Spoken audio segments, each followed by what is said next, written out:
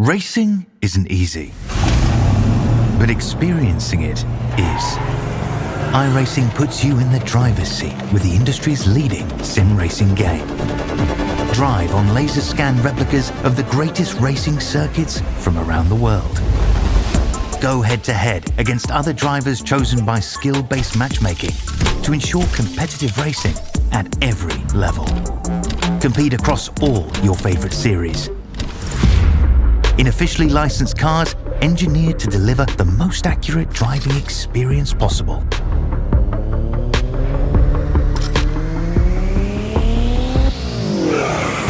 Join a race or host your own with players from across the globe.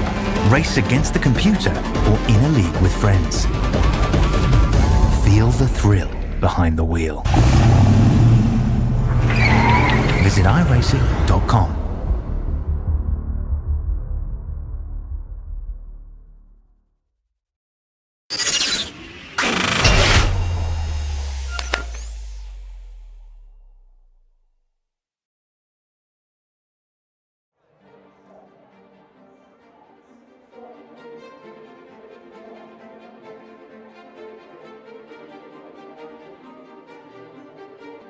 Sometimes the joy in iRacing comes from doing something wild. And why not throw MX-5s around Martinsville? That's what some have thought over the years. And later this year, in the real-world Wheel-in-It Mazda MX-5 Cup Series presented by Michelin, they'll be racing for 100 laps. Today, an iRacing special event, the Martinsville MX-500, and can't wait to get underway. Hi folks, welcome to the iRacing Esports Network and to RaceSpotTV. My name is Arjuna Kankipati. Delighted to be alongside of Dara Thacker as we get set for what's probably going to be a rather long night, all things considered. Dara, 8 splits getting underway here on a Saturday evening. Really excited for what we've got in store. Yeah, a new event, of course. This looks like it's going to be absolutely fantastic. We don't really know how it's going to go, which kind of adds to the jeopardy for not just us up here in the... And iRacing special events all about, you know, doing a little bit of everything. Very endurance heavy in the first half of the year. Back half of the year, a little bit more unpredictable, of course. We'll send the short course trucks around Crandon in the month of August. The 6 Hour of Indy, one of our new additions in the endurance calendar, but then a full-length NASCAR race, the Bristol 500, the Knoxville Nationals. Always fun to sling some dirt before the Bathurst 1000. We'll send things down under. And then the month of November, 4 different special events, only one of them an endurance-heavy race, all leading to the Chili Bowl to round out the season of special events. And so much opportunity for people to try something new. Wondering what we're going to be in store for, though, here with, again, 500 laps put onto the board. It's in the name, MX-500. And from my count, I think we've got about almost 40 MX-5s ready to go. We were talking about caution counts, Dara, in some of the splits that have already taken place. Yesterday's top split, 46 cautions across the 500 laps. Yeah, I think this could be an interesting one, just to see how it kind of plays out over the first 100 laps or so, kind of see where the drivers kind of find themselves in the order. You can see with the incident limit there, 35 is for a stop and go for every 20 tight. It's going to get busy, and it's going to be very, very tense, I think, in the opening stages. And let's be real, to finish first you must finish, has never been more true as we take a look at the starting grid. And Team Redline's Josh Thompson will start up front. He's doing the doubles, competing in the VCO IndyCar Challenge earlier today. What can he do here to stay out of the trouble? With Douglas Newbigging alongside Justin Fuller, and then James Holzer share row 2 with Dalton Cowden and John Hall in the first of the Nexus machines. on the outside of row 3. Hamilton Ruiz, Patrick Moose share row 4 with Chris Severa and Jacob Schneider. Bookending your top 10 will be Trenton Jump and Braden Morey sharing row number 6. 13th for Luke Mahone, Daniel Solo about a 10th of a second off on that 7th row with Maximilian Bianco and Jacob Klein behind them 15th and 16th. Steve Richard and Jason Wallett 17th and 18th positions. Julio Vela Lobos Jr. and Gabriel Lafreniere on the edge of the top 20 with number 1 machine, the first driver with no time on the board, so only 20 drivers really setting qualifying times. Mitch Dranowski is alongside of Jordan Worth. Ty McWhirter is alongside can't quite figure out who that name was, but Jeff Drake, Scott Rickard, James Bomar, Connor Trafari, and then Jake Mowdy and Michael Foles, the top 30. Jaden Profit and then Caden Rich, your top 32 with Dylan Connolly, Joseph Hayes, Connor Knowlton, and then Lilac Zier rounding out the field, just followed by Bryce Forseth at the very back. So look top to bottom, alongside of Ty McCurtha was Trevor Trago, so 37 of these MX. So remember, 35 incidents, the stop and go limit. Why do I get the sense that, Dara, we are going to see quite a few stop and goes? I think more importantly, though, we might also see our fair share of attrition and retirements over the course of the day.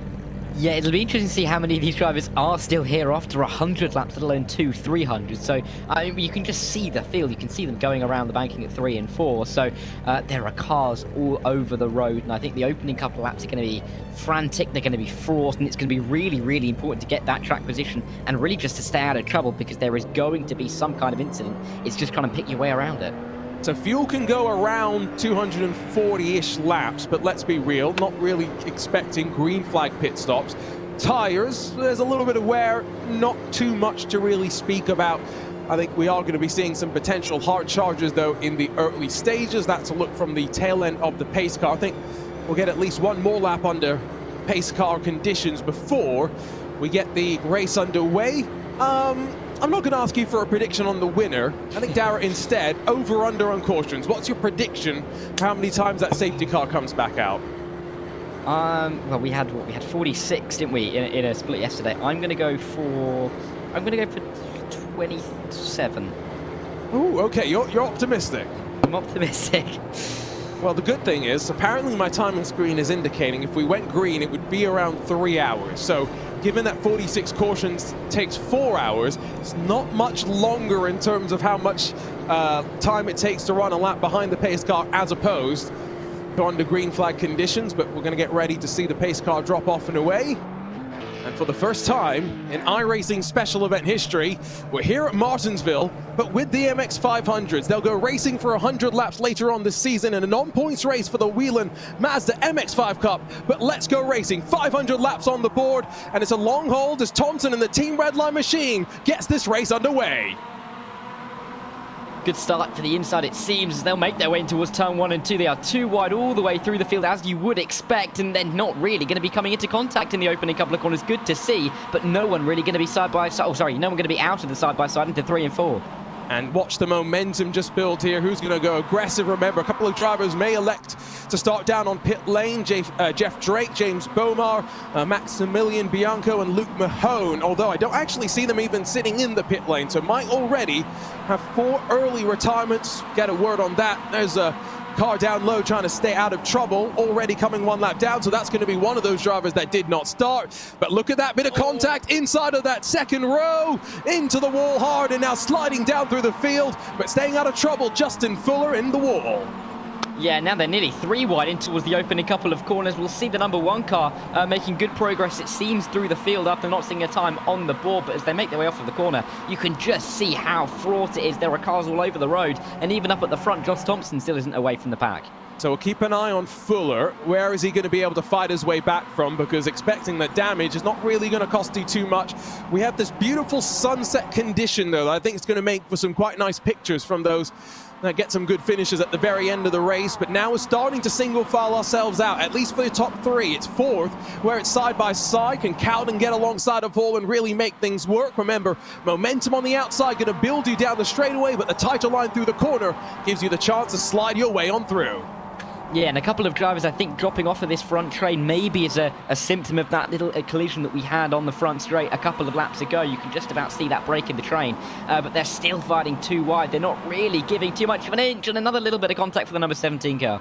Ooh. Oh! And now that's going to surely trigger the first caution of the day. Don't even get 5 full laps complete. And so it's Patrick Moose, that's stationary and going nowhere quick. Hamilton Ruiz, I think, was one of the other drivers that got tangled up in all of that, but we'll slow things down for the first time today, and we will have a caution counter counting our way through this race. Let's add one to it now, please. Yeah, I've got my tally chart down as well. Let's just see how high this goes, because, well, we weren't even 100th of a way through this race, and we've already got our first caution, so there we go. It does kind of bode you know, well if you like a little bit of carnage, not so well if you want this to go green flag, but it was something that we were expected to see. I'm really surprised it went 5 laps, if I'm honest. So here we go on the outside, and trying to carry the momentum through the corner was the 5, but just pinching, and then you can see debris goes flying, big contact, and so Patrick Moose was the other car involved, but able to get away relatively unscathed. Yeah, and it was just interesting just to see how the car bounced off of that, off the inside apron there, wasn't it? And then launching into the other car, and just unlucky in that scenario to be the car on the outside, and just not really being able to be, or have any impact on the collision that you're a part of, just being a passenger so early in the race as well. That's not going to feel good. Right, so I'm tracking the cautions on my end. Lap 5, the first one. Just wait for the lights to drop off on the pace car, and we will go racing. Now, behind, you'd have to assume that there are going to be some drivers that come in and just take some fuel. And yeah, there's a handful. Includes Moose, who was tangled up in the incident. But I see Jordan Worth, Justin Fuller's taken the opportunity to come down and get a whole bunch of damage repair. He's probably one of the people most happy to see the caution early, given how well he started this race. Yeah, and I think a few of the drivers will be happy as well, just because they got caught up early on. We saw the car a lap down coming out of the pit lane as the drivers went around to start lap 2. I mean, there's a few of these guys that really didn't have some good starts, and you can see some drivers coming out of the pit lane now. Early contact, early damage, and they can somewhat get away with it in a way with this early caution. What I meant, by the way, for Fuller is grid position was good. Maybe not race start overall going well. Now, because it's a short pit lane, he's had to come back in to try and get more of that damage repair, and that's going to be a theme through the course of the evening. His drivers working down on pit lane multiple times during cautions, and given that the caution came out on lap 5, you can see the tail end of the field still packing up. Not sure if we're going to get the lights off this time by, but it seems as though we're going to burn, what, about 5 laps every single time we send our pace car driver. Yeah, so what kind of percentage are we looking at of a race being run under green versus yellow? That'll be interesting. There's the caution counter sitting at a plump 1 at the moment, but I'm sure we're going to get into double figures at some point. Just really what that first time is going to be in the end. Right, so as we do get stacked up 2 by 2, that's something to keep in mind. The fact that, Darrell, we're not going to start these or restart these races single file. No, instead, there'll be 2 by 2. Let's get ready to rumble, though. Barney, the flag man, has that green flag back in hand. Thompson back alongside of Newbinging on that front row. Red line driver once again just holds them momentarily off the corner, and watch now as James Holzer going to try and drop backwards through the field, as once again down through turn 1 they plunge. Who's going to try and just be safe and tidy here? Newbinging slides up the track. Holzer's back into things, or excuse me, caution back out immediately. Yeah, and, well, I mean, that wasn't very long, was it? I mean, we can put that down as a lap 11 caution, with the green flag for about half a lap there. Or the green was aborted, it seems, in this session. The pace car trying to come back out, and it'll go back in again, and we should be green again soon. Interesting. I was totally under the assumption that we had gone green flag racing.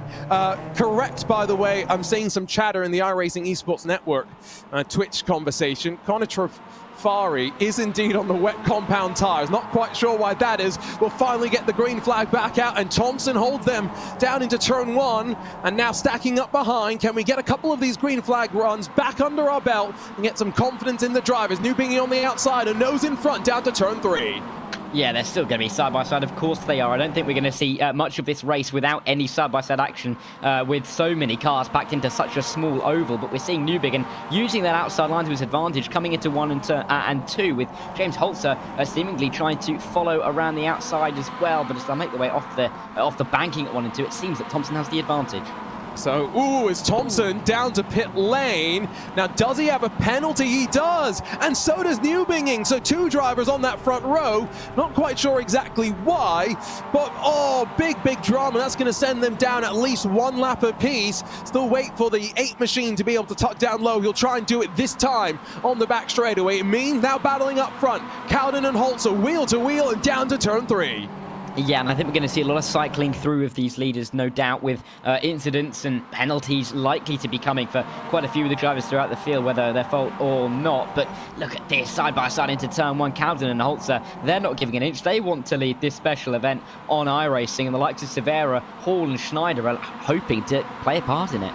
And I love the story, right, that this started really as the thing that you would do with your friends when you were bored. Then it became a 24-hour race with Mooncar and several editions of that and craziness there as well.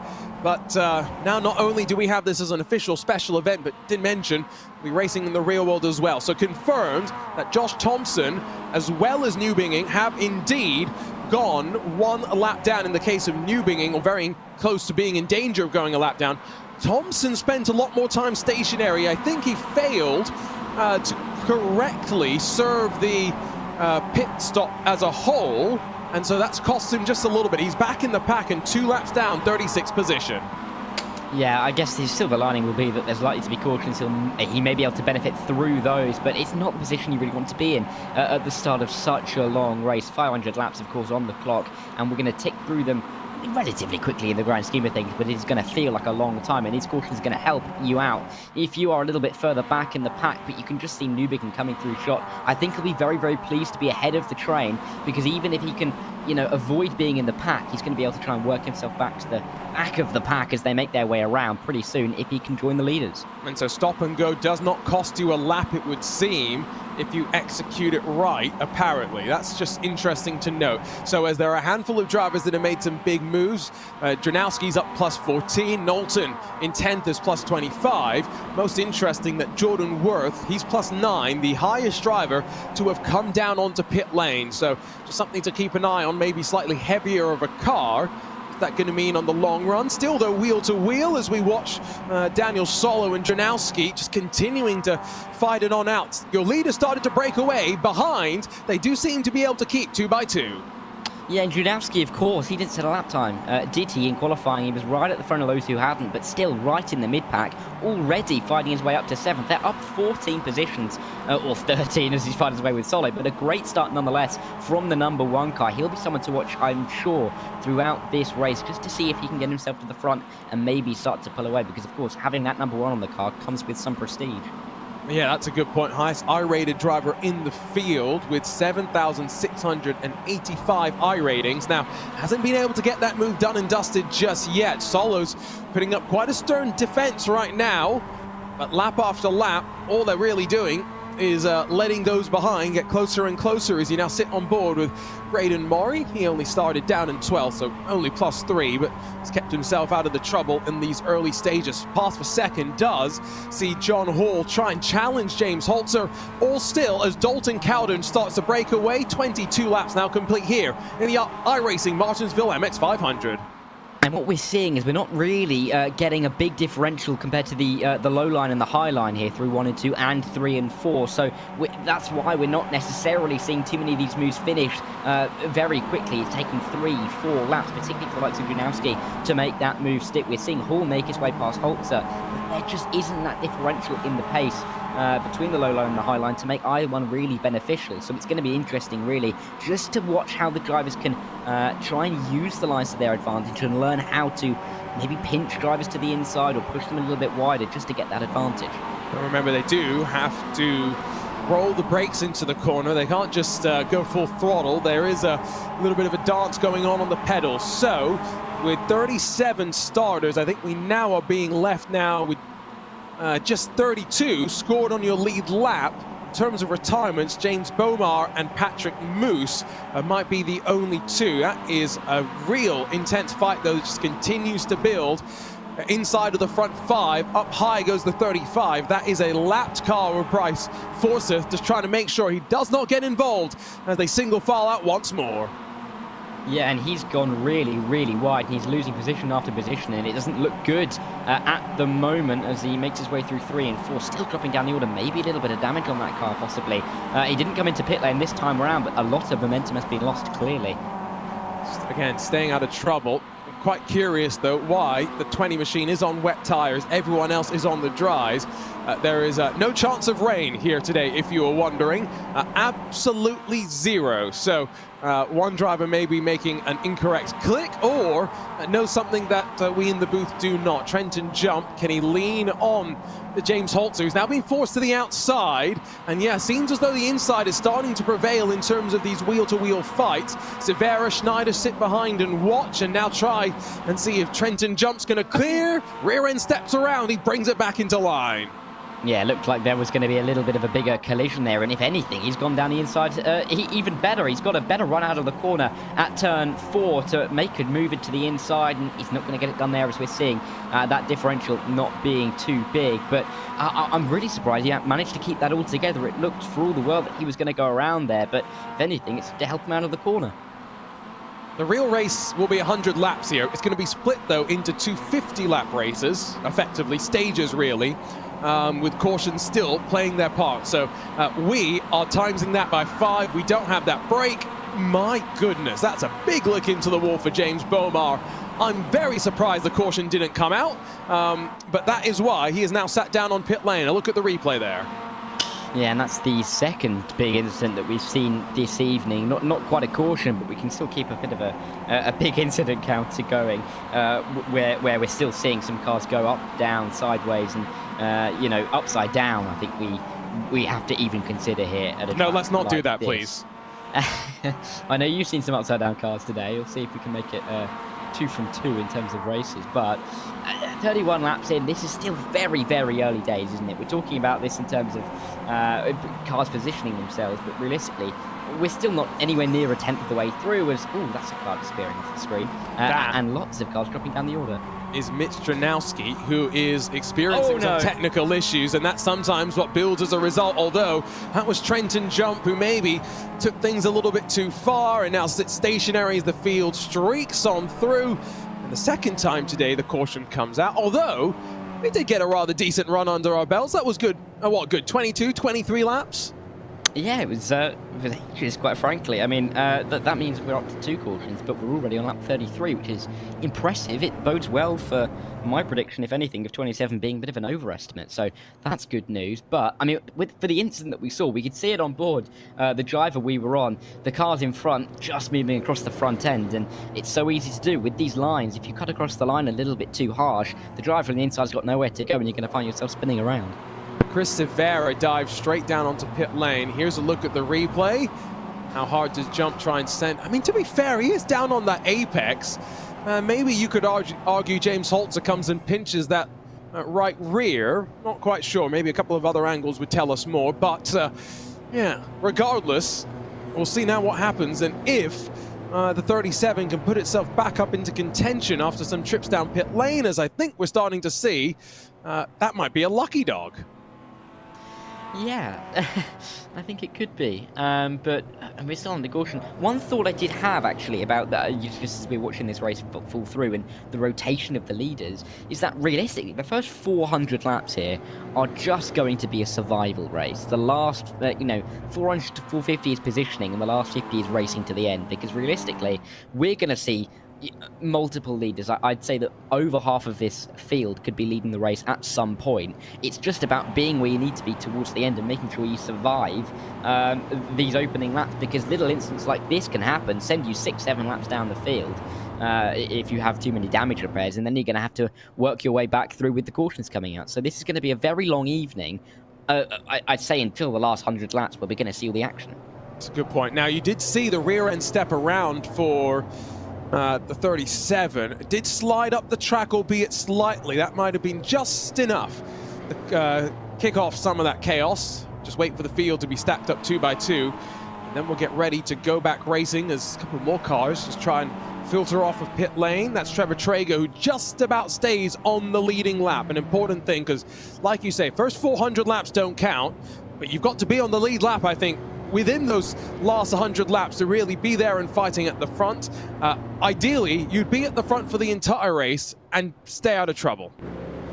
Yeah, but, you know, there's dreams that you can have when you're lying in bed at night, and there's the reality when you wake up and you start racing on iRacing. You know, it's so difficult in a race like this just to keep yourself out in front, especially with the length of this race. Like we were talking about beforehand, we are looking at 3 hours plus, likely towards the 4-hour mark. I mean, this is going to be an endurance race realistically, and they're going to have to be careful all the way through. They can want to lead the race, but the reality is, even if you're in the mid-pack, you've got to be aware. You have got to be astute as to whether you're going to make these moves further up, but you've also got to be careful because the drivers behind you are going to be just as hungry for that win. Right, so all the lights now are on for the cars. Let's turn up the sound of the engines and let's enjoy this restart. 2 cautions now in the books, getting ready to go back racing for this iRacing Martinsville MX-500.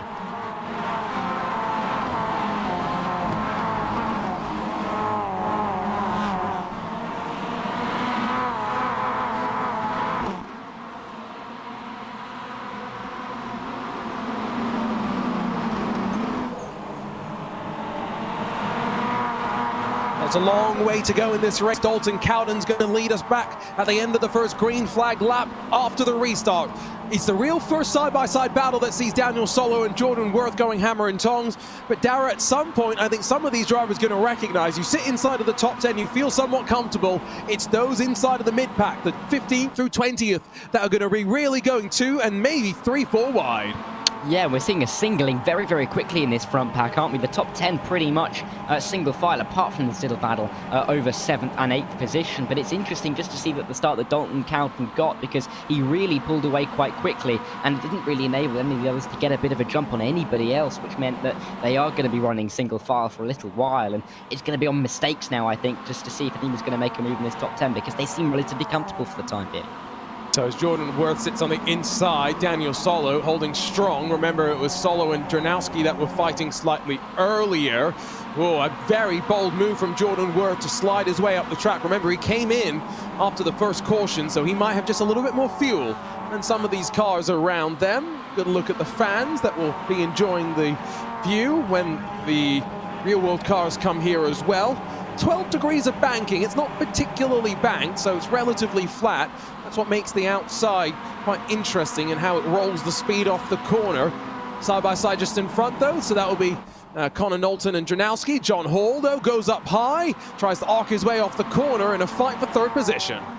Yeah, they are 2 by 2, aren't they, for 3rd and for 5th, but as they make their way in towards turn 1 and 2, it just seems that they try and single it out just a little bit. James Holter recognizing the reality of the situation and maybe wanting to chuck it in single file, but Junovsky is not going to let him have it his own way, and Connor Knowlton's in there as well, trying to push in as well, quite literally, in fact, with a little bit of a love tap on the rear through 3 and 4, and don't make it 3 wide into 1. Oh, no, we will. Can we get through the corner safely, though? It's only been, what, 5-7 laps since the restart. And yes, we can scramble down the back straight, all safe for the time being. 33 on the inside. Knowlton's lost a bit of momentum, though. Clutches that inside curb. And as he washes up the track, I think he now takes a bit of speed off those other cars. Highline loses all sorts of momentum. 4 wide down to turn 1 for a second.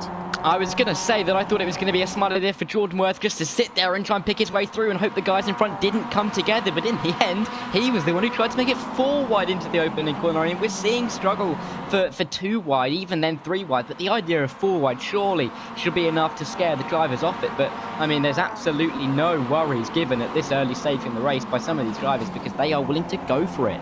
Tell you what, Jordan Worth, he's used to seeing some bottom split action. He's learned a little bit from watching that, I'd say. Trying to apply that to top split competition. So still got Dranowski up high. Connor Knowlton really trying to work. And can he throw the slide job off the corner here? Working to the end of lap 46. Your leader, Dalton Cowden, 6/10 clear at the front of the field. Move not done just yet. The 33 really trying to put the pressure onto Dranowski to give up the spot. Yeah, and this is really, really tense and quite hard racing as they make their way into 3 and 4 now. Knowlton's doing a good job. Oh, but that is a very late move from Daniel Solo just to make it 3 wide nearly down into 3 and 4. He's going to come under pressure from the likes of Justin Fuller and Michael Folds, who himself has overtaken Brandon Murray. But as they make their way into 1 and 2 again, it just seems that you can see how tight Jordan Worth is into the opening couple of corners, but it's not losing him too much speed down the backstretch. Quite enjoying this run that we're getting right now, I've got to say, and give a hand to Justin Fuller, who started up front quite well, got involved in an incident, tangled himself down through the field, and now back up inside of your top 10. They're still helter-skelter 2x2, fighting in and amongst themselves. Fuller's trying to get to the inside of Daniel Solo. All this is really doing is losing time to those in front. They're now 1 full second off the back of Jacob Snyder as the top 3 just sit pretty. John Hall has closed up right to the back of Dalton Cowden as we get to lap 50 of 500. Change for the lead as the Nexus Esports number 3 takes the point. And I was going to say that seemed like an easy move, but I think Dalton Cowden's tried to send him up for the up and under to have the inside line for 3 and 4, which he will have. Now, Jacob, I should say, Snyder, looking at the back of his fight, thinking, guys, we can get away here. That gap behind is a second to Connor Knowlton. Working together might work for these 3, but it seems that Hall and Cowden both want to lead the race. Cowden looking like he's got the upper hand through 1 and 2, and Hall quite able to get that run off of the corner. I love watching these onboards as well because you see just how much they're really working, right, to try and fight around here. Watch as they're on the brakes, how much the car's moving around. You see off the back of Dalton Cowden just how much now pressure there is starting to build. With officially 51 laps complete as the 3rd caution of the day is out. And it's Maximilian Bianco that I see stopped on my timing screen, hoping no one else really involved, and he was at the tail end for the most part of the lead lap. So may not be too many others involved in this one. Yeah, there were a couple of moves in the mid-pack just as the caution was coming out as well, so I think they were nearly 3 wide back there, but disappointing, of course, for them to cause, or for the guys at the back to have another caution. See it this time on the replay, coming into turns 1 and turn 2. Ooh, just getting a bit of a clip on the front nose there. It's a bit of a weird one, actually. That is... Let's watch it again from this angle. It's that slightest bit of caution, right? Just trying to sweep the momentum down and run a slightly tighter line for the car in front. 23 doesn't really recognize it. And so now, as that all continues to settle, the aftermath of that, it's busy on pit lane, although John Hall stays out. Remember, you can go as long as around 240, maybe 250 laps without needing to do too much saving, even under green flag running. The expectation is you probably need to still do 1 pit stop for fuel at some point. Interesting that quite a few from the front have decided it's time to box.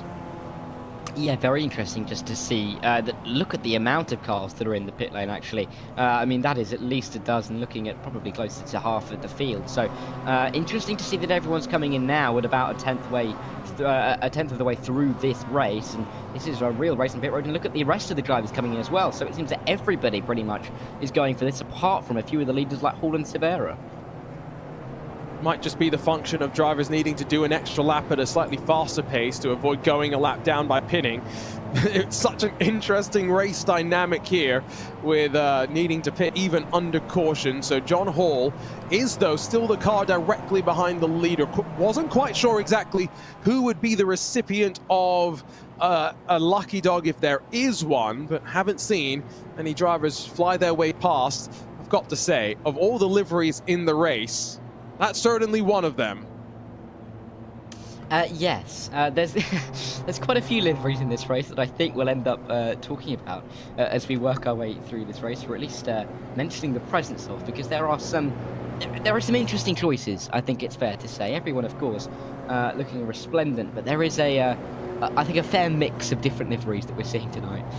Yeah, I mean, I should not really talk about that Nexus car. I'm the guy that ran around at the Porsche All-Stars in a Porsche 963 just covered in my face. But to be fair, that was also because I was trying to campaign for Quirk to bring the face car back. We need more of these quirky paint schemes. From what I understand, Team Nexus did not even realize this was being broadcast. But that's the level of effort they put in for their Mazda MX-5 paint scheme. We're getting ready, though, to go 2x2. Just waiting for the lights to drop off on the safety car, which indeed they do this time by. So it will be 57 laps complete when we go racing. And at this point, only John Hall and Braden Maury, who start first and third, have not visited pit lane at any time so far today, Dara. Which is incredible to think, considering that we know that you can run so long in this race. So it's going to be interesting to see when they decide to indeed come in and box, if they do, over the next even hour and a half, because they clearly have that ability to, but it's going to let them lead the race. Right, here we go. Pace car off and away. And this time it's not Josh Thompson up front. Instead, it's new race leader John Hall that gets ready to see the green. 56 laps. Or 57, depending on which timing screen I look at, complete, and off and away we go down in towards the opening corner. And just look at the rumble behind. There was some moments of almost 3 wide, but as they funnel their way off turn 3, one driver's leaving pit lane. That's Trenton Jump, who's, let's not forget, involved in the incident that brought the caution out. Big send, 3 wide for third position, and here we go, one more caution, and it's going to be a big one as they all come piling in. And I think this is what we were expecting, really, and I'm surprised it's taken us over a tenth of the race to get it, because that is a big old incident between, what, 7, 8, 9, 10 cars in the end there, down at turn 3 and turn 4, but that was an almighty send at the inside by one of the, I think it was the number 12 car, but do not quote me on that, we'll see it on the replay, I'm sure, but it was an almighty send, and it resulted in quite a big collision. Right, so that means now what? We're at, make that 4 cautions so far, right? Yes. I had my maths as well, to the point that if we were having 27 cautions, we'd finish the third caution about lap 55, and we finish the third about lap 57. So I'm still hoping. I'm still hoping. You have broken out a spreadsheet somewhere, haven't you? No, it's pen and paper and my calculator app on my phone. Oh, you've gone old school. Although a calculator on your phone is not old school. Yeah, to be fair, you know, it's been too long since I've done maths at school, so I think my sister has that calculator now, but I have to just use the app. Well, yeah, it's been a while since I've broken out the pen and paper. I've just got a lovely old text notepad sort of thing up in front of me, where I've got lap 5, 33, 52, 58. That's all I've written down so far. That is also what I've written down, but I've written it with pen and paper. Look at you, wasting all of that paper. Not environmentally friendly of you. Hey, I have so many notebooks at this point okay, that I fair might as enough. well use them. So I have also gotten to a point where I've just collected notebooks to the point where I'm just going to start using them to start writing things down. The only time I've actually been actively writing stuff down, Dara, was Prodigy Week Part 2, when I decided to be Jeremy Shaw, who works for Radio Show Limited, the team that will call the race at Martinsville with the Mazdas in the real world, as far as I can understand. But I went very old school, and I was writing the lap times down of each of the drivers, just so I could recognize what improvements they were doing as they learnt the car and the track. Yeah, I love that kind of thing. I don't really know why, but I just love pen and paper, writing it down, making sure, because you can put it so easily. You can put it in a little mess if that's how you understand it. It looks great to you. It's confusing to everybody else, but hey, at least you can understand it. That's all that really matters. Oh yeah, my handwriting is terrible, so no one else can read what I've written. So, Josh Thompson is 1 lap down, Connor Knowlton as well, Steve Richard 2 laps down, alongside Ty McQuarter, and then Jeff Drake is 3 laps down, Braden Maury is 4, Jason Wallet 5, Trenton Jump, Patrick Moose, 25 laps down, but running still. Not quite sure how many retirements we officially are going to see. The lights are off on the pace car. Here's a look at again what happened. Ooh, and it's the 23 that just spins up high, and that's in reaction to everything that happened in front. So, to be fair, the spin kept them out of trouble. No damage there. Yeah, there was definitely another incident, though, going down into that corner, but clearly there was spins and sympathy, weren't there? Just because drivers are so scared about keeping it clean, they don't really want to be getting into any trouble, because that can cost you so many laps, as we are seeing some drivers 25 laps down already. Right, so we have 4 cautions complete. We're hoping we're not going to get close to the 46 they had in last night's top split. Green flag back in hand, and as John Hall picks up the throttle, you can see there's a couple of stragglers further back in line. And inside of the top 10, they rumble 2 by 2 through the opening corner. Schneider's going to clear Severa for second. That's important because Maudi and Solo are still wheel to wheel behind them. Solo's on the inside, and as around goes the 21 machine of Maudi, somehow still green flies out here at Martinsville. Yeah, it's gone down south for Jake Mowdy there as he's gone high and wide at turn 3 and turn 4, but he's dropping down the order all the way. But let's see if he can build his way back up the field at some stage. Up 65, there's still a long way to go, but not what we want to have on a restart. We like some of these liveries, to be fair, even if they're not necessarily what we should be showing. But anyway, I'm going to swiftly move on from that point. Closing in on breaching towards that lap 100 barrier, which, to be fair, you hit that marker and I think you start to feel right. You've settled in, even if you've had a few cautions here and there. You are keeping yourself out of trouble. Up the inside for James Holzer. Daniel Solo going to have to watch because once again, rear end steps around. Solo's going to hold on. 3 wide off the corner. Here comes Jordan Worth once again. Yeah, can Worth make it stick this time on the inside? Oh, it looked like Holzer was nearly going to try and make the move on Solo, and he's got all out of shape. He's going all over the road, and so is Holzer. I think that's actually Folds as they make their way through, and he's dropping down the field. This means that everyone's going to bunch up now behind this, behind 5th place, because the top 4 have run away from it now.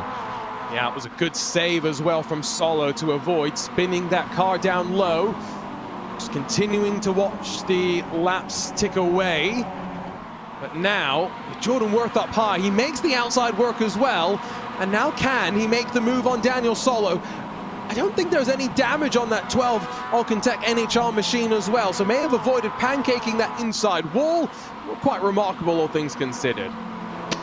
Yeah, I mean, we're seeing some very good saves here, aren't we, in this race? Clearly, some drivers have got some practice from being it around or having little moments around this track in preparation for this race, because we are seeing some very good holds that, you know, you maybe wouldn't have expected if these drivers had come straight into this race without any kind of, practice or preparation. But regardless, they're still side by side. Jordan Worth and Daniel Solo, they continue to be. But as they make their way through 1 and 2, again, you can't get that one off of the corner around the outside, and the inside line's just about quick enough to keep it in there, but we're going to go 3 wide again. That's a big send as well. That's coming meanwhile for the lead. Jacob Schneider's taking it away from John Hall. 3 wide still behind. Now, got to wonder if we're going to start to see more back and forth at the front. Haven't really seen the runs get long enough that we've started to get into traffic and stuff. So, you know, the deeper we get into this race, you do have to expect the traffic going to be more frequent and more frustrating in many ways as well. Hall stuck up high though right now in that Nexus number 3. I think he's got enough momentum though to hold off Severa. Pass around the outside from Janowski. Yeah, and Janowski having a fantastic race. He's just working his way up the order quietly but calmly and efficiently as well. Up into P3 now, and in this front little group that are starting to run away with it, starting to pull away and be in a position where they can control the race and they can really change their own destiny based off their pit strategy. So Janowski definitely having a good race compared to quite a lot of the rest of the field where they're just getting caught up in incidents. But for the likes of Jacob Schneider, you can't be doing those lines because John Hall will be all over the back of you and making a move possibly into 1 or 3. And this is a busy race, that is for sure. Can't do it as a team. It's a solo affair, although it is a fixed setup, so not much workload to build a setup that really works. iRacing have provided one that works well enough for everyone. Up 18 positions so far. If Janowski can get to the lead, that would be plus 20, but Hall's on the inside, challenging Jacob Schneider. It's 3 versus 4 in terms of I-rating. The number 1's behind them. He's up the inside of Schneider now, and this is crucial because it could not just be that fight for first, but potentially, if John Hall rather can clear Jacob Schneider, it could be the fight for second on as well. Yeah, I mean, they're nearly 2 by 2 now, and nearly 2 by 3 as they run their way off of the corner. Dalton Cowden, the number 26 car, I'm sure very pleased to be up here fighting with the 1, 3 and the 4, along with Chris Severa in the number 11. So let's see if he can really make this pay. But again, we are so far from the end of this race, aren't we? I mean, you cannot be thinking about the end for the next 2 hours, realistically. It's just a case of keeping it going, making sure that you're not making any incidents. I know we keep saying it, but that is the case. It's so difficult just to keep your head, because it's difficult for these drivers when there is such a long way to go, just to make sure that they're keeping on going and not going for any rash decisions and rash moves where they're just looking for it, maybe where it's not on. And with former race leader Dalton Cowden on the inside, that's where you got to be careful. And after a couple of laps of running wheel to wheel with someone, you'll know and understand when you can clear them and maybe when you can't clear them, and so that trust is being built up as well. Oh, no trust in that one. Big spin for the 4, Schneider, and stricken off the corner. Yellow's not out just yet. There it is. Yeah, and you've got to be careful to avoid that. And we saw a couple of cars, and there's another one going high, nearly into the wall to avoid that. But it's never a nice feeling, is it, when you're facing the traffic as they all pan their way through turn 3 and 4. But luckily, it seems that could have got a lot worse than it actually did. So 5 cautions so far as John Hall straight down to pit lane. Yeah, 5 and counting. I'll have to try and work out how much that sets us up on course for. But yeah, we've had some good runs, haven't we? This last gap between the cautions, the green flag running, was good. The gap between the first and second was good as well. So we are really seeing some quality racing action, which is good to see. But it's just being interspersed with these cautions, which are kind of shaking up the order with drivers changing their strategies. There was a Concertino there for sure. 22 runs into the back of the car in front, so that would have been Folds, and the chain reaction kicked off from there. Could have been a lot worse though. Sun continues to set.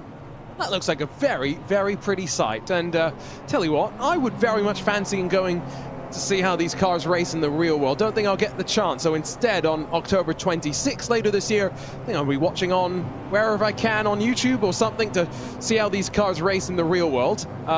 It's been interesting so far. We know that even in the real world, Mazda MX-5s have a propensity sometimes for big crashes and big damage. I get the sense that race will be no different. Yeah, I can't imagine it will be. Maybe there might be a little bit more self-constraint when, you know, drivers' well-being is on the line rather than just, you know, pride. But, yeah, I can't really see it going much different. It's going to be a fantastic race. I'm very much looking forward to it. And, yeah, even if I can't get there, it being, you know, a long way across the big blue ocean, I'm definitely going to be watching it because, you know, if this is anything to go by, it's going to be quite a show. Yeah, it's maybe not as long a flight for me, but it's still a decently long flight. I guess one thing that I hadn't even realized is that they're doing this, you know, exhibition race. It's a non-points race after the season finale, like a couple of weeks after. So if they do wreck some race cars, well, that's a good thing, Dara, because they've got the entire off-season to rebuild them. Look at that. Yeah, but there may be some unhappy mechanics. That may be the only thing. It's okay. Who cares about them, right?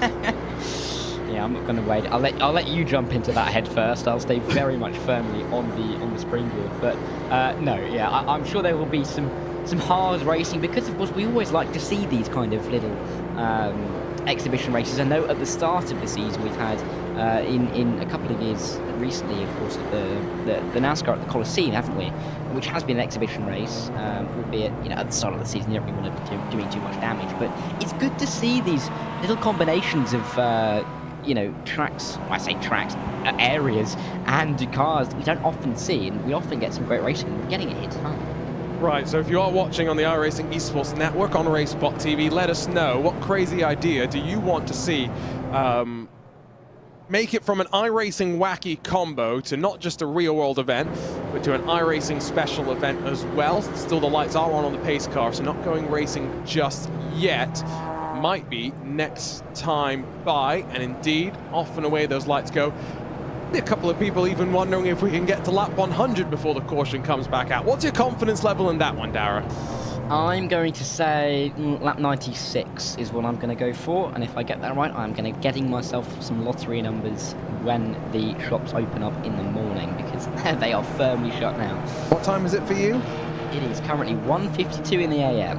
That's the time it is for even Josh Thompson. I'm sure a couple more through the field as well. But off and away, once again, the pace car pulls. It's this time the #1 car. No time in qualifying, but he's fought his way through the field.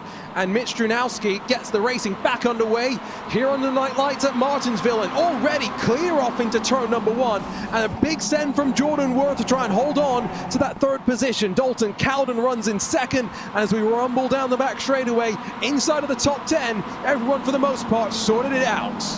Yeah, nearly a forest of green behind the leader, with Cowden, Worth and Fuller all tailing Janowski as they make their way off of 4 for the first time, and nearly 3 wide as they come towards 1 again on lap 84. But you can just see them going too wide. A couple of drivers on the outside being scared off going too close to the inside, seeing a couple of these incidents being spawned by chopping off the front end, and they don't want to be a part of that. So I think we're seeing some drivers being formed by the incidents that we're seeing so far. And, well, I mean, I tell you what, if we can get to the end of lap 100 without a caution, The trend would be for 25 caution period, which could be worse, all things considered. And they're not as slow as they could be. I think that is also the benefit as we watch just inside of the top 10, where a couple of drivers run. Remember Connor Trafari, we were talking about him being on the wet compound tires earlier. He's learned his lesson. He's back onto the dries now, inside of the top 10. He's plus 18 so far today. Remember, Janowski is plus 20, but the biggest mover, that's Michael Fold, involved in that incident and up in 8th position in his 22 machines. He's plus 22. Yeah, I mean, we're just going to see some of these drivers bouncing up and down the field. He's up now 23 in the order as he makes his way through on Massimiliano Bianco. But up at the front, it's Janowski and Cowden going side by side. The number 26 car fighting the number 1 car. Maybe not something that Cowden was expecting to be doing on lap 88, but he's doing it all the same. Inside line for him. Can he make this one stick? Janowski's going to have that outside line. It's going to work for him off the exit, of course, with the ever so slight banking that we've got. But it looks like Cowden starting to edge in front a little bit. Hayden Dietrich has just reported in the chat that they've blown their engine, a real threat for some others to think about as well. If you get a shift wrong or get involved in a bit too much contact. Now, Janowski on the outside really sends it off into the corner. Rear end slides around for Cowden. Jordan Worth just gets on the throttle and now runs out of place to go. He doesn't want to take it 3 wide just yet. Remember, like you were saying earlier, Dara, first 400 laps, they don't really matter too much. Just got to survive them, get through them. Oh, Janowski almost up into the wall. I think Jordan Worth realizes it's time to pounce, tries to take it 3 wide, but doesn't work into turn 3. Yeah, and he's got to be so careful doing that. If he sends it a little bit too deep, contact's going to be inevitable there, and he's just got to be careful not to have his front end chopped off. He's in such a good position at the moment, up in P3. He's been running up near the front for the last 40-50 laps now, and he does not want to be throwing that away at all. He's got to be careful as well from likes of Justin Fuller, because he's sniffing around up the inside, around the outside, just trying to put his car where Worth isn't. Michael Foles is now up into 5th, so they're still fighting a little bit further behind. I wonder if it is this uncertainty at the front that's allowing those behind to take advantage. Daniel Solo still sits in that very gold machine back in 6th position. You know what? I'm getting confident. We might see a few more laps under green. We might hit triple figures before we see the 6th caution of the day. And Lewis McLeod firmly says there is no commentator's curse. I'm going to believe him today. I'm going to hope that doesn't happen. It's off through turn 1. Oh, Connor Trafari up the inside of Luke Mahone. And somehow, even though there's some contact into the wall, neither car goes around. No, and I'm hoping that neither car goes around, because I've still got my chips on lap 96, so we'll keep an eye on whether they do go around in a couple of laps' time. But we very well might get to this 100 lap marker, which is good to see. We aren't seeing that many cautions in the grand scheme of things compared to what we saw in the split yesterday, which is good. It means we're getting this good racing. We're seeing this side-by-side action, and the drivers are being able to learn which lines are better, learn how to race these cars, and we are really starting to see the drivers that are adapting earliest move forward quicker. That's a good point. Drivers that understand the setup as well, probably being able to get to grips with it most, not assuming that many of these drivers would have done hundreds and thousands of laps of practice. This is one of those things where many probably just jump in and grit and go, as some would say. Still wheel to wheel. Justin Fuller's got to watch because Michael Folds wanted to wash up the track slightly, and so now Dalton Cowden leads and leads comfortably. The fight behind between Janowski and Worth still very much on as Worth sends it out through the opening corner. He slid his way, and an assertive slide as well, up into 2nd. Single file once again inside of the top 15. And we haven't seen too much of that assertiveness, have we, in this race? Good to see that Worth is trying to make this move stick just by pushing out Janowski, maybe cutting off his exit a little bit from the banking, and it's worked for him. So clearly a tactic that he might be trying to deploy in the coming laps when it comes to Dalton Cowden up in front. That's an angle that shows the relative lack of banking, and it is somewhat flat compared to, you know, some of the speedways and stuff, but every bit of banking that you have does make a difference. We sit on board in 4th position with the 22 of Folds behind. Bianco's just past Solo, so as it stands right now, we still have 25 cars on the lead lap. Connor Knowlton and Jacob Schneider sit 1 lap down and hope to try and get back onto the lead lap if the cautions fall in the correct way for them. But we're only 2 laps away from hitting lap 100, and so far, can't quite believe I'm saying this, I think indeed we're going to get there without another caution. Don't say it just yet. We've got one more lap to go. You can't say it too soon, especially when they're going to be going nearly 3 wide into turn 1, which they don't in the end. But Bianco is so close to the wall as they drift out onto the exit. Still more cars in behind going side by side, but as they make their way through 3 and 4, you know, I think we're just about going to do it. And Jordan Worth is on the inside in the battle for the lead, so they're 2x2 up front onto lap 100. Now we've got to complete this lap as well, let's not forget. Can't just reach it, we've got to complete it. Worth is clear for your race lead. Michael Foles is trying to insert himself into the podium positions. 100 laps complete here under the night lights in the first and inaugural iRacing Martinsville MX-500, and we've only had 5 cautions so far. I say only 5. Well, we could have had almost double that if it was going to the form book. Yeah, which is great to see, and it's good for us up here in the commentary box because, and for everybody at home, because we're getting to see this great racing here at Martinsville, which is why we have this great event on the iRacing platform, and it's great to see all of these drivers really doing a good job in getting this racing and keeping it clean, really, because it does seem like a very tricky business, and there's a reason we're up here, Arjuna, and not down racing on the track. Oh, absolutely, Daniel. So never mind that. The Lego cars bricked it. Trevor Trago down low. Caution not out just yet because, oh, I thought he'd been able to spin it around. Never mind that. Here we go. We reached triple figures, but not much more than that. Yeah, I'm sure Lewis McGlade is shouting at the screen that wasn't a commentator's curse and just driver error, but, you know, we'll let viewers decide on what happened there. But hey, we still got 100 laps with 5 cautions. 6 is coming after 103. You know, it really could be worse, and I think we're doing quite well here in this race. And so a couple of drivers instantly bail down to pit lane. It's just Worth and Cowden up front that stay out. Here's a look from up high.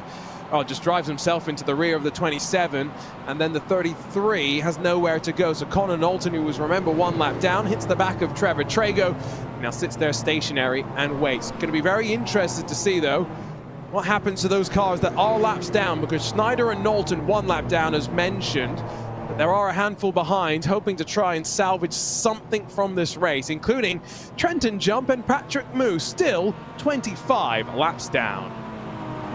Yeah, they are. I mean, they're here for the occasion, I think, at this point, with all due respect to them. I mean, they've had an awful start, whether their fault or not. I think they were just caught up in some of those big incidents off of the start, and it is just so unlucky, but it is great to see them sticking it in, even though they are 25 laps down, just keeping going, because, I mean, anything can happen in this race. I know we say it week in, week out in lots of races, but this really is, you know, the pinnacle of jeopardy in sim racing, I think.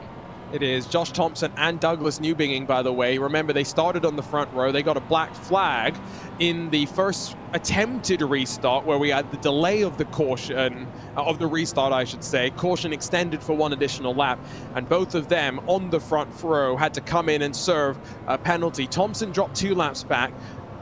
By some magic, Newbinging stayed on the lead lap just about. They put themselves in positions now to try and fight their way back to the front of the field. Dylan Connolly's coming this time by. Remember, we said 240-ish laps under green. Now, I have no idea what this fuel tank can do if we went even longer in terms of cautions and whatnot, and we just had even more stop and start. Tires, not sure how important they are necessarily, though. Yeah, I mean, this is just going to be, I think, just a case of feeling it out. I mean, a lot of drivers are coming in relatively regularly, aren't they? We're seeing quite a few drivers coming in for most of the cautions, but it seems to be working for those drivers that are staying out at the front at the moment. They're not coming in every time, and they're not losing out. They're sticking out in the front, and they're keeping away from the danger, and it seems that they're just happy to be where they are. Dalton Cowden, a fantastic example of that. Jordan Worth as well. So yeah, I think it's working. Just to say out, I don't see a need at this moment, if you don't need to come in for fuel tyres, to do so, just for the sake of having maybe a better race car after the restart. And so there are some teammates up and down through the field. Let's ask the question about team orders and whatnot. At what point do we reach, you know, a certain distance at which, you know, team affiliations are thrown to the side and it's pedal to the metal, it's go, go, go, go, go. Yeah, and it's obviously just an absolute crazy melee for all of these guys. They're not really thinking about anything in the future, are they? This is the race. They've got no one else to really help and be around. This is just all they need to do, and they're in it for themselves. So here we go. Green flag back in the hand, and we did manage to get to triple figures in laps before the 6th caution flew. Jordan Worth back in control. That was a less early. I was going to say that seemed less coordinated, and I was expecting a little bit of a delayed restart potentially. I'm not quite sure if that was a delay restart, if that was because someone crashed behind. That's the second time we've had a restart delayed as the field stacks up behind. Yeah, I'm not going to count that as the 7th caution. I feel like we can just keep that in with the 6th. But yeah, we're seeing this as a regular occurrence now. It'll be interesting maybe just to even have a counter of the aborted starts we get. Oh no, don't say that. Don't. No, you're not allowed to joke about that. We've already got one counter going. I'm sure Hugh up in the broadcast booth is... we'll do one or the other. We'll find out if we get a counter back up on the screen. But we're definitely at 6 at the moment and 2 aborted starts. So that's a 33% rate. I mean, if we keep going like that, how many could we get to with the aborted starts? Yeah, there was no one that actually crashed on that start. So I have to assume it was aborted, but I'm not 100% sure. I mean, Jordan Worth did go a little bit early, but not quite sure what that is entirely about. Now, I have sent a message to Josh Thompson, who's apparently back on the lead lap in 18th position. And should we grab him for a quick in-race chat? Yeah, why did you want that? Josh Thompson in the RaceSpotTV booth. We can hear you loud and clear. Oh, you've had an interesting day. Put it on pole, having to fight your way back onto the lead lap. How's it going right now? Actually, not too bad. I just passed 100 laps for doing nothing. So yeah, it's actually going pretty well. Everyone's behaving pretty good, I'll be honest. How much preparation did you do for this race, Josh? Because we know you were competing in the VCO IndyCar Challenge earlier today. Belle Isle, it's very different to Martinsville, and an IndyCar is very different to an MX-5. So how much practice? Come on. 25, 30 minutes. How many laps was that? What, 30, 40? Something like that. There you go. It wasn't too much. It's lucky enough we do a Moon Car charity event here, so it's pretty much the exact same as it was then end of last year. So. And that's right. Are you a past winner of the Moon Car 24 as well? We were very close. We wrecked with like an hour to go. Who wrecked? Come on, throw them under the bus. I wouldn't know off the top of my head. It was that big of a pile up. Okay. I tell you what. You're clearly getting a little sleepy, potentially, right? It's what, 2 in the morning for you? Yeah. So we're going to try and keep you awake, right? In-race reporter Josh Thompson is going to talk us through his restart here as we get ready to get back racing. Yeah, let's see. Obviously, we're starting near the front, so it's not too bad. Obviously, last time there was a bit of a wreck, so let's see how this goes. Oh, I thought we were going racing this time. No, we're 2 to green. We're 2 to green. Oh, you could have helped me there. So, you know, let's talk about how things have gone in general, Josh. Team Redline summer comes to an end. We get ready to head into a very busy winter. Yeah, like you said, it's been for me personally, it's not been a fantastic year. So I struggled in the Super Cup personally, so I was happy just to keep the license for next year. So that's one good thing. That was a good thing going forward. Obviously, Spa was a nice return to form for me, I'd say. So yeah, like you said, it's all looking good. Just hopefully going into the winter, we'll be ready for the IndyCar Championship. I'm struggling a little bit, so we'll have to see. And we're about to go green. You did put it on pole for the Spa 24. That is true. I used all my talent. Prop your ego up a little bit. Here you go. Talk us through this restart. So we're holding, we're waiting. Some people go a bit early. We're going early this time. Inside always has a bit more grip into T1, especially the first few laps of the run when the tyres will cool down. We just have a bit more grip on the inside, so just hook it nice and tight. Careful anyone trying to dive it, and just obviously here's a bit more smooth sailing. We can actually see what's happening, whereas you're further in the pack, it's a bit more chaotic. Just got to watch out for any checkups for the first few laps, and after that it kind of settles down. Have you taken tyres so far today? Just now in the last stop. I had to wait a little bit due to having the black flag. I had to wait a little bit to get the lap back and stuff like that. So I struggled a little bit last in, but should be all good now. Right, we'll let you go and I'll say focus, but stress out. And we'll see you a little bit maybe under the next caution period. Yeah, all good guys. Oh, great to get that word with Josh Thompson, and an interesting perspective on that restart as he tries to work his way into the top 10. Back up front, it is still Jordan Worth that leads as the caution flies once more. Yeah, I was just about to say, we've got some green flag running again, but no, we don't. We're back under yellow again. But it's going to be really interesting, I think, just for my fellow Brits. Obviously, up here in a commentary booth, where you're not, actively using your hands and your feet and your eyes the entire race long. you know, you can have a drink, you can have a little snack if you get really hungry. He can't, I don't think, especially with the situation that he's in, especially in the middle of the pack. So it's going to be interesting to see how he and a couple of the other maybe British and European drivers cope in this race towards the end. So that was the 36 of Richard that spun around, and also involved was Holter in the 2. So a little bit further down through the field. Holter is, of course, 18 laps down. Richard is also 18 laps down. So they were at least fighting amongst themselves. Yeah, it wasn't a case of, you know, one driver a lap down and somebody else wasn't. But, you know, it's still not ideal, generally, especially with the collisions that we're seeing. Caution count at 7. We'll find think. Yeah, we are at 7. I just have to double check there, I think, because there's an argument that some people could say it was 8, but I'm not going to start that argument. Well, technically, if you wanted to argue that it's 8, someone else is going to come back and say that first caution was extended as well. That's 9. True. That is true, actually. So we'll keep it at 7 because that'll be closer to my prediction in the end, I think. So we'll keep it there. But yeah, I mean, we're seeing increased cautions, aren't we? I mean, that is now 2 really in 5 racing laps. Hopefully that doesn't go too mental, but we are seeing some hot dogs as well. I mean, this is. I think we're going to see more of the same for the next 2 hours, and then it's going to start getting frantic and quite desperate. Absolutely, Lucky Dog rolls its way around, so we do indeed have that, and I think that was. I couldn't even tell. Anyway, doesn't matter. Ready to go back racing, and it's been a pretty interesting one so far. I think just waiting for 2x2 formation to build. Oh, never mind, going to see some drivers down onto pit lane. I thought we might. You see, in the IMSA WeatherTech Sports Car Championship, which, you know, IMSA sanctions the Mazda Whelen MX-5 Cup series, they have a rule where if there's a safety car, and then they have that long safety car process with, you know, the various class splits and stuff, the next safety car, they don't open the pit lane and it's a short yellow. I'm saying that if you're NASCAR, you need to adopt that rule. Oh, I'm going to get... It's a terrible idea in reality, but can you imagine, Dara, the craziness?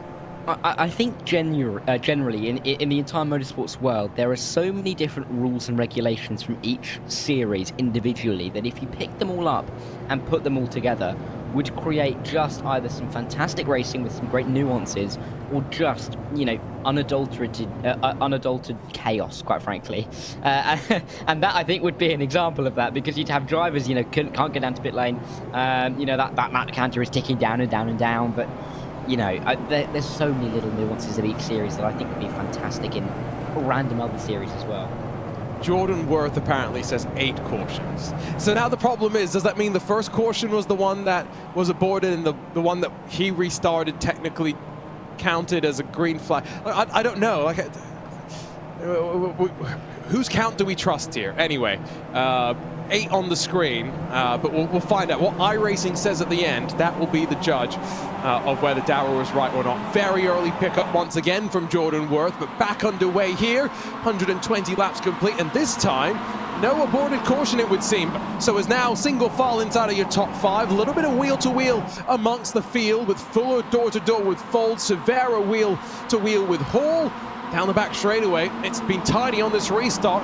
Still have 25 cars on the lead lap. Yeah, which is, I mean, a great deal considering all the incidents that we've had, and especially considering we're edging towards a quarter of the way through this race, only about 3 laps off that now. So great to see so many cars still in it, and I'm sure we're going to see a long lap cycle through. That's ahead of the wall for Justin Fuller, though, in the 9. That's the second time he's clobbered into the wall. Second time now he's going to be trying to figure out how much damage he has. That right front is completely pancaked on in. Have to assume that is not ideal for the balance of the car, or potentially even tyre wear. See what that means later on in the run, though. We're not even halfway through. We're not even a quarter of the way through this race yet. We're not at all. And I think that's going to lend itself to some long periods of not knowing whether there's a caution coming up. Maybe we're going to get some long periods of racing. Maybe we're going to get times where there's, you know, caution. But it seems that for now we're okay on lap 1, 2, 4 as they run their way through. There was some tetchy sub into 1 and 2, but I think they've made their way through now. Yes, they have. And really, the front 10 of all... Oh, there's a penalty coming in there. Is that a slowdown, or is that... I think that was Chris Severa in the 11 car, just backed off down the back straight. He started up high, but he's sliding down through the field on this restart, maybe. Just trying to keep himself out of trouble. We'll see what happens here. He's got around the outside, a challenge coming. But at the front of the field, we get ready to complete 125 laps. Still around 2 hours and 20 minutes to go if we stay clean and green.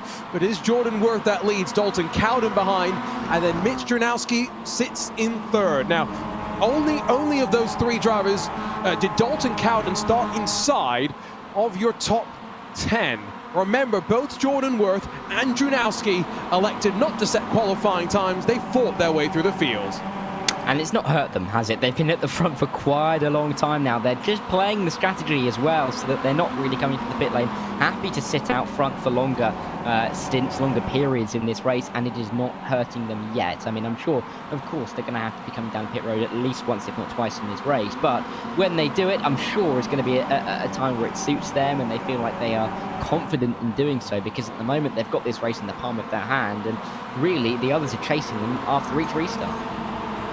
And as each restart goes, it's becoming clearer who officially has dropped from the race. So Time McQuarter, Trenton Jump, Caden Dietrich, and then Braden Morey, James Bomar. 5 confirmed DNFs so far today. This is going to be an interesting one as well, to see how many have retired by the time we reach the halfway mark, and then at the checkered flag as well. See how many drivers are going to be up double-digit positions at the end of the day. Solo on the outside. He's in this little bit of a battle with Jaden Profit down low. And in front of them, you can see that Justin Fuller, yes, he smacked into the wall. His car's not lost any speed, that's for sure. Yeah, we're seeing more cars in this race, and we're seeing less kind of attrition, I think you could say, really, with the cars that are falling out of it than I think we could have expected. Lots of cars still running through. Even if they're having problems, they're running just quite a few laps down, which is good to see, really, all the way through this race. But I mean, you can just see all of these cars. They're just piling into these corners, lap after lap. I'm sure it's probably a little bit calmer after 2 or 3 laps side by side, but it just still seems just so nervy and so careful on the throttle when they get out of these corners. This has been a decent run. I shouldn't say that, should I? This has not been a decent run. It's been the opposite of that, of decent. We got a 10 car fight for 12. How many names can you fit on the screen? That's the answer to the question, it would seem, as Josh Thompson's going to look at the inside. Remember, we had that chat with him. He talked us through the restart. Does he grab 2 for 1? Yes, he does. Bosches his way forward to 14. And the caution's out again. I just about saw that on the apex of turn 1. There's a collision. I think someone's been maybe had their front nose chopped off once again, but that brings the total up to, well, that brings the total up to 8. Now, I did see, 9. 9 technically, yes. 9. Now, this is the thing. I did see the comment, of course, that Jordan Worth said that it is 8 cautions. Someone I did see in the iRacing Twitch chat did make a very good point that it must now be 10, because that's now the 10th time that Barney's waved the flag. And I have to say, that is an argument that is hard to argue with. But so I think that's the problem. That is why Jordan saying that it's 1 more than we had counted initially, right? Because there was that time when the green had come out and he had to put it away to get the yellow. So I think iRacing is also, Jordan is pulling the number direct from iRacing, so we're going to go with that. We'll take that as gospel for the time being. Connor Knowlton says he's 5 laps down, but he'll be back in the Twitch chat. I love that perseverance, right? Because take the 24-hour races that we have on iRacing as part of the special events, Darryl. One thing that I sometimes find quite sad, and I'm guilty of it as well, right, is you'll have a big crash and you'll have 10 minutes or 15 minutes of repairs, car's still relatively drivable, but you'll be like, oh, I've got no chance of winning. Why should I keep running?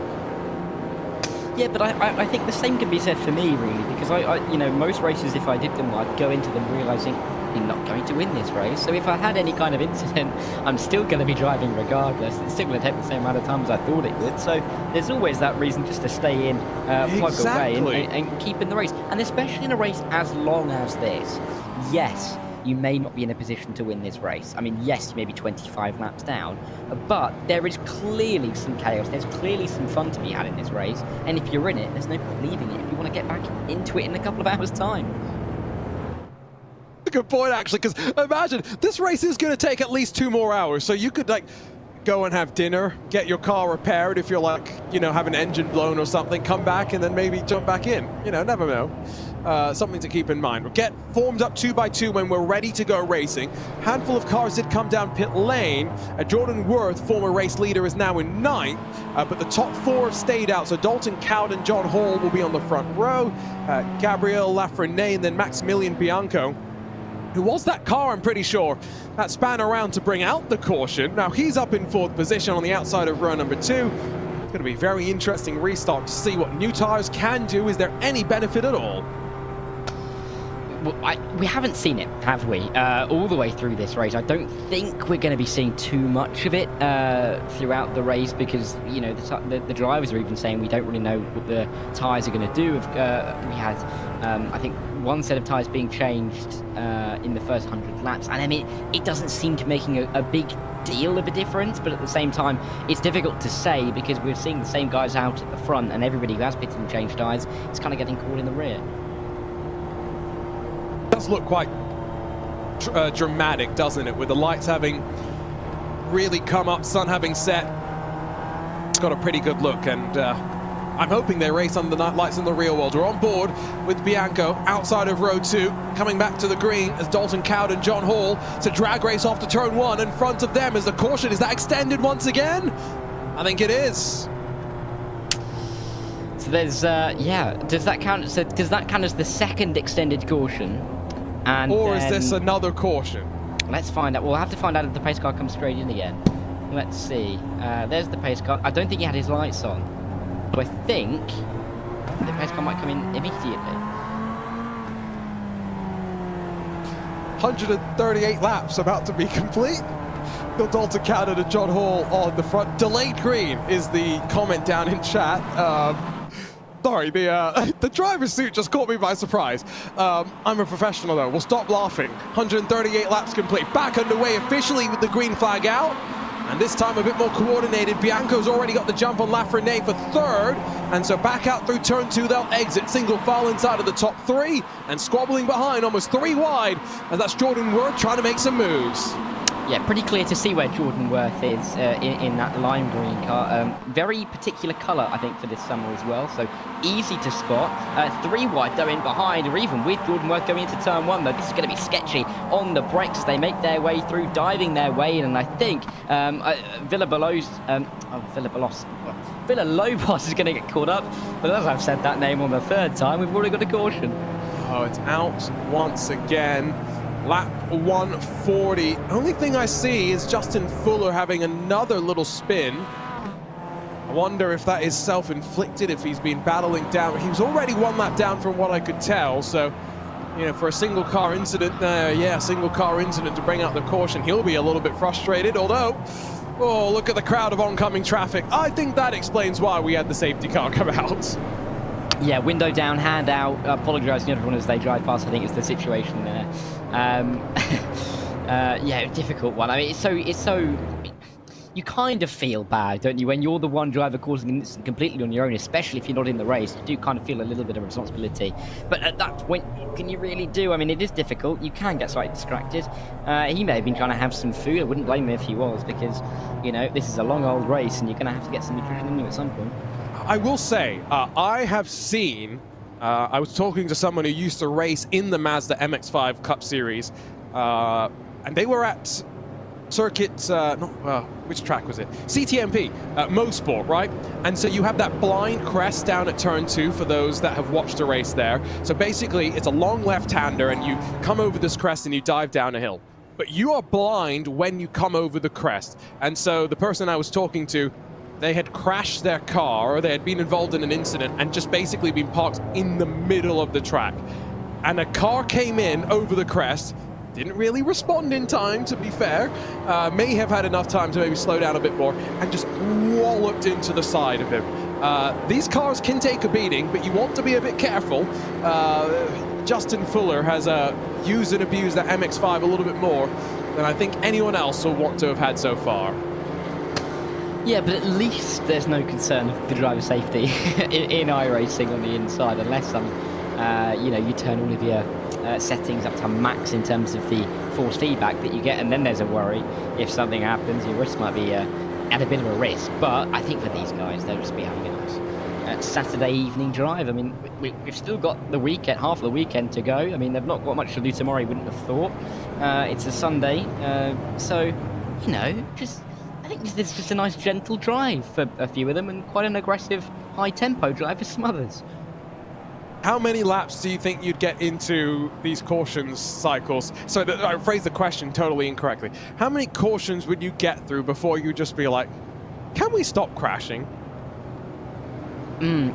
I don't know. See, with it being a 500-lap race, I would say 30. Okay, see, I've commentated on a real sim racing full throttle Cup Series race Monday nights on RaceSpotTV, and I'm trying to, I think we had 23 cautions here at Martinsville, and I remember some comments from some drivers going, that was almost unbearable. I'm trying to think what some of the drivers who did the 46 caution split last night would be thinking, and if any of them were brave / bold / whatever other adjective you want to use to describe them, they are for being back here. Anyway, we're on board once again with the #1 machine of Mitch Stranowski, ready to get back underway. The cautions start to count their way on up, starting to see more and more attrition, but here we go, green flag in hand, and a little bit of a lengthy hold for the flag to actually wave. Cowden's already punched the throttle and lead the field down into turn 1. John Hall not alongside. He's just going to try and V off the corner and get the run down to turn 3. Not close enough to challenge for the lead. Yeah, and we're going to see now if anybody can really make these moves stick. This is Jordan Worth in the #6 car trying to go to the outside line. We've seen him nicely stick to the inside all the way through this race, but clearly being forced into a position that he doesn't want to be. And you can see him there already moving towards the inside, maybe looking for a 3-wide moment, but choosing against it this time around. But further up the field, they are side by side. Janowski still fighting it out. He's been fighting all the way through this race, and Bianco's going to be his next target. Remember, Bianco's been involved in a fair share of incidents so far today. There was a bit of a hip check there as well. I think that might have been Michael Folds on Gabriel Lafreniere, but you can still see Jordan Worth on that inside trying to hang strong as, there we go, caution back out. We didn't even get 10 more laps before it flies once again. Yep, and I'm going to write that lap down once again. So what's that we're up to now? I think we're going to have to chuck the count. It's going to get to a point now where it's going to start to lose count, and the count is going to have to come into genuine. I think we're at 11? I think we're at 11. But yeah, I don't. With the debate that we were having about how many we've had, I genuinely can't remember anymore. No, it is. Well, technically 10 from our count, 11 if you go with what iRacing is saying, as that was Dylan Connolly in the 31 that went around to bring this one out. I see someone in the chat saying this is the first time they're watching an iRacing race. Welcome along. You certainly picked one of the races of all time to join for. Yeah, I mean, yeah, cautions is what you get on iRacing if you're racing MX-5s at Martinsville, but you don't necessarily get that elsewhere.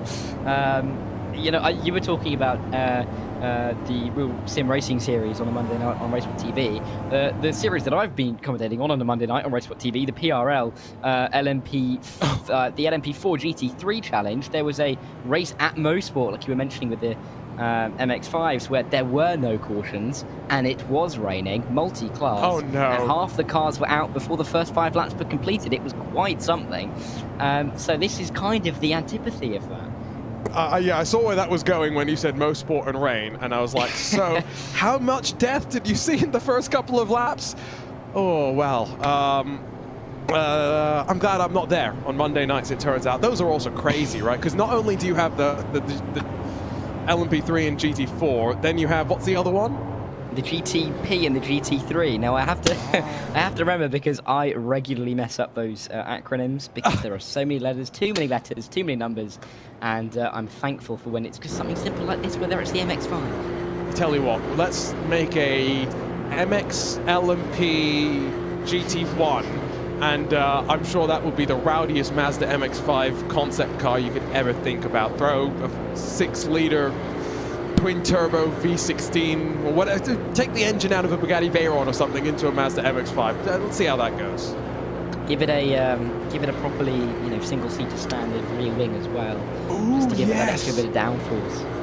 Oh yes, well, It's funny you say that. I was fortunate enough to be at Daytona this year, and one of the things I was most looking forward to, for the 24 I should say, not for the 500, one of the things I was most looking forward to was watching the Mazdas, and it was crazy.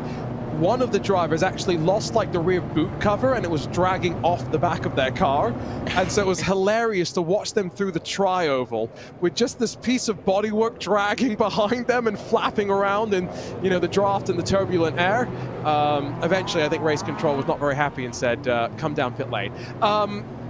Zach Kerr in the RaceSpotTV YouTube chat says, let's take an in-depth analysis of John Hall's paint. Now remember, Nexus Esports, I don't think were necessarily aware that this race was going to be broadcast, so they put together a very high effort.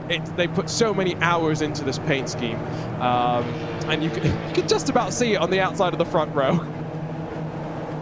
It's one of the many liveries that have been created, I think, for an MX-5 car, and I don't think it's one that if people find, you know, to share around, that it's going to be used very much, but we're going green flag racing all the same, and let's see if it can power him around the outside to the lead, because he's got Bianco in front, but Cowden, he's looked comfortable in the lead, doesn't he?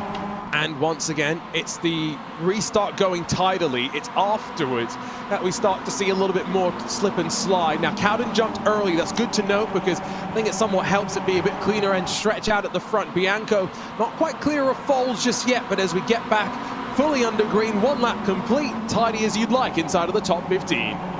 Yeah, and again, we're seeing Jordan Worth moving around left, right, into the braking zone at turn 1, and we'll probably see that turn 3, a little bit more behave as he makes his way through there, but still, you can just see how close they're running and trying to follow through the likes of Chris Severa on Lafreniere, but it's just about going to fail in doing that, because Lafreniere is making the move on Severa as well around the outside of turn 1, because you can just run either line, and it seems to be working for both, although I say that, and he's run a little bit too wide. Just a little bit deep, and you can see how much momentum just bled through that little one mistake. Solo fires it on through in the Alcantech NHR machine, and now sort it back out. Let's see if we can get a nice little run under our belt. Remember that Dalton Cowden hasn't come down onto pit lane for 103 laps, so expectation is maybe inside of the next 150 laps, so just around 300 or so to go, he might be thinking about coming down pit lane for the final time today.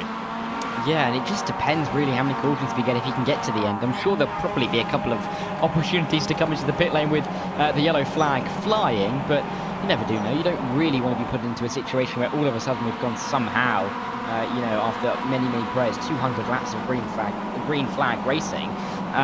You don't really want to be put into that situation where you then need a pit stop. So always good just to get them in when you need them. But it'll just be interesting to see how this pans out, because you know, we've had 158 laps completed. We're on lap 159. We can have another 159, and we're still not really going to be any closer to knowing who's going to win the race. At least not yet. Keep watching though. Top 4 starting to break away. Is that going to be a bit of a changing point? Connor Trafari inside of the top 15 or so. Directly in front of him is Villalobos, then 7/10 up the road to Josh Thompson, with a bit of a second pack starting to build here. They keep fighting like this, it might start to cost them some more time, although Thompson's now trying to fight his way up the inside of Luke Mahone. So anywhere you look on up and down through the field, there is wheel-to-wheel action. There's the red line car giving a bit of a shove to the 27. He's not going to sit down and take this one. He's back around the outside and trying to hold on to the spot. Yeah, he's going to just dive it down the inside. It looks like he's got that move done, and he is in front. Now, I just want to mention very quickly that I did see a question put into the iRacing YouTube chat, which I think is a very fair point, which was, if the track is lit, why do they have headlights on? And I couldn't agree more. Well, I didn't even realize the iRacing YouTube chat was turned on, so that's great to hear. I'm going to make a beeline over there and keep an eye on it too. But we don't have the ability to turn off the headlights, but the general rule of thumb is that when headlights are required, when the lights are on, headlights are also needing to be turned on as well. If you don't have working headlights in general in motorsport, they bring you down onto pit lane, because for those that remember, Gateway a couple of years ago, the NTT IndyCar series was there, they had a power failure. So, you know, you've always got to think of contingencies. In the IndyCar case, well, everyone stops and you try and figure out where to go. I remember that race. I think I was on holiday in Scotland during that race, and I thought I'll stay up. I brought a computer specifically to watch that race, and it got delayed like 2 or 3 hours. I ended up falling asleep. David Malukas came second or third in that race, didn't he? I think so. Like that Was a wild race, to be fair. Like the power going out was only the start of the chaos that night, and looking forward back half of the NTT IndyCar season in 2024, very oval heavy, so should be a lot of fun. Maybe Alex Palou is not going to romp his way to yet another championship fight. And by the way, Alex Palou, Team Redline teammate of Josh Thompson, just a little factoid.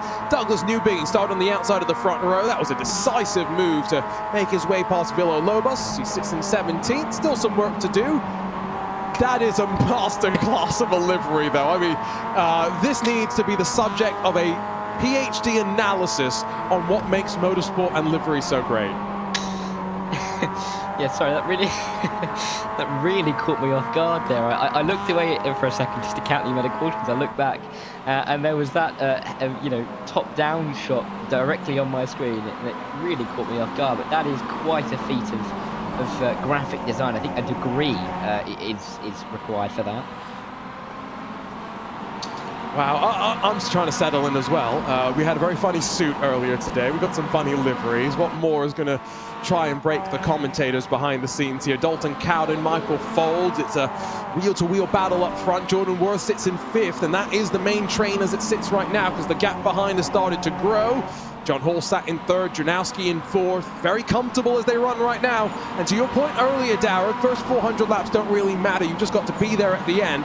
Already looking like these are 5 of the contenders that we'll have to make sure we're watching in those closing stages. Yeah, hopefully we're not watching that car as well, because I think I'll be slightly distracted if we get to the latter stages. We've got Newbegin fighting around with that livery on the car, but it's good to see that Cowden's going for the move on John Hall here, who's still trying to stick this one in as they make their way in towards 1 and 2 once again, like 169 and 500. Night is very much befallen the circuit, hasn't it? At this point, we're going to be running all the way through the night. I mean, this race could be so long that the sun might be rising by the end of it. Don't say that. Don't say that. No. It's going on 6:30 p.m. here on the west coast of the US. To be honest, when I said I was commentating on this race, I thought cautions were disabled. I'm not going to lie. So I thought we were going to kind of fly through the race. You know, I'd have some fun with you, go off and eat some dinner. The longer this race goes, the hangrier I'm getting, and I bet you some of these drivers are getting as well, which is only, guess what, going to lead to more tetchiness and incidents on track. Folds is now clear up front. It's the fight for 2nd. There's Dalton Cowden down low, John Hall up high. That momentum really working for the Nexus Esports number 3. Ooh, and that's a climbing of the curb as well for that was Dalton Cowden, wasn't it? Yeah, and he's lost out the position to Mitch Junowski now as they make their way into 1 and 2. Inside line, though, for Dalton Cowden, and he nearly gets pinched onto the apex. Like we've seen time and time again, it's caused collisions, it's caused cautions, but in this case, it's just about being avoided. And Janowski and Cowden are going to be continuing their side-by-side battle, all whilst John Hall tries to scarper away ahead. That's a really fun fight, though, I tell you what, inside of the lead, because as much as Folds is breaking away, and we are somewhat closing in on the tail end of the field, because again, I'm knocking on the wood around me. It's a somewhat decent run that's building now in terms of green flag. Around the outside, Janowski's going to hold on potentially here and now get the grip and try and make the move on Dalton Cowden. Down low, really not working out for the former race leader. No, not at all, and we can say former race leader for most of this field at this point now, but it's not working out at all. I think all of this front 6, even 7 maybe, if Josh Thompson's there allowed, have been leading at some stage, so they have experience at the front, and I'm sure they all want to be there right now, because just trying to pick your way through isn't going to be necessarily your most fun task this evening, especially when lap after lap we're trying line after line and none of it is working. But you know, for the likes of Jordan Worth, he's been a very good driver this evening, just picking up the pieces from little mistakes up front, so we'll see if he can do it again here. 17 spots gained for Jordan Worth. Remember, no qualifying times for plenty of drivers. That was more a recognition of that maybe expect to start chaos, stay out of it, and then fight your way on forward. 500 laps is a pretty good marathon. That one I agree with. If we go green from here, still looking at around a 2-hour distance or so. And what, we started, what, an hour and 40 minutes ago at this point or so? Yeah, about an hour and a half, really, didn't we? So, after qualifying. Yeah, no, you're right. Yeah, exactly. That's going to require maths, isn't it? Oh, don't do the math. I reckon we're going to finish. I reckon we're going to finish about 2 hours 20-ish. I reckon about on the hour, so about midnight Eastern, 9 o'clock Western, and 5 a.m. for me. What's your plan when you finish this race? Well, this is the thing. I'm probably going to bed, but I have been told, as I'm now home, that I'm being taken out in the morning at 8 a.m. So I'm not going to sleep very much. So there's that. There's also the fact that I also didn't realise that this race had cautions until I was told. So I didn't think it would be as long as it was going to be. But hey, there's also the Olympics on, and it's in Europe, so it's in the right time zone for me for the first time in a decade. I'm absolutely loving it. So I'll probably be in London as well. I see someone saying good day from Australia. I'm not going to try and put on an Aussie accent. We'll leave that one for David Haynes to authentically bring you his dulcet tones. As we were waffling on, we were enjoying it, and it's a crash up front as Jordan Worth gets tangled up in things. Oh, now this is big. A former contender potentially. Is there big damage? What happened? We'll have to wait to find out. And I believe that is the longest gap between cautions that we've had in this race. I mean, we had 25, yeah, that's definitely the longest. We had 25 laps just as we crossed over the 100 lap mark, but that last caution, between the last one being called out and this one being called out, 31 laps. So, I mean, if that's the longest since we're going to be getting, we've just got quite a few more yellows to go. And well, it's a busy time in pit lane. Here's a look at what happened. So Worth is up high. Well, that car is down low. And I'm not entirely sure, but I'm pretty sure that was Bryce Forsyth who was going a lap down at that point. So maybe Worth just expected the oh, our producer's having fun, because now graphic design is also his passion. Our caution counter is now in Comic Sans. I think we should have seen that one coming, if we're honest. I'm more excited to see what else we're going to be thrown at during the rest of this race. I'm sure there's, you know, something up the sleeve. But yeah, 11 is what we've got so far after 181 laps. So we're going at 12. Sorry, you got to add the 1. Remember. Oh yes, 12. So the magic one that Jordan Worth's iRacing is telling him that we're just going to believe about. No, but I do think that was an extra caution, because we had obviously the cautions that have come out, and we've had the aborted start. The pace cars come in immediately. That was another full caution length caution. So I think we could probably count that as a caution, because we because I wrote it down. We went green on. Oh, sorry, we went yellow on lap 102, and then we went yellow again on lap 107 immediately on the restart, and we didn't get going again until lap 112. So that was a 10 lap caution period. So I reckon we can probably count that as 2. Okay, fine. But what that really means is that, you know how they talk about the terrible 2s for kids? Yes. We've had the onerous ones, because in this stretch so far, and I say so far, from lap 100 to 180, we've had 7 individual cautions. Remember, we only had 5 inside of the opening 100 laps. And, well, flagman holder not having to wave the yellow flag right now. It's a good thing. His his right arm, excuse me, probably about to fall off. It had to continue just waving and waving and waving, and you get the point. Yeah, bless him, Barney. He does so much work for so little money, doesn't he? Really. You've got to imagine that he's got a team at iRacing who've got a decent contract with him, exclusive to iRacing. He flies around the world so much, you know, he's got it all minted. And a great view of him there. I'm sure he woke up, looked in the mirror, and said, "I look fantastic this morning." But he's also at 8 Martinsvilles at the same time, isn't he? So he's got his work cut out. He's busy, I tell you. And I mean, he's earned every penny of it, or every cent, depending on which side of the pond you fall on. Right, I tell you what, let's turn up the sound of the engines once again. Let's let these Mazda MX-5s breathe. It's Daniel Solo, it's Connor Jafari on the front row. Slightly unexpected, but let's see what they can do with the field ready to stack up behind them and launch their way back to turn 1.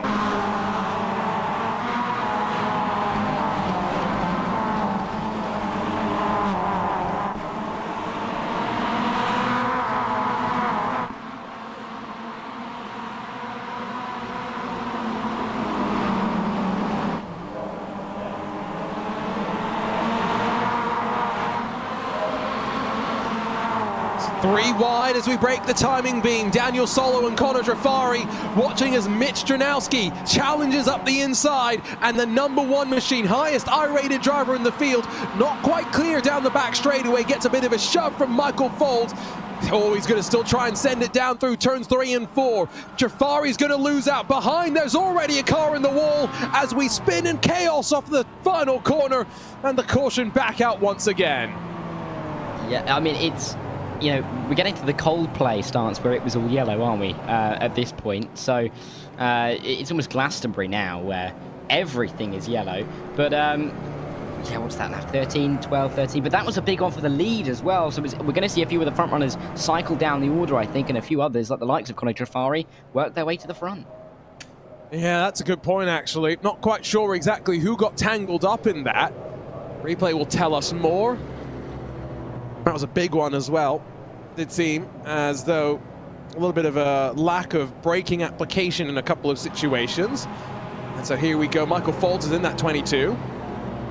And so down low is Dranowski. So there's a bit of banging initially. Fuller comes through the shot. Oh, to be fair, I don't think there's much anyone behind could have really done. And to be fair to a lot of them, they do slow down and get onto the anchors before they run into the scene of the incident. Yeah, it could have been a much bigger one like we saw through turn 4 not too long ago as well. So good to see that it's kind of, you know, leveled itself out with the sensibilities of the drivers around. But even so, a lot of those drivers are going to cycle down. I'm looking at the likes of Connor Trafari, Maximilian Bianco working themselves up to the front, Jake Mowdy as well, names that we haven't really seen for a very long time.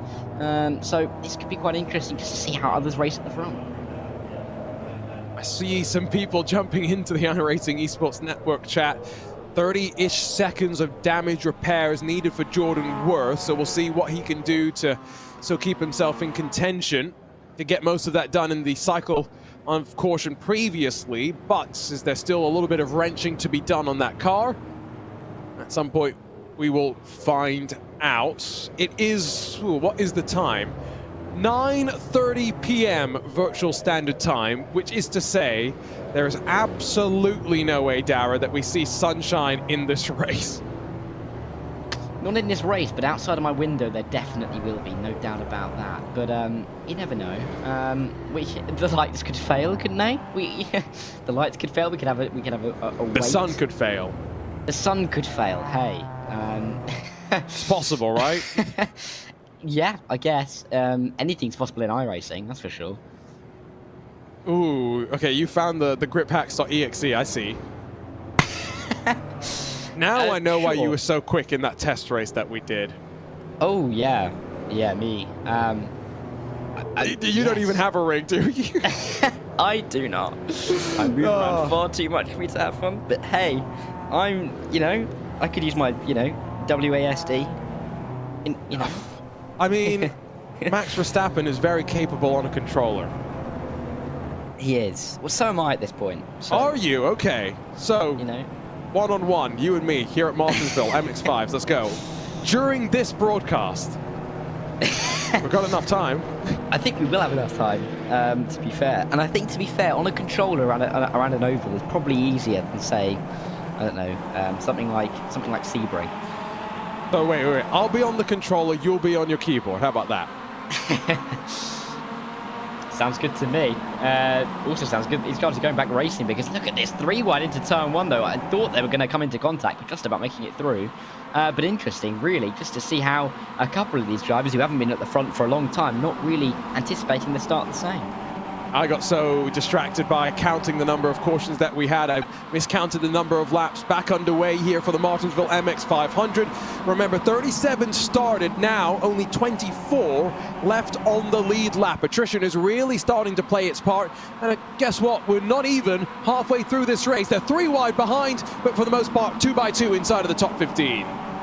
Yeah, it's good to see that they're singling out at the front, even though they are still fighting it out quite hard. I think that's Noah's Ark 4 by 2 as they make their way into turn number 1 and 2. But look at that, around the outside, a little bit more grip possibly. We're seeing for, that is, I think, Jacob Schneider as he fights with Jake Mowdy, but Dalton Cowden in behind this battle. He wants to be back at the front. He's dropped back from his leading position, but he wants to be in that top 3, and I don't think he's going to try and wait around for too long before he makes that move. Thompson's alongside. Is he going to try and clear? Is he going to try the big slide job? Not even going to need to do it. Running back around to the start-finish line. And so, as Trafari back up the inside down through turn 3, a little bit of contact down on the curb unsettles the car. Thompson holds on after the bit of contact. 3 wide for 4th position momentarily. Oh, this is starting to intensify once again. And I've got to say, you know, as much as we have been wanting longer green flag runs, these drivers are showing no signs of calming down even up front. Yeah, and I mean, it's really the guys that were at the front that want to be back at the front, it seems, isn't it? The likes of Dalton Cowden very much looking like he's keen to find a way through. I've just seen Douglas Newbigin in the background. He's going to come into focus pretty shortly as well, but he's leading the likes of Chris Severa, who's been up in the top 5 for a little while, and there's Jordan Worth with the front end not as straight as it should be.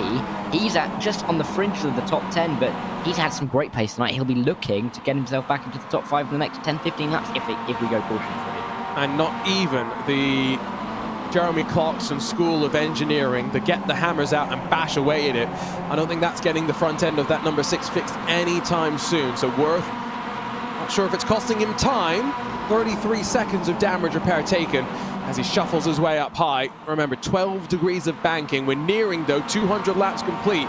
Thompson's clear up front. He's 6/10 away from the next car in line, Bianco, also having made his way around on Connor Trafari.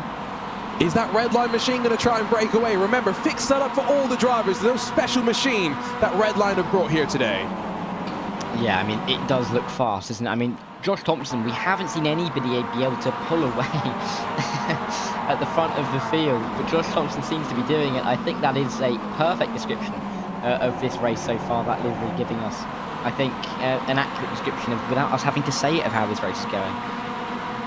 Well, we're about to cross lap 200s. The onerous ones are behind us. 5 cautions in the first 100 laps and 8 cautions in the next 100 laps. So 13 in total from my calculations, as now 200 laps are in the books. Dalton Cowden up the inside of Connor Trafari.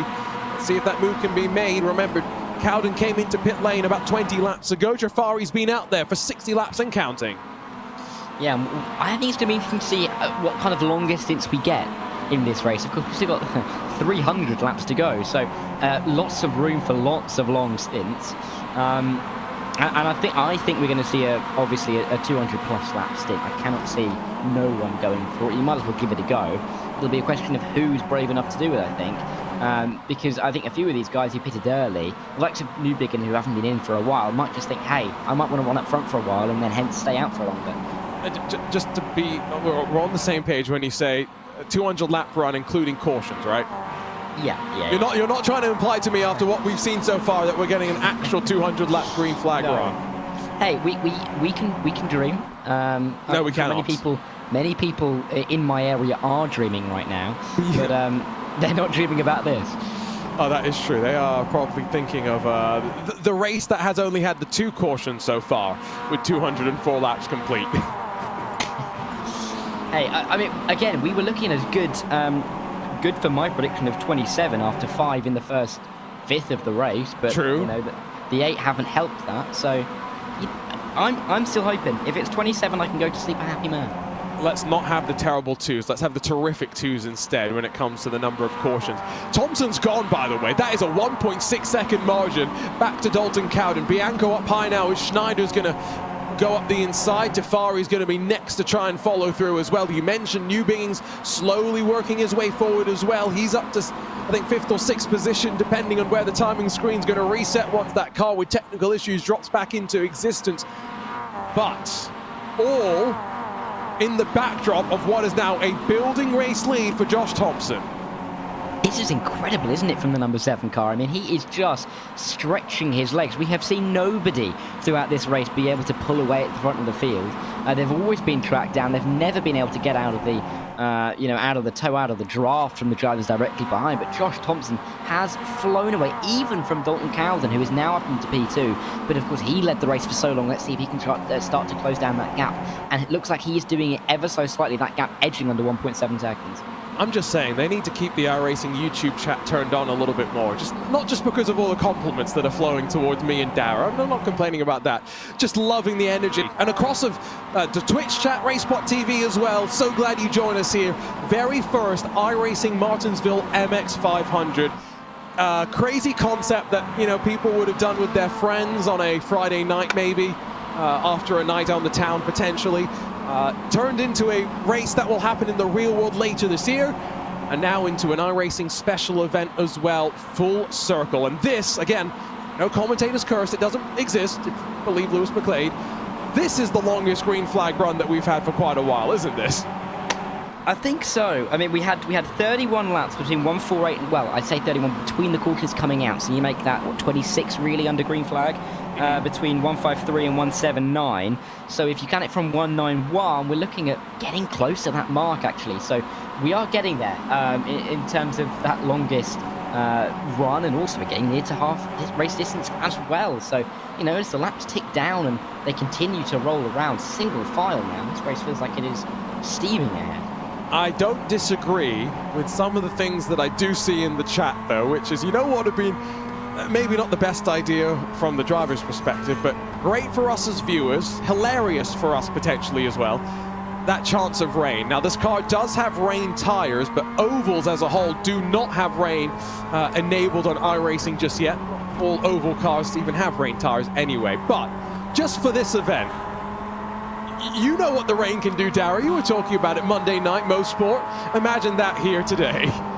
I can just look out of my window, probably. It's raining all the time over here in the UK. So I mean, it can just cause havoc, can't it? I mean, the rain tyres, I feel like it's optimistic, isn't it? With no rain forecast at all. Maybe it's, you know, it's the equivalent of a rain dance in the car, but, you know, it's something different. You can give it a go. Maybe we have to... Oh, hello, someone hits the wall there.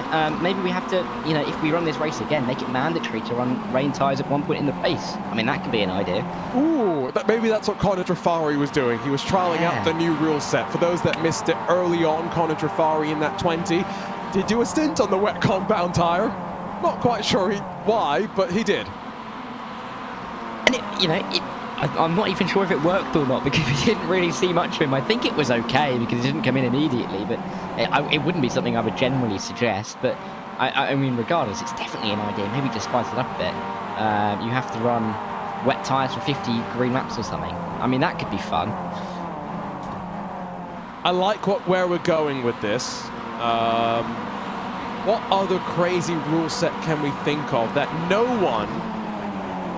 one's thinking about right now? You tell me. You don't have to tell me now. Our viewers can think about this one as well, but we're having fun here, right? This is a totally... No one would have expected this to happen 4 years ago, right? So let's continue to think out there in the open. Let's come up with that. By the way, that Lego car was definitely involved in some of the incidents earlier on. It's had a decent fight back. Trevor Traeger runs in 16th right now. Yeah, building his way back up the order, isn't he, in that car? And I make no apologies for that pun whatsoever. But let's see how much higher he can go, because really there are a lot of guys that we've been talking about all the way through that have just kind of cycled their way through by not pitting or by just staying out of the instance. The likes of Douglas Newbigin, the likes of Connor Trafari, and there's going to be others throughout this race. You know, as we mentioned, of course, we're not even halfway through yet, so there's going to be others that cycle their way to the front. It's just a case of putting yourself in the right place at the right time, as Jordan Worth does that to move himself up into 5th. This car clearly not showing too much signs of damage. Gap up to Josh Thompson. Last lap around, it was around 300ths that Dalton Cowden closed. So now that clean air is being enjoyed by everyone up front for the most part, there's a decent separation inside of the top 4. They're all hitting their marks, all hitting their numbers. And it's only when you go further back in the pack that you find those actually fighting. Bryce Forsyth is 2 laps down, not fighting with anyone by himself right now, but he would be the first car that Thompson would hit. And then look at the train in front. If we go long enough, Dara, traffic will be a problem.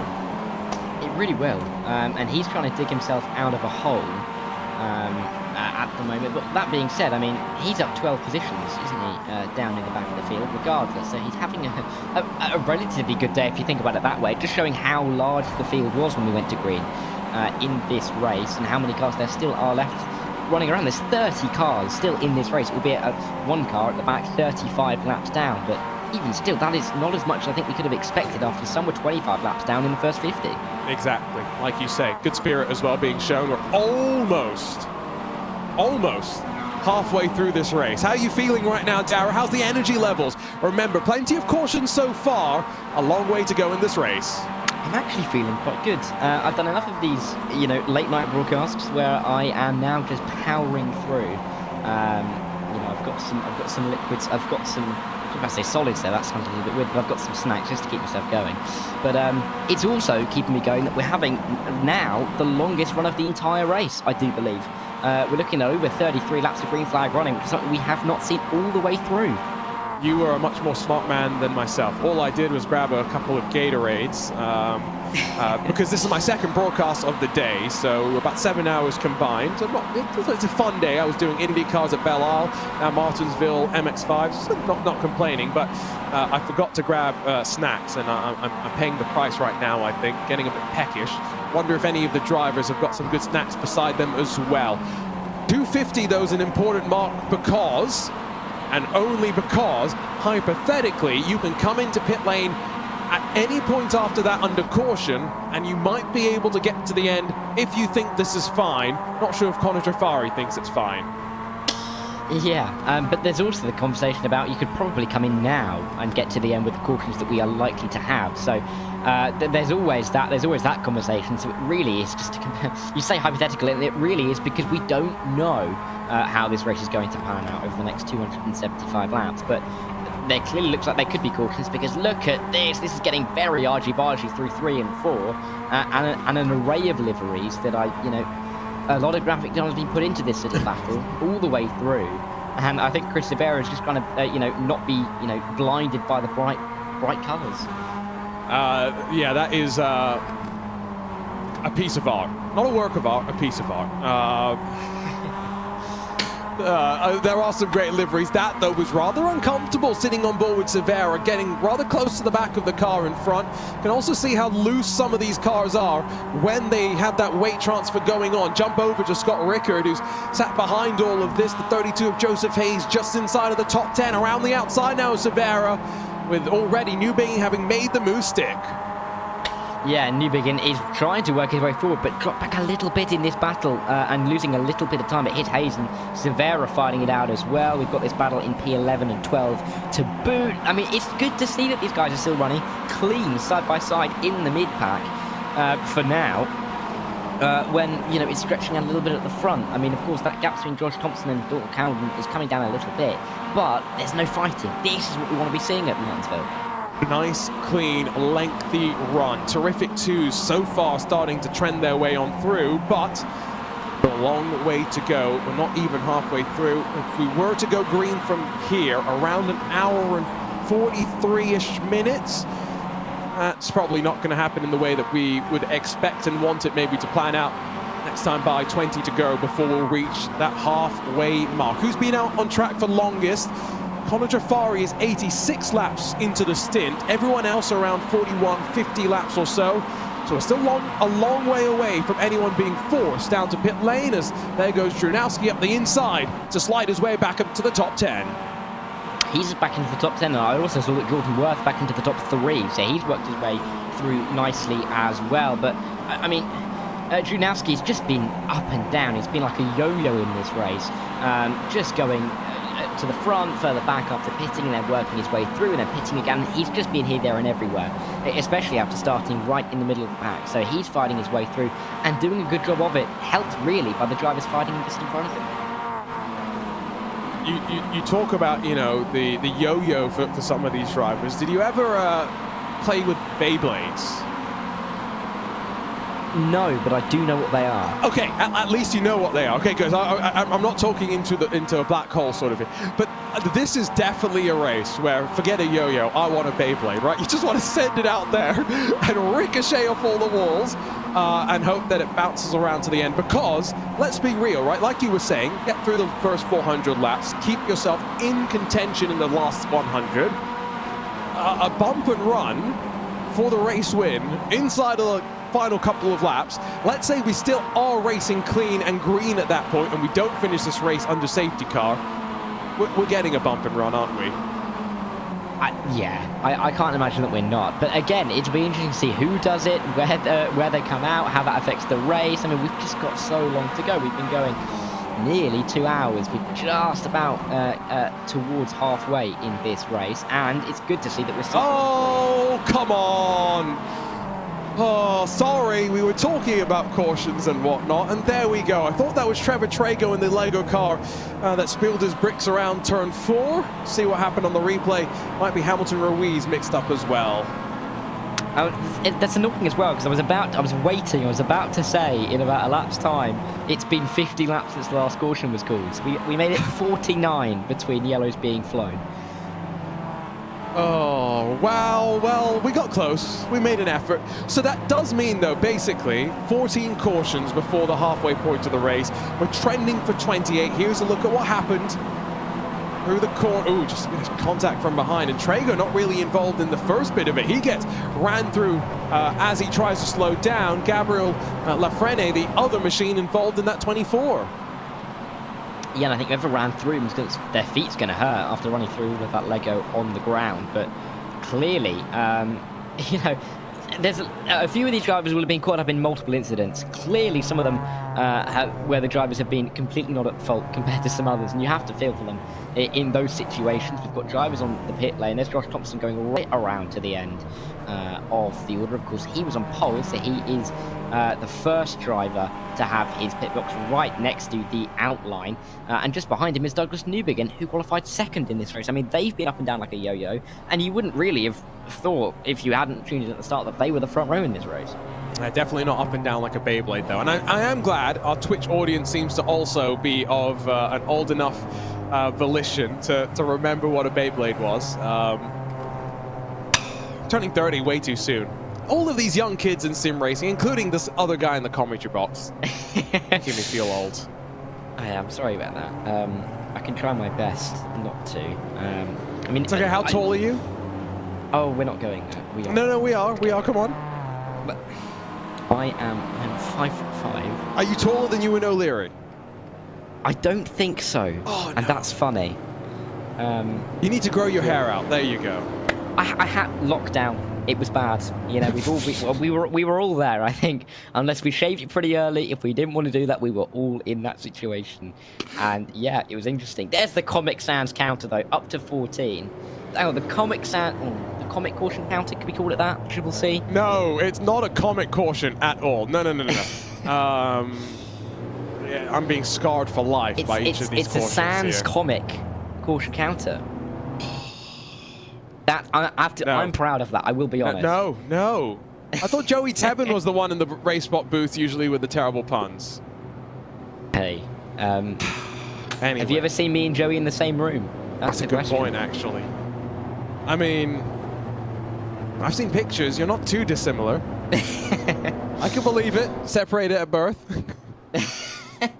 It would be impressive. We also sound very different. But hey. I mean, that's just get a dialect coach. It's fine. I know you could do it, Dara. Yeah. I mean, I have American family as well. I mean, if I spend long enough with them. There you go. Exactly. I see some questions, by the way, about is there a maximum number of cautions? No. We're sat here for as many times as that pace car driver's called out over our 500 laps. And I also see some comments about people saying that they won't be able to stay up for the whole thing. Well, there's 2 commentators, a broadcaster, and 30-odd drivers that will be. Will we? Oh my. Well, if you fall asleep, I'll be here on my own. Good point. We're down to about 20 left on the lead nap now, so one by one, we are slowly starting to see attrition play its part. Was worried we might see a delayed start given how much of the field is still yet to catch up to the back. But as Jake Mowdy, Jacob Snyder up front and leading, remember, plenty of cars down onto pit lane, including former race leader Josh Thompson, who now is trying to hold on around the outside to fight for third. Restart underway, and still 18 cars covered by 3 seconds. Yeah, good to see these guys still fighting it out, of course, as they will. We're seeing that in every restart, but Josh Thompson having to fight for a little bit more, of course. He was in the lead, he was cruising. He didn't want that caution, he knew it was coming, of course. There was no way we were getting to the end totally in green flag running, but you know, he was having such a good time. He was finding his pace. He was finding his lines. Oh, and now he won't be, because that is a big old collision. And well, yeah, there comes the chain reaction. Dylan Connolly, Villalobos, Rickard, Zier. Oh, plenty tangled up in all of that, and a very mangled Team Redline entry. Tangled up with Chris Severa, and takes a tow back to pit lane. There we go, cautions breed cautions. And we were hoping to get to the halfway mark before we saw another one hitting lap 200. And we've had 2 in the space of 10 laps. Here's a look at the replay from up above. Yeah, and we can just see Josh Thompson going in deep. I think it's a rear slide. Yeah, there's a rear slide from the car in front, and Thompson doesn't really have anywhere to go. And that is not what an MX-5 should be looking like, really. I was also looking at the drivers on the left-hand side in the top 10 now, and there's definitely the number 25 that has profited from this situation up into 5th. Also the likes of Lilac Zia, the number 34 car up into 7th, Dylan Connolly up into P8. This is what we were talking about, the recycling of the leaders. Means that we're seeing a lot of these drivers near the front, and only a couple of these names are really staying through. Some of the comments that have just been posted in the Twitch chat are unhinged. But the only thing I have to say is that Cyberpunk 2077, the documentary-style game set in the future that tells, predicts what the world's going to be like in 50-odd years' time. It's a crime against pizza to put pineapple on your pizza, so just be cautious in the future. What's your opinion, Dara? Does pineapple belong on pizza? Absolutely not. No, never, not in a million years. This is the thing. Pineapple is far too sweet to be on a pizza. Not getting any arguments from me here. Yeah. And just to be clear, you can do what you want on a pizza. As much as we're saying that pineapple's too sweet on a pizza, have you ever had a chocolate pizza? I made a chocolate pizza when I was about 6, but I do not believe I've had one since then. Exactly, those exist as well, so. But there's also, of course, there's barbecue-based pizzas that look like chocolate pizzas, but taste awful in comparison. Ooh, you do not like a barbecue-based pizza? No. Absolutely. I think that's worse than a pineapple pizza, genuinely. See what the chat thinks here. I know that people aren't going to like me. Well, I'm sure the pineapple pizza fans are going to come out and complain about the comment. I've already seen that. I've already seen a pineapple pizza being, heralded in the chat. Well, who do pizzas pretty well. I haven't actually had the chance to go to Finland, but I've been told Finnish pizzas pretty spectacular. Are they? What do they put on them? Koti pizza, to be specific, is what they're called. Ooh. I'll have to look that up at some point. I don't know. We'll find out. We're all over the place. We're not even halfway through this race. We've had, 14 cautions? Are we agreed on that? Is it 15 now? 15? Probably. 1, 2, 3, 4, 5, 6, 7, 8, 9, 10, 11, 15. 12, 13. 15. Yeah, there we go. 15, and we're not even halfway through. We are trending to hit that magic 30. Not necessarily the magic 30 that we'd want. Schneider, Mowdy up front, punched the throttle. I know Jordan Worth almost ran into the back of a slow-moving car up high, and so 3 wide, they break the timing line. They fire themselves down to turn 1 around the outside. Jordan Worth's going to rip second away from Jake Mowdy if he can maintain that momentum. But it is Jacob Schneider that holds on to the race lead. 248 laps about to be complete. And Jordan Worth, he really has been the driver that's been making his way through the field time and time again in this race. He is up near the front almost all of the time, and as we approach half distance, you have to say he has been probably the strongest driver in terms of average position over the course of this race, but you also got to put a word in for Dalton Cowden, who's just in behind. But here, we're seeing a couple of other drivers, Luke Mahone, Jaden Profit, who haven't been running inside the top 10, having their go at running with these guys that have been here the whole time, the likes of Junovsky, who is fighting with, that's Joseph Hayes in the 32 car, which is good to see because it's nice to have some new names to talk about on the broadcast. I find it hilarious now that the iRacing YouTube chat has caught up with the pineapple on pizza discussion. You've got someone saying that if you don't like pineapple on pizza, you have a palate of a child. You have someone else that's saying they used to eat pineapple on pizza when they were a child, but they've grown up and they've been cured on it. The two opinions cannot be more disaligned, and that's why I just enjoy it so much. Again, personally, I've got no problem with pineapple on pizza, just I wouldn't necessarily have that on my pizza week in and week out. Can't believe I'm saying this. Dara, We're halfway through this race. 2 hours done, 2 more to go. We are halfway through. Let's just see how many cautions we get, because we have been better on the cautions. I'm touching my wooden desk as I say that, because we've been better in the last 100 laps or so. We've been getting some better racing. We've been getting some more clean laps. Hopefully we can keep that going throughout the rest of this race, but you never know. I mean, we've still got so many cars throughout the field. We're looking at another 27 cars currently on the racetrack, so many still to go. I also saw in the YouTube chat someone said something about beans on toast. What a meal. Absolutely fantastic. I was going to say, beans on toast to someone who still lives in the UK and someone that's grown up in the UK. Yeah, that sounds pretty tasty in many ways to me. Anyway, what we should not do, someone has just said in chat, let's add another 500 laps. No, not happening. Unacceptable. I think that's one of the proclaimers in the chat, isn't it? Typing away, wanting 500 more. But anyway, I don't think we're going to be doing that. And the drivers, could you imagine if the drivers were told on the finish line you've got another 500 to do? I think we'd have riots, frankly. At that point, you have to make it a team race. It's no longer a solo race, because this one cannot be done with teammates. It can only be done solo. It can. My mind is cast back to the Nürburgring 24 Hours and Roland Alfredson, who did the entire Herald. Yes. And the great thing is, I followed Roland on socials after that, and I keep seeing him pop up, and I love it, because he did such a good job in that 24-hour race. He did the entire 24 hours on his own, but at least he was expecting to do that. These guys, when they get to like lap 490, they're thinking, oh, I've only got another 10 to go. If you then tell them you've got another 500, they're just not going to have it. Yeah, and the way that you tell them is on lap 499, they'd cross the line thinking they'd see the white flag, but no white flag to be found.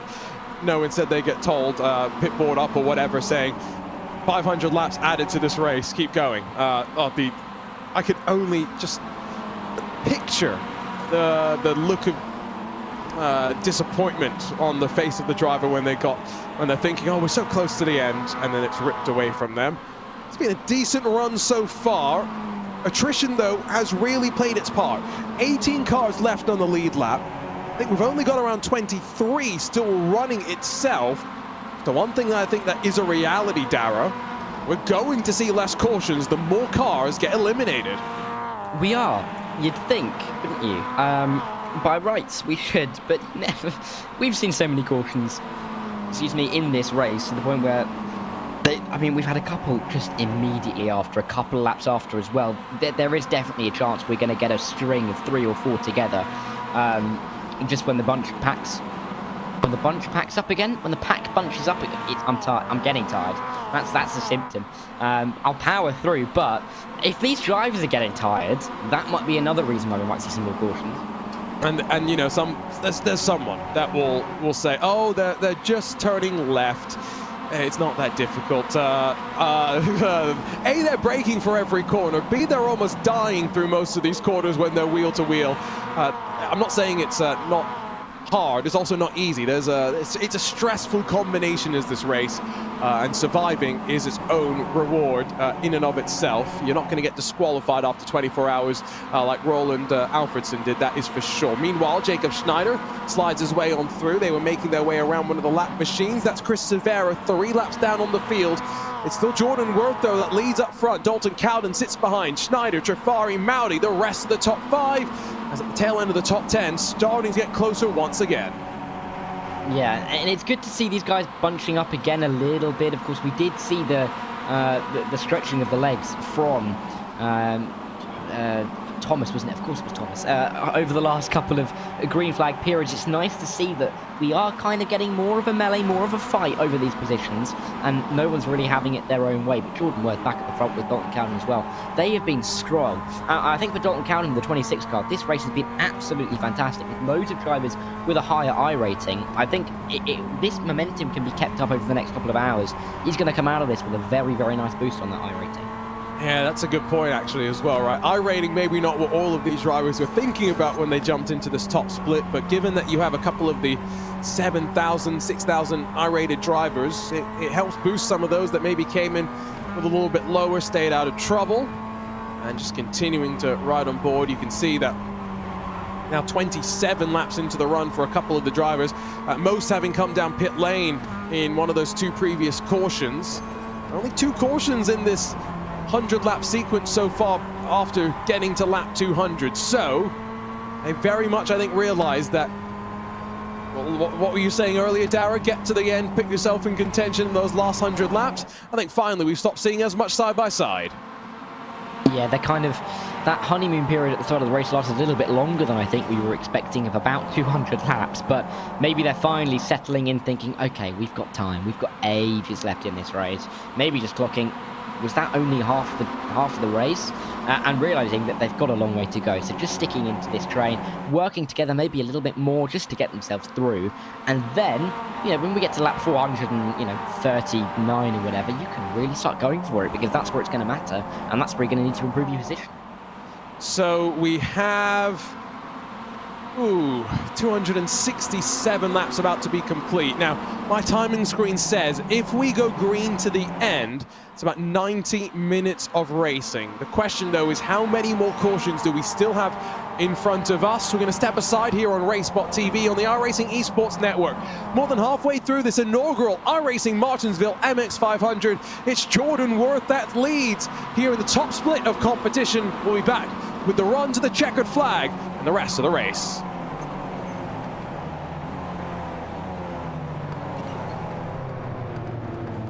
It's pretty rare when you have a development studio that has a multiple decade relationship with a partner. It's pretty crazy to think that, you know, starting at Papyrus, you know, we've been working on NASCAR products since 1994. That was our first release of a NASCAR product. And so here we are 30 years later in a position to now take our next giant step and to move into the console space. The partnership with iRacing has been tremendous. You know, best in class, obviously in the simulation world, and now they're going into the console game. The relationship and collaboration that we've had, not only between NASCAR as a sanctioning body and iRacing, has been tremendous, but I would say a lot of the other partners in the industry. Ever since I joined iRacing, I knew there was a chance that I would be able to revisit the NASCAR license, and I was so thrilled about it that I met with the lead designer, and we spent a year ahead of time working on design every single day to try to see if we can make the best NASCAR product that we've ever done. If you assembled a group of our fans, I guarantee you 98% of them would say their favorite game is NASCAR Racing 2003, Dirt to Daytona, or probably one of the mid-2000s EA titles. Think about this, we have the incredible talent behind each of these classics working on this game. I think that's incredible. So we've got this amazing team.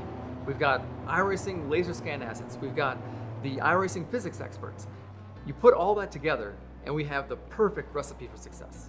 I remember working back on the NASCAR Thunder series, and we'd always have these really late nights, and we'd be sometimes having some downtime where we'd have to wait for a build to get done. And during those times, we'd always fire up the Papyrus NASCAR Racing Series and have an online race between all the devs in the office. And one thing that we really admired about that game was the authenticity that it brought, and we always dreamt of bringing that authenticity to the console side of things. So it's just a dream come true to be finally part of this team and to be able to bring that authenticity to NASCAR 25. I think everyone that worked on NASCAR Race in 2003 season has to be proud to see that here 21 years later, people are still using the product, and many consider it still to be the best NASCAR game that's ever been made. I think what I'm very excited about, though, is what we're going to do with NASCAR 25. I think we have the group of people with Monster and with Papyrus pedigrees that have shipped many NASCAR games, that know what these products are supposed to be, that know what our customers want from these products. I think that there is a really great opportunity in gaming for NASCAR to connect with younger fans. The demographic in gaming skews young, and honestly, you know, when you think about how you might have learned some of the details and rules and intricacies of sport, you learn it from video games. What drives me is kind of making a great game for fans. And so I spend months and months and months working, trying to come up with the best experience possible. And then it always, like one of the highlights of my career is when I finally step out and meet people that have played and have been influenced by the game. And so when I have a game that really resonated well, like the Dirt Daytona series, and I hear it from a lot of people, like one of my favorite memories of all time was the first time I went to the NASCAR licensing booth to get my credentials, and they found out where I was from, and the entire crowd were going like, they made the game. NASCAR 25, honestly, is the game we've all always wanted to build. We've talked a lot about other team members and how we've all sort of overlapped and crisscrossed our entire career, but the ability to finally sort of put all the pieces together, take all of the core elements of what makes all of our teams great, and really deliver the game that we've always wanted to make, even 25 years ago, is amazing for me. And it almost feels like a full circle moment. You know, we all started years and years ago, and we've all been doing this a really long time, but it's super special to put this team together and be able to deliver. We're thrilled to have iRacing as our trusted partner, a team that has consistently delivered exceptional results for NASCAR for over 15 years. Stay tuned for more information as we continue to keep you updated on the progress of NASCAR 25 over the coming months.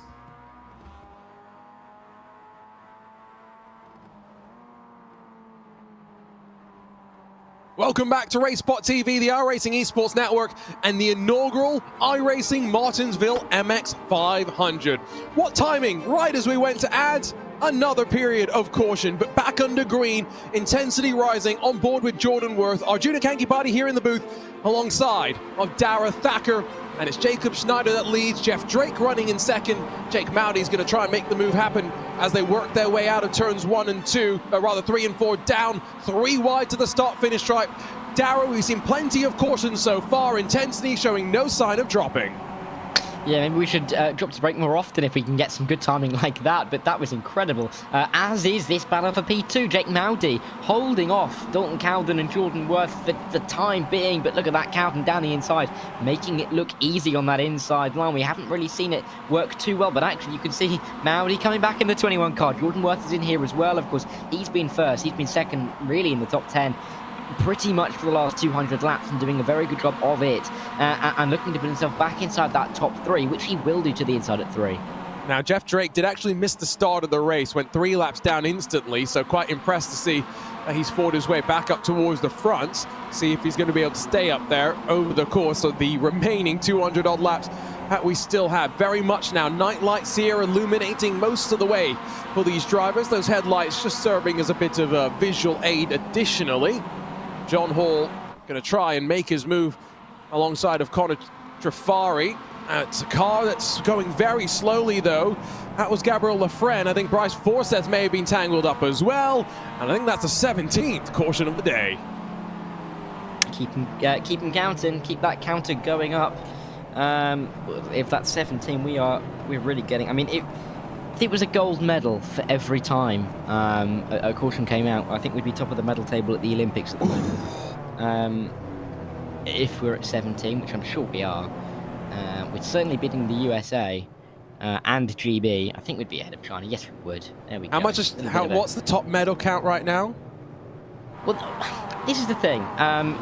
Just to put it in there, having American family, I know that a lot of Americans like to put it so that it's done on the number of total medals rather than... Right, including silver and bronzes rather than just the golds. Yeah, which is laughed at over here. But at the moment, China leads with 16 golds, but America has 61 medals in total with 14 golds. So what you're telling me is in the UK, second place is the first loser. Yeah. In this case, it is. Gotcha. No, I'm just making sure. That's why, to be fair, that's why when Andy Murray wins, he's British. When he loses, he's Scottish. Well, I will say, on a personal note, very sadly, he won't be winning anymore. Oh no, there's no more winning for Andy Murray anymore. Which actually, yes, you know what I mean. Genuinely makes me emotional. But no, I know exactly what you mean. But yeah, it's nice to have that kind of ability. But I mean, if you're the king, you can kind of count together Australia, the UK, right, you know, all of the Commonwealth, and I think by that metric, the Commonwealth wins. So, you know, look at it. I see. It's the traditional British way. Go out and just look at your conquests. Got it. There is a caution count in Comic Sans, by the way. That will never not make me laugh just a little bit inside. I think it's the, you know, I think it's Hugo's best interpretation of the meme about graphic design, where it's just graphic design type. Is my passion, Comic Sans, isn't it? Yeah, that's it. I also know that Hugo's on at least his second bottle of Coke, if not his third, Coca-Cola that is. So, you know, us Europeans, we're doing the hard miles for this. We really are. There's this, you know, I go through the Instagram endless scroll. The algorithm serves me up whatever it does. There's this, and you know, I like a golden retriever. I'm a fan of a Doge, and so I scroll through a lot of various dog accounts. And there's one where there's a dog that tries to be a graphic designer. Yeah, that looks like the dog did some design there. Yeah, I don't know if you just saw Hugo flickers up on screen in the in the bottom hand corner. Sorry, that really got me. No, but I know exactly what you mean. You know, you can get caught by the algorithm, and 3 hours later you're finding yourself looking at being scared at videos of you being put up commentating, and that really shudders you.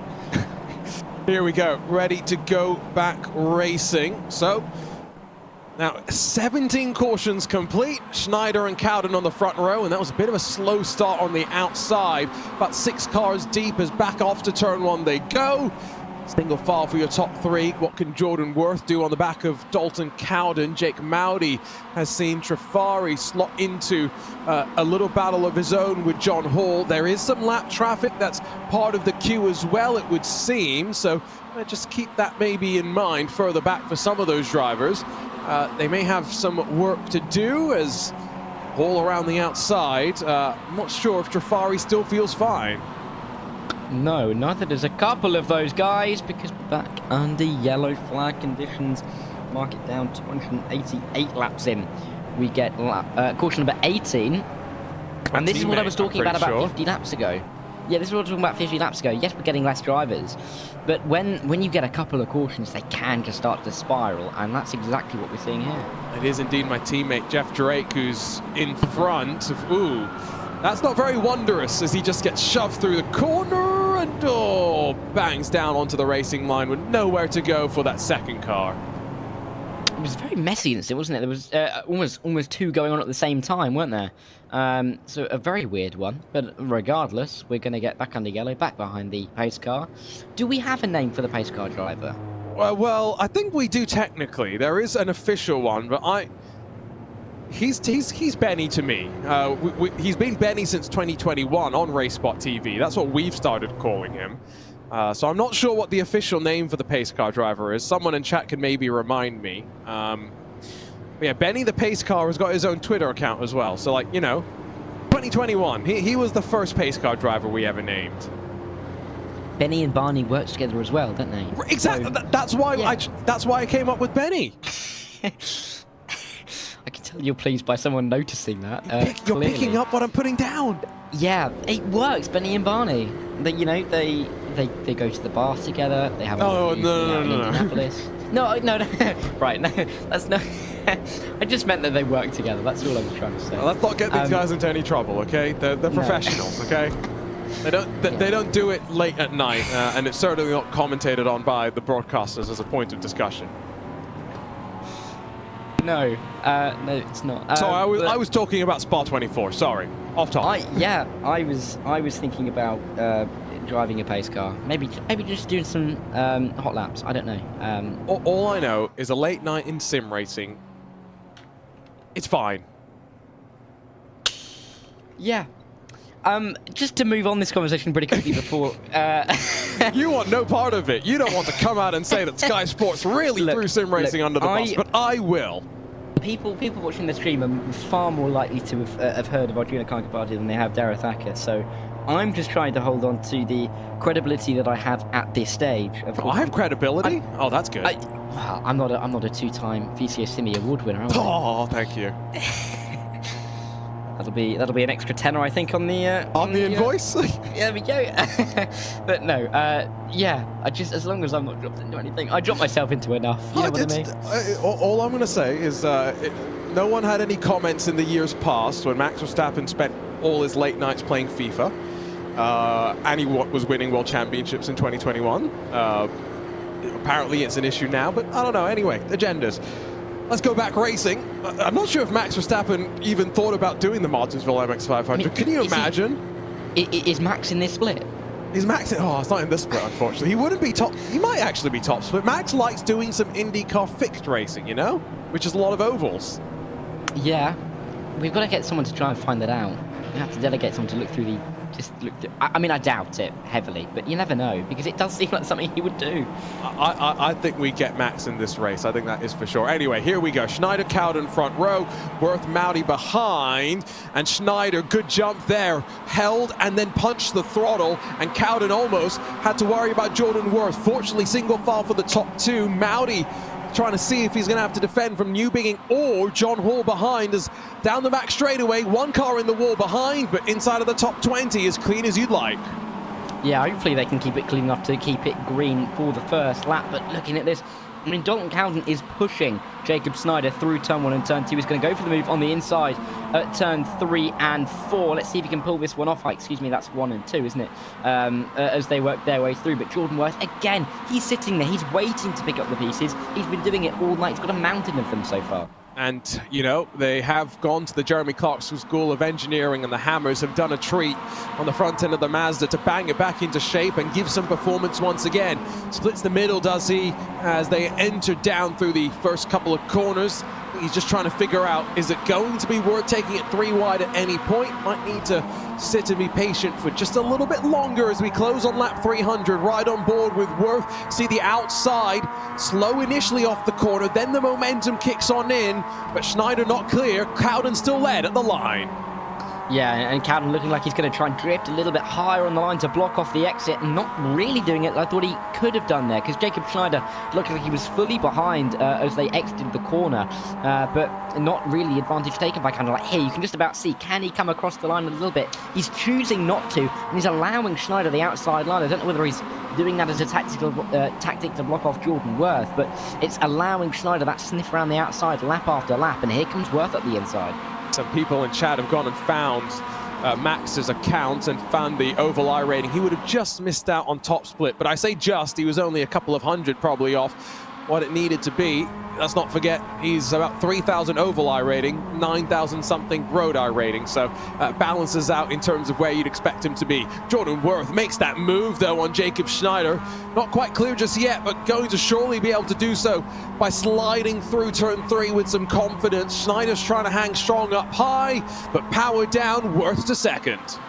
Yeah, and Worth doing a very, very good job throughout this race. He's probably been the top mover in the front 5 throughout this race. Really been picking the lines nicely, and he needed to get through, didn't he, on Jacob Schneider, because otherwise Dalton Cowden is at risk of running away here. The likes of Hall and Newbigging might be trying to follow, as well as Newbigging trying to sneak his way to the inside. You'd probably scare a few drivers off the road if they looked in their rear mirrors and saw that arriving on the rear end, and he's managed to scare Jake Mowdy out of P5. Yeah, Mowdy, who started up into the front 2 rows a couple of restarts ago, starting to slide backwards, but by no means in trouble. Remember, top 10 really where you want to be. Daniel Solo's fighting with Lafreniere a little bit further behind, but he's been able to work his way back forward as well. Plenty of drivers who have had to put themselves through some adversity and now show back up on the other side. Inside of Solo is Lafreniere in the orange and black, but not going to be able to make his way on forward. Seems like Solo's got a lock on that spot for now. 37 started, 20 left on the leading lap. I think it seems to be officially 5, then a couple of laps down and circulating behind. So, as we continue to run, officially now with less than 200 laps to go, we might get some decently long runs, although some decently big sends as well in these fights. Yeah, it's a very, very big send, wasn't it? Right at the back of the train. It really was a tight inside line, but I think it's been made to work here by the drivers just behind. I think that's Luke Mahone in the 27 car, making it on Jacob Klein. But at the front, we're looking at a move for the lead. Again, it's Cowden and Worth. Worth to the inside, and he's going to take it in that lime green car. A big move from Worth. slides his way forward. It's not completely done. Now, can he get it secured? Running through the next couple of corners. Remember, we've seen that the high line has worked on occasion. Low line has also worked on occasion. Seems to be something about how the battles play out. Got to be careful when you're down low, how much you ride that inside curb. Unsettles the car, can wash you up high, and that's been the source of a couple of our cautions so far. Cowden, though, great defense, just rolls his momentum around the corner and holds on to the lead. And this train really is keeping it tight at the front, isn't it? I mean, 1, 2, 3, 4, 5, you can just throw a blanket over quite a few of them. They're nose to tail, but they're not really, well, not really throwing it to the inside. I'll eat my words, because John Hall's gone to the inside of Jacob Schneider. 1, 2, and maybe 3 now. We're going to get past the number 4 car, who is starting to fall back in the order. Really staying out longer is enabling Jacob to stay out the front when it comes to the pace car restarts, but he's just starting to drop back, maybe as a sign of maybe the tyres being a little bit too old. I think track position clearly important. Another look down low from Worth. Not going to be able to get the move done. Rolling off the corner, will tuck back into line, maybe try and feed a little bit of draft, slingshot his way into a potential move here. John Hall's gone up high. I think that was a bit of reaction, though, to maybe a slow car just in front of him. And finally, Barney the flagman just sits and waits. Not much for him to do, as we do indeed get a relatively decent run continuing to build. Last time the caution was out, not when it ended, lap 288. So we're going on around 20 odd laps since then. Yeah, I mean, Barney, he can just put his feet up, can't he?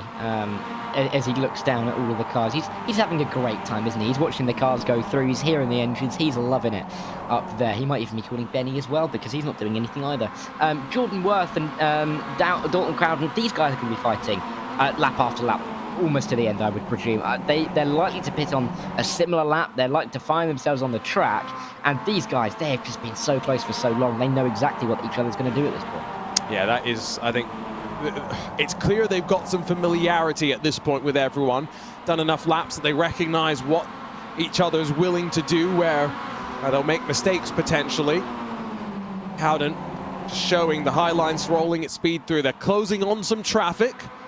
That's going to be interesting to see how it plays out with Chris Severa in front. We've already seen, though, he's willing to go up high and let the field grow through. Is going to cause, potentially, 3 wide at times. Now, John Hall's got underneath of Jacob Schneider's, taken him a while. It's taken some hard work as well, but maybe when you've got some cars in front of you, down low's better than being up high, whereas Cowden can roll the speed. Not such a situation for Schneider, on board with Newbigging in one of the best liveried cars in the day, as Severa pulls out a line. That is such a scary view on that bonnet, isn't it? I mean, if you're looking in the mirror and you can see that bonnet coming towards you, I mean, I'd jump out of the way. I'd just say, oh, I'd say no thank you, and actually the bonnet's just tapped John Hall, nearly sent him into a spin. Thankfully for the number 3 car, he's just about held it together, and Jacob Schneider can stay in front, but somebody else hasn't held it together. I think it's Lafreniere, and just as I was saying, the run was building up. Let's slow things down once again, and that's the 19th caution of the day. 312 laps into the race. There are some quite ridiculous questions at this point going into the RaceSpotTV YouTube chat, if we're being honest. What is the best MCU movie of all time, though? I am going to say, as that's what happened to the 24 machine. Oh, it's a big incident down low, and good job from those behind to go up high, as pit lane's busy for a handful, but Cowden and Worth stay out. Best MCU movie, Deadpool versus Wolverine. Go watch it ASAP. Yeah, and I've also seen what's the most iconic song from Beyonce. It's got to be Single Lady to me. Oh yeah, absolutely. Too much about me. I might say too much about me, but realistically, it's got to be Single Ladies. Yeah, and I don't really know what my favorite MCU film is.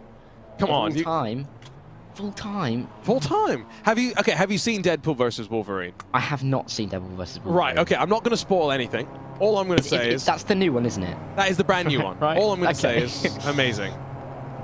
You're not getting paid to promote that. No, I wish I was. Oh, Ryan Reynolds, Hugh Jackman, if you want to pay me, send me an email. Send me a DM.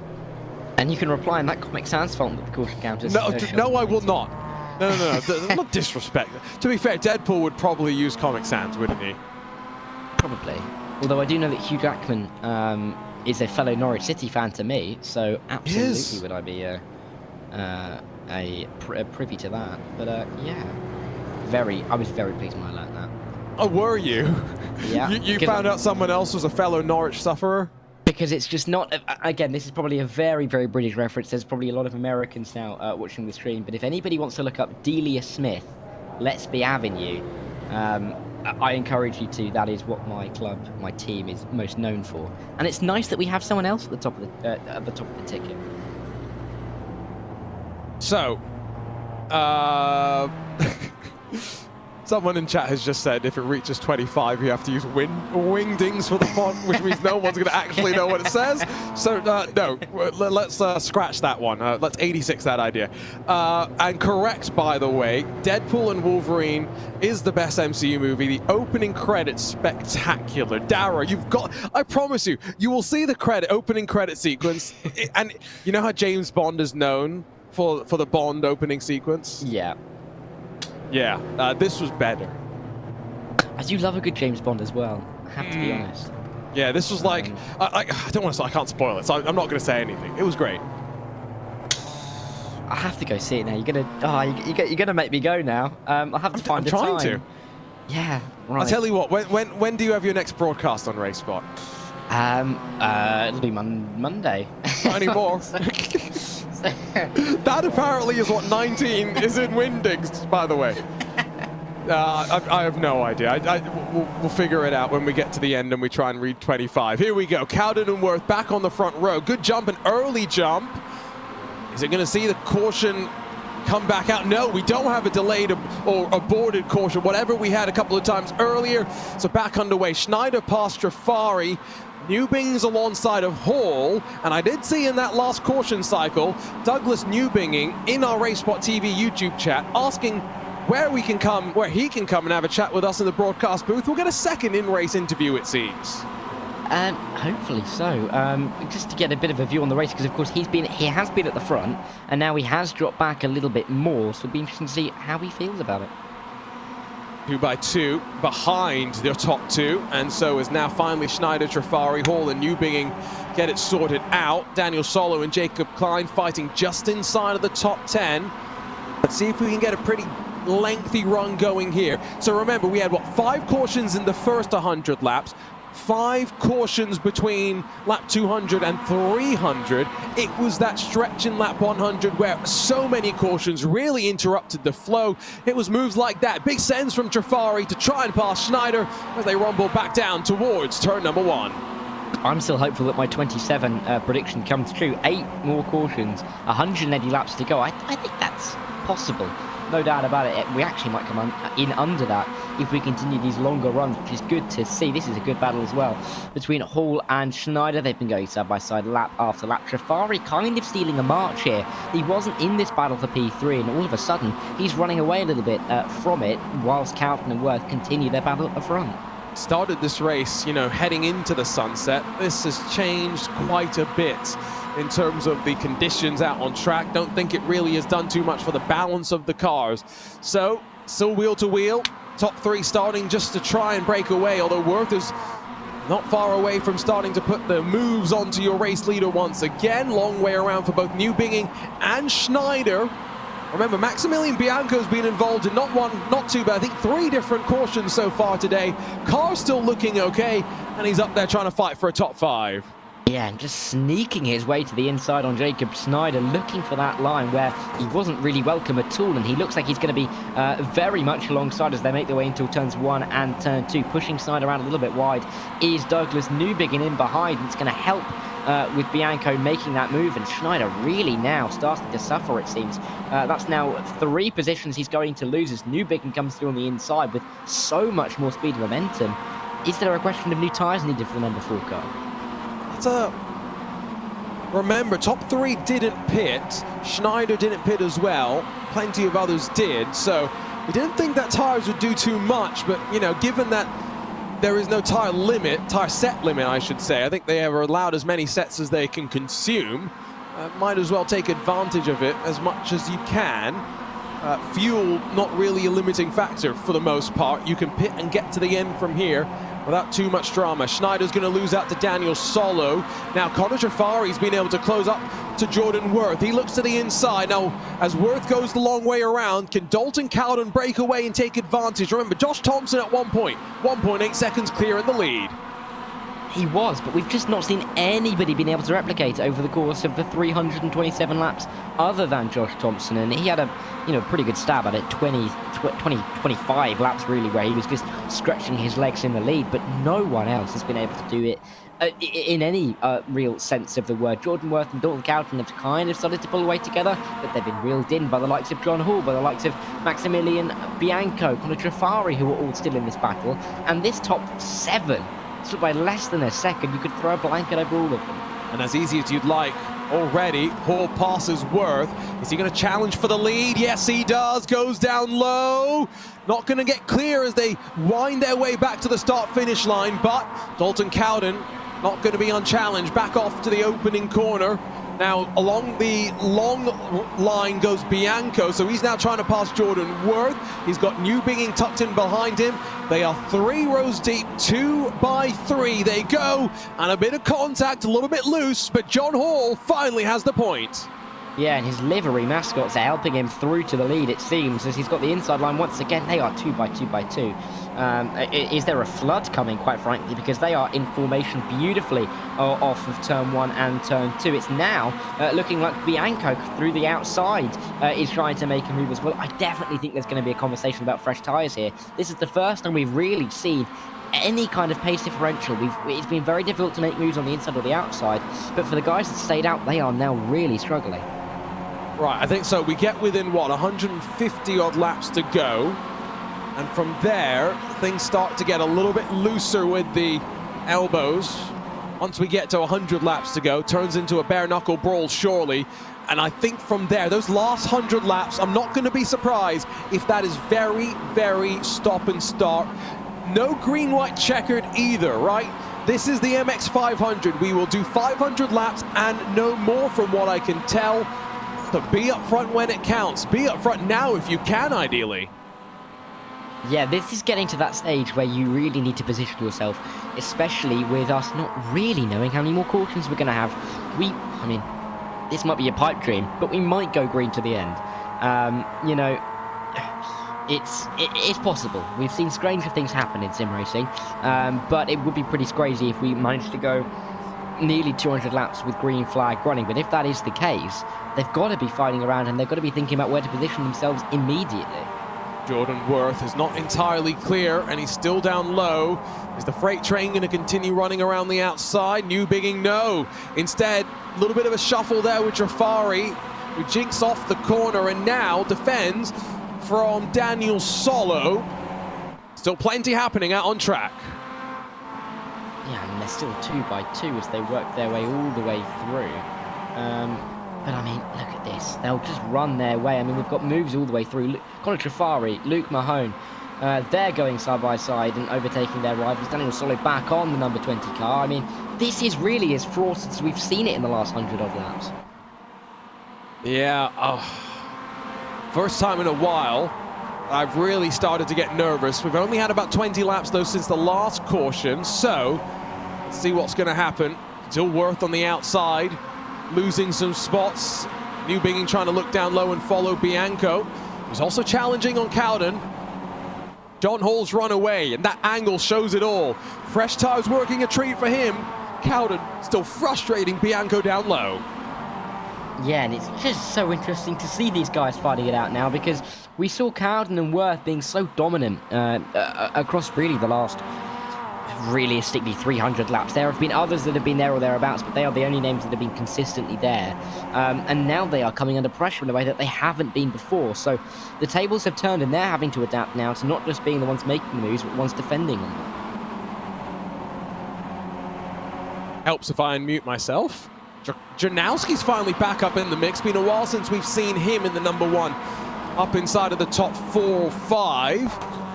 Jordan Worth's going to have to really watch down low, because there was a shot to the back of Douglas Newbing, who just about held on to his car. That was from Drunowski. That 338 complete, still plenty of this race to go. But behind your race leader who's broken away, it's building, it's rising, that level of intensity. Yeah, and I think that's really helped by the fact that Dalton Cowden is really doing a bit of a hold-up job at the minute. Maximilian Bianco clearly has a little bit more pace in the tank, as does Douglas Newbig and as does Mitch Janowski at the moment, and they are trying to work their way through, but a very staunch defence is being thrown by Cowden and Worth, which means that no one can really get through, and John Hall is just being allowed to run away in the lead at this stage. All right, I tell you what, we've got 160 laps to go at the line. Drunowski's just passed Daniel Solo. Prediction time. Who wins this race? Now, John Hall's the easy pick, right? Broken away, but we know we're going to see some cautions. There's no way that gap's going to hold, right? So, who wins this race? We've had the 37 starters whittled down to the 24 left running. Only 16 left in this lead pack. So, Dara, viewers, who do you think's going to win? Dara, you get put on the spot first. I'm going to say it's going to be Jordan Worth. I just feel it. I don't know. I feel like the colour of the car that he's got, particularly in the summer that we're in. I mean, he's been going 360 for, at this point, nearly 360 laps. So, and if anybody gets that, I'm pleased. I've been sitting on that one for a while. I wanted to disagree with you, but then you stole my pick. Oh, okay.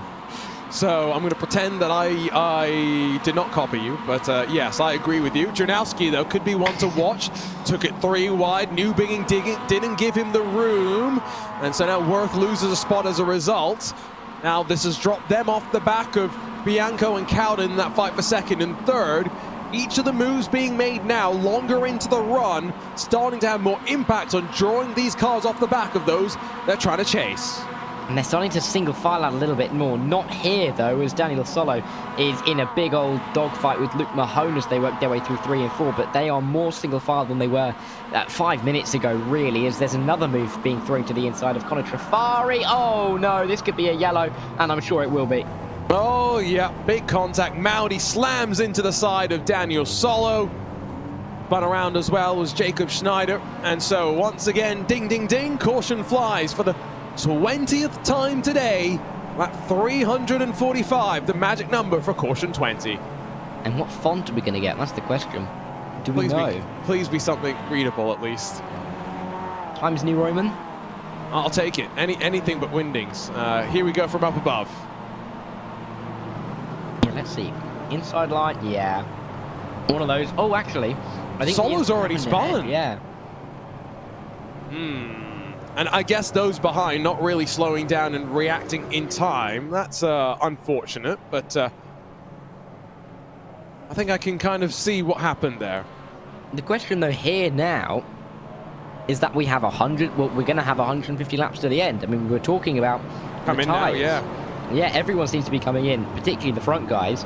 They'll get onto fresh rubber, and that'll probably be them good to the end. You can see just the pile up really into turn 1 and 2. But look at the 2 leaders at the moment. I'm sure they're going to come into the pit lane. But Lilac Zia and Bryce Forsyth, first and second, the number 34 and the 35 car in a 37 car field. If you told them they'd be 1 and 2 on lap 347, I think they'd be very, very pleased, even if they are pitting.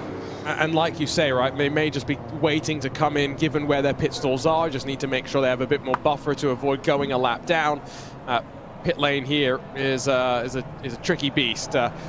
We have the count at lap 20, by the way.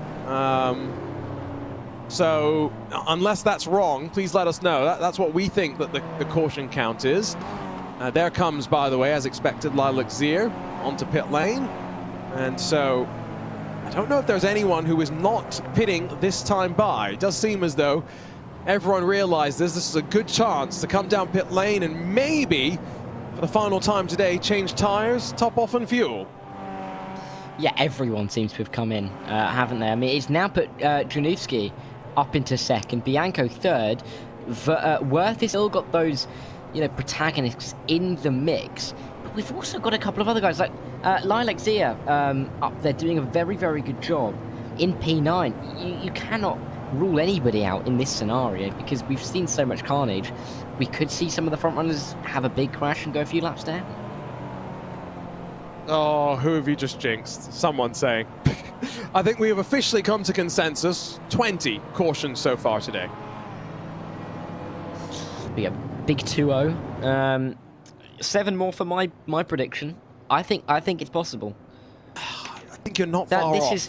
This is the most I've cared about any prediction I think I've ever made, if I'm honest. I mean, to be fair, if you predict this one right, that's pretty on. I'll give you that one. Again, remember, we had 5 cautions in both the first 100 and third 100 laps, but from lap 100 to 200, it was what? 9. No, 8 as far as I can tell. Oh yeah, 8. Yeah. And we've only had 2 so far, so fingers crossed, maybe only 2 more in this 100 lap run before then the final 100 gets set to go. John Hall, Dranowski though, they share the front row. Pace car off and away once again. Now let's get ready to bring the action. 150 laps to rumble for the inaugural iRacing Martinsville MX-500, and on the outside, Dranowski gets a pretty equal jump. He'll try and watch the inside, can cover off any move from Bianco. Worth slides up high, Cowden gets a move inside. Here comes Mahone as well, and Worth drops down outside of the top 5 on the restart. Yeah, just drifting and washing away really up the racetrack and losing 1 and maybe a second position here if he's not careful with Connor Trifari right there. But look at the melee, they're 2 by 2, but in such a weird configuration as they make their way into turns 1 and 2. Dranowski is still holding the lead now ahead of John Hall after making the move into turn 1, but Hall around the outside is going to try and fight it back, and it's going to allow Cowden maybe a look somewhere.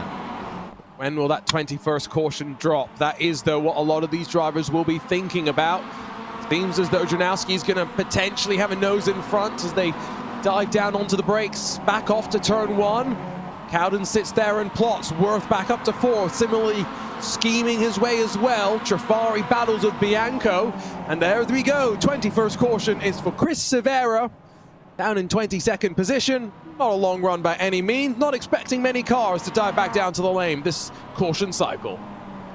Yeah, this should be a relatively straightforward caution in that no one's going to come in, I wouldn't have thought. We'll see if anybody does dive it in, but everyone's just come in for new tyres. You would have thought that no one's going to top off on fuel with so little time since the last caution. But let's see what happened on the replay.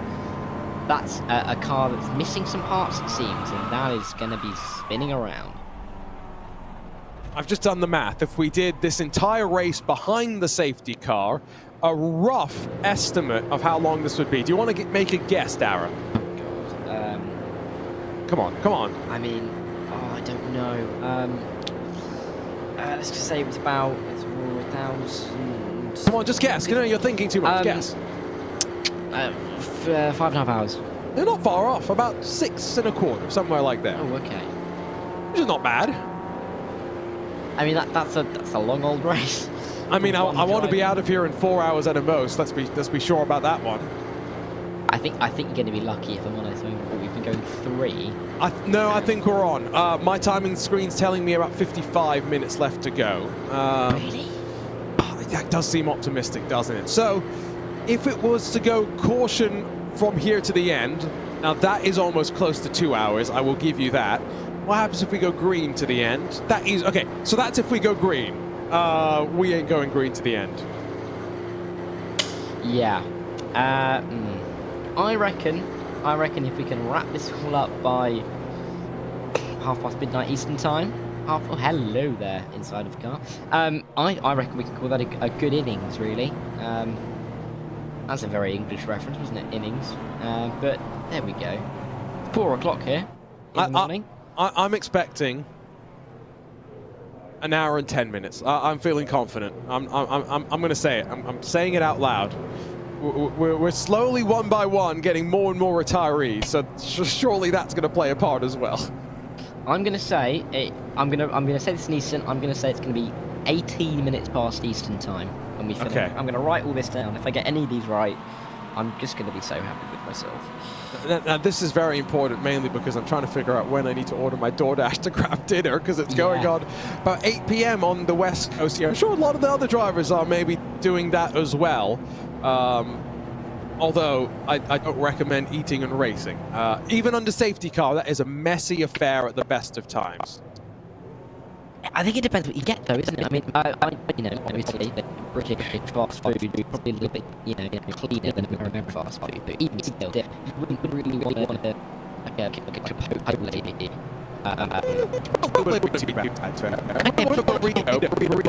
Yeah, but like McDonald's probably okay. Like you get, I don't know how much stuff with a burger over there, but I think that's all right. Just have chicken on the side. The problem with a burger is it can be juicy, you know what I mean? Sauces. Yeah, so that I don't know. What would you risk to eat in your sim rig? Is it a brownie from your parents or something? Tell us what is special and what have you eaten in your sim rig. Here we go, back underway. Got John Hall, Janowski, front row once more, Cowden and Worth sitting behind. And now there's 3 wide outside of the top 10, but it's basically 2 by 2 inside of the top 10 as they roll off the corner back onto the power. Still John Hall leading in that Nexus Esports number 3. I think we're getting to a stage where it's going to feel weird when only one of these drivers win the race, isn't it, really? We've seen them, all of them up high for so long that it almost feels weird that it's going to come to an end at some point. But one of them is going to have to cross the line in first, and you'd think that it's definitely going to be one of this top 4 at the moment. There's other drivers there or thereabouts, but Hall, Janowski, Worth and Cowden are all the drivers that you'd expect to be right there or thereabouts. That was a long old freeze for one of the drivers. Always makes you a bit nervous when you're fighting, especially when you're fighting for the race lead. Janowski on the inside, John Hall up high, and sitting behind Jordan Worth, who's shown a willingness to take it 3 wide before in this race, deciding to scratch in the better part of Valor this time around. We've got 140 laps to go, make that 139 this time by. There goes Worth. He thought about it. He did, but he wasn't able to really make the move stick. We're seeing Janowski and Hall go side by side, though, as Worth is looking to the inside. I think he's going to try and make this 3 wide. He is, you know, and in that lime green car, he's trying to just slide his way up the inside, and I think he's going to get one of them here. Let's see on the exit. They're still going to be locked 3 wide as they make their way into 1 and 2, but this is some insane racing for the front. Ooh, be careful. For a second, I thought Worth was going to hit that inside curb, and it allows Janowski the chance to hold on. Hall challenged now, though, running down to turn 3. Can he hold on to the second position? Don't think he'll be able to do so. Janowski's covering up high, allows Worth the chance to carry a bit more momentum, and he's not really fighting for the race lead as much as he's fighting with John Hall, as going to send it hard, try and force Janowski to be a little bit uncomfortable as they head back down the back straightaway. Yeah, we're looking at 136 laps for about a third of the race distance left to run here. So, still a long way to go. And oh no, that's a big old incident. Oh, and both Jordan Worth and Dalton Cowden tangled up. Caution is finally out. Lap 364. Make it 22 times today. The pace car has been required. It's a good thing. We don't need to worry too much about its fuel capacity. No, but that really now is interesting, because how much damage is there on Worth's car at this stage, along with the other guys who were in that front battle, maybe had a little bit of contact in there, because this could be big moments for the race overall. Here's a look at it. Oh, he got shoved from behind, so Cowden runs into the back of Worth. Then he gets run over by himself. I do think, though, he got away with it for the most part. Worth has already taken 33 seconds, remember, of damage repairs, so this should not be as much. John Hall back down to pit lane. Yeah, he's come in, and that's now left Janowski to lead with Bianco and Trifari, Schneider and Jeff Drake up in the top 5. I mean, we are now really seeing a recycling of those drivers, and this is going to be really interesting to see if the other drivers can fight their way back through. I'm really looking forward to getting the checkered flag out there. Next iRacing special event is the Crandon Championship.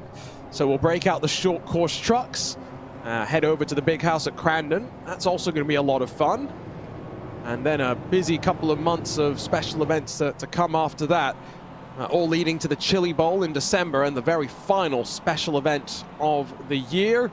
Before month of January rolls back around, and we'll head to Daytona for the iRacing Raw and the iRacing Daytona 24, the biggest sim race of the year. What do we have? What was it, 16,000 people competing in this year's edition. Crazy to think about that. Yeah, I mean, that is... Yeah, and that's just competing, let alone people like us up here who are still a part of all of the action, and all of the people who were working on the servers as well. So lots and lots of people go into making these races, and we really have to thank a lot of them, because they just make them so great, don't they? The fact that we're able to do 500 laps of MX-5 racing at Martinsville, just as an ability, is just fantastic. Yeah, it's, again, one of the crazier combos you could think up. I've done some weird things with iRacing as well. Went to Lime Rock during the night, so there's no night lights at Lime Rock, so it's pitch black. We're all in Indy cars. We put AI out in Formula Vs, and the fun thing about a Formula V is that when it shifts gear, there's a puff of smoke that comes out the back, and you can see it in the night light, even without any headlights. So you can sometimes tell where you are based on that. And then we also put, I think it was some TCR cars out with AI, so we had some proper headlights around the track. Dara, when I tell you it's one of the most fun things I've ever done in iRacing, I'm not lying to you. More crazy stuff like that, please. Yeah, I've also done other things that I might need longer than this half a lap's worth to explain, but you can do so much great stuff on sim racing in all different kinds of sims, particularly on iRacing, where you can just mash up everything and it just goes well. Yeah, unfortunately, we'll get back to that maybe in a little bit of time, because back underway, and Mitch Stranowski gets the jump on the field. Maximilian Bianco alongside on the restart, tucks into line down through turns 1 with Schneider and Trafari battling, and the caution about to fly once again. There's a car pointed in the wrong direction. It's Luke Mahone in the 27. Oh, boy. I think that explains it. Really, that's caution number, what, 23 now? Something like that. Yeah, you got an F3 box on iRacing for a reason. Sometimes you've got to remember to use it. Yeah, but if this is caution 23, I'm not liking. There we go. There's the Comic Sans. Oh, you're not liking your 27 prediction? Oh, I'm not. I was liking it about 15 minutes ago, but not anymore. Yeah, well, the problem is they had, what, 2 cautions inside of the opening 50 laps of this 100-lap dash from 300 to 400. They've had 3 in the 20-something laps since then. Yeah, we had 1 in the first... Well, we only had 1 between lap 293 and 344. And then we've had 3 since then. Or 4 since then, sorry. We've had 4 since then. So, yeah, we've just kind of piled it on recently. But it is really shaking up the order, because lots of drivers are doing lots of different strategies. So in that way, bring it on. You know what, this conversation that we had earlier about pizzas and whatnot has got me thinking? Do you want a pizza? I think I need to order a pizza. So now I'm scrolling through DoorDash and stuff trying to find the right pizza to order. If you've got any suggestions for what pizza I should get, put it in chat. No pineapple on it, please, though. Ooh, that is a big send from New Binging, and I wonder if that spooked a couple of cars. Mahone got tagged, and then just watch this rejoin. Oh, never mind. Don't watch the rejoin. Yeah, I'm sure we'll probably see it in a second, and even if we don't, it was a bit of a nifty rejoin, if that's the word you can use. But yeah, I think some of these drivers, I think fatigue is starting to set in. I think that's got to be an element of this. They have been going for so long. It's been over 3 hours already. We have another 125 laps still to go. I mean, that's still a quarter of the race to run. Let's see it on board here. There's the car in the middle of the road. Hello, no. Oh, they don't crash. They don't hit each other. Okay, fair enough then, you know? Well, I mean, I wouldn't say fair enough, but thank God might be a better term. There you go. I'll give you that one. I see some people saying that I should cook some food at home. Now, that is the most sensible suggestion. And however, it's late at night. This is my second broadcast of the day. I just want my dinner. I'm hungry. I want my food. I'm not having you call it late at night with it being 8 p.m. That's just unacceptable. Yeah, that's fair. What time is it for you again? Just remind me. 4:11 in the morning. Oh. I'm contemplating my third dinner at this point. I don't know whether to call it my first breakfast at the moment. No, now it is first breakfast. Yeah, but if I'm going to sleep Does that count? That's the thing. No, it is early. It is early enough in the morning where it now counts as your breakfast. Okay. And your first breakfast. It's very important. Don't forget, hobbits must have second breakfast as well.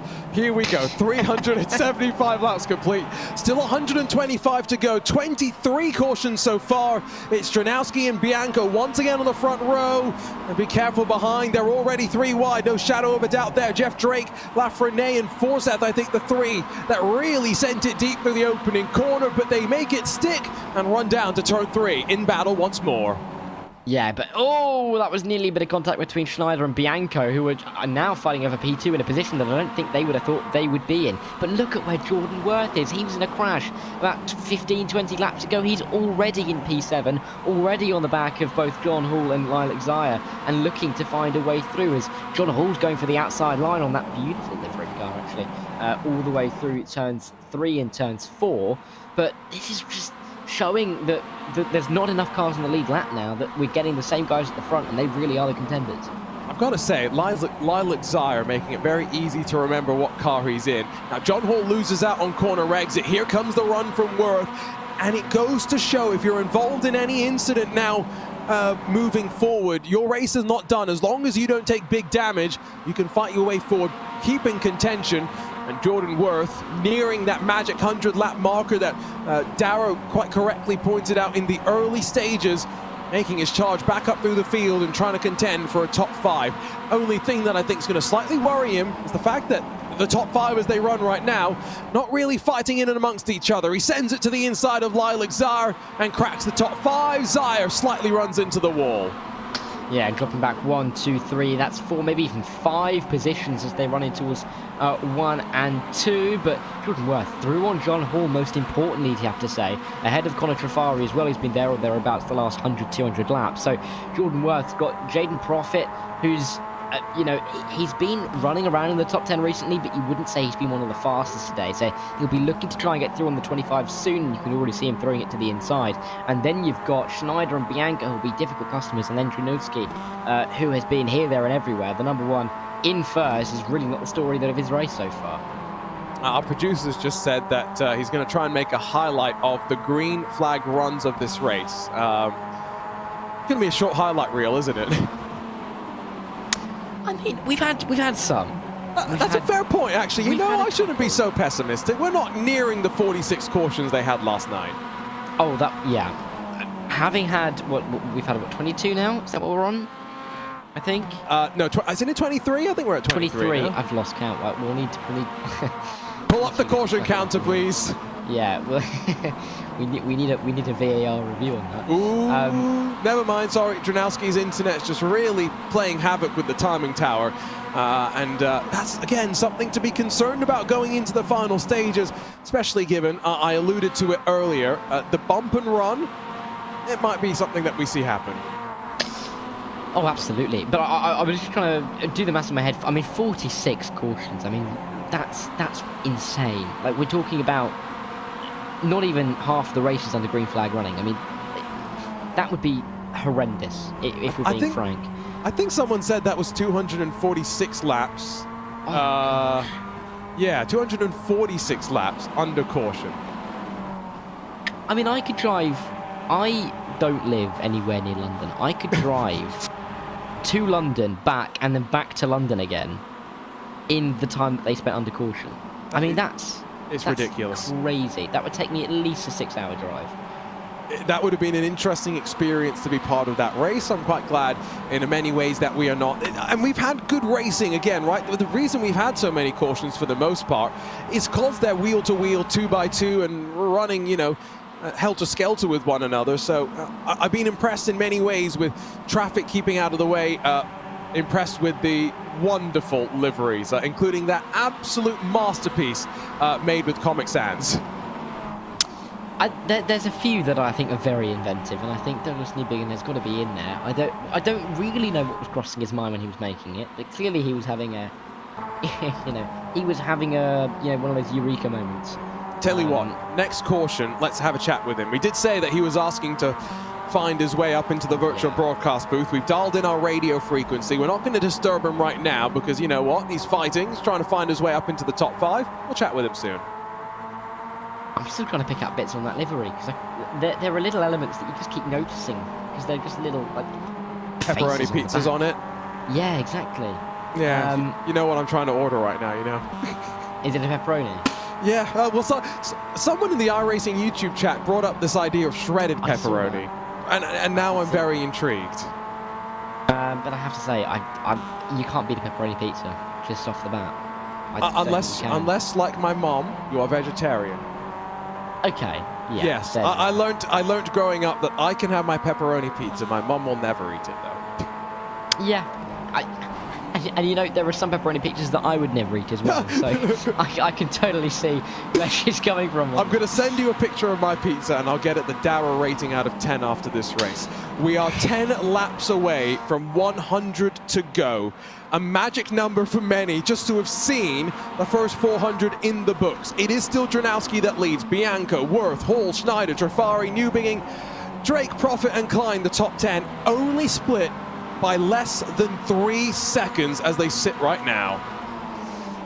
I mean, that does sound, crazy that they're only split by 3 seconds, but then you remember we've had 23 cautions in this race, so they've not really been allowed to bunch out too much, but it's still nice to see. And it's nice that these drivers have been able to kind of ebb and flow with the race, and ebb and flow with the order as well, so they've not really been in a fixed position all the way through, unless your name is Jordan Worth, but you've been in the top 5 pretty much all race long, but now he's looking to be in the top 1 because Bianco and Janowski are side by side locked together through turn 3 and turn 4. This could be quite interesting on the run down towards turn 1 because Bianco looks vulnerable, Janowski looks maybe slightly faster, but Jordan Worth is just trying to find the optimal line whilst defending from John Hall. And I guess we're also starting to question, right, given that there are less cars in the field, pitting has less of an impact, right? There's less cars that you've got to pass to get back to the front. If and when we get some cautions from here, does that start to open up for even those at the front to say, you know what, we've got unlimited tire sets, let's make use of it. It's something that is worth it for us to do. Well, time will tell. Meanwhile, 9th and 10th positions, wheel to wheel, now losing some time to those in front. Might be an 8-car train starting to break away. Yeah, we are starting to see those patterns develop, aren't we, now, after the restarts that we're getting, where we are starting to see some breaks in the trains. And I think that's a symptom of maybe there's less drivers in the top, maybe there's a differentiation in the strategy, maybe they're just fighting a little bit harder, so losing a little bit more time. But we are starting to see those echelons group out at the moment, and that gap between Jeff Drake and Jacob Klein looks like it is growing exponentially at this stage, but there's still chances. I mean, look at Jordan Worth, you just see him through the final shot there, making a move on Maximilian Blanco, and he's going to overtake just about as they run towards turn 3 and 4. I was looking forward to having a chat with Douglas Newbinging, but if we do have a decent green flag run, he might be waiting in that waiting room for a little bit longer than he was thinking. There's the send from Worth. Bianco doesn't really have the speed to fight mid-corner. Comes back, of course, on the exit, uses the 12 degrees of banking to just really get some extra momentum, but Worth now clear. Midway through turns 1 and 2, a nice and easy pass. You can still see there's some damage on the right front. Hammers have been worked on to try and knock it into line as best as possible. It's not slowed him down. He's got a rocket ship. He's really figured things out here. And look at the freight train that's building behind. John Hall, Connor Trafari, they'll be the next to try and make their way past the 23. Yeah, Hammer's been used, but luckily not hitting the exhaust manifold at the front of that car because they're still running in this race. But there are a few front ends not looking perfect, aren't there? Notably on Worth and Hall. It really does show which drivers have been able to keep it clean in this race by the nice clean front bumpers that they've got, notably Connor Trafari, who's popping out of the line, trying to make a move on John Hall for P4, and this would be a fantastic move if he could make it. It's Trafari squeezes him up to the wall, but John Hall just gets that momentum, has almost all of his car in front heading down to the corner. Oh, that's good tight line down low from the 20. Once again, just going to get shuffled back in line as they run down these straightaways. Next time by, we'll hit lap 400. Time after that, we officially have 100 laps to go. 23 cautions so far. 27 might not be a bad pick, all things considered, Dara. Again, if we get to 27 and we've got 5 laps to go and someone pulls out the caution, there is going to be hell to pay. I'll be distraught. You will be disappointed. You are attaching yourself to this right now. I am. I feel I'm emotionally connected to the number 27 now, and I don't know why. But there we go. If we get a 27th caution, maybe on lap 499, I might. Oh, it'd be the best thing. It'd just be the best thing. I'm not condoning that someone does it, but if they did, I'll be a very happy man. We've crossed that magic marker, and the top left's now started to count down. Laps to go. 99, make it 98. As Barney the flagman sees Mitch Stranowski once again. Jordan Worth, though, is right there and continuing to close. We know that Worth likes to try and send some moves. What's he seeing as he sits behind and learns from that driver in front, tries to pick out some tendencies that will open up some opportunities. Schneider's going to try and have a look. Trifari's all alongside of Bianco. We're in the closing stages. These drivers know it. 14 drivers within 4 seconds of the leader, and there's some traffic in front of them as well. Worth dives down low. We've got to fight for the lead. And Worth again looking for the P1. He's been here so many times during this race. He's had so many laps already. He's been in the top 3 for so many laps. Can he make this one work? The number 6 and the number 1. The inside line's been working well for him all race long. He's searched for it when making pretty much all of his moves throughout the last 300 laps or so, but he's going to stick where he is, not really gaining too much, and it's allowing Conor Trifari to maybe have a better run and maybe have a look down his turn 3 here. We're not 3 wide though, not 3 wide just yet. Still, big send from Worth on the binders, trying to slow the car down, rotate it, and then pitch the car back onto the rear tires and get that power down. This looks like a lot of fun. Stressful, yes, fun as well. It does look like fun, in a way, because they've been going around for so long. This is kind of where it matters, and where they're really going to be trying to balance that, or walk the tightrope of it being enjoyable, but also you want to be winning this race. You've spent this long in this race. You're going to be spending 4 hours, you're looking at, doing the race, let alone doing the practice for the race, etc., etc.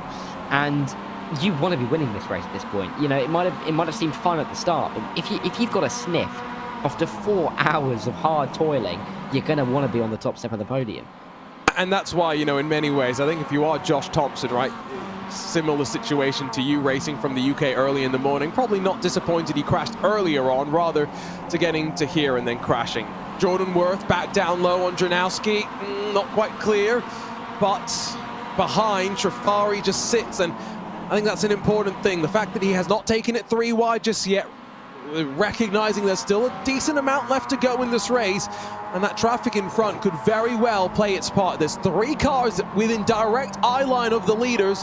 He's back out through the opening couple of corners. Dranowski out wide. Door gets open for Jordan Worth. And also it gets open for Trifari, because he's looking around the outside, not really going to be able to stick it around there, but he's just linking himself to this top 2 and sticking around and waiting for this move to open up and the opportunity to present itself. Jordan Worth looking for that line on the inside as well once again, but all the while, as you mentioned, these guys are catching those lap cars in front.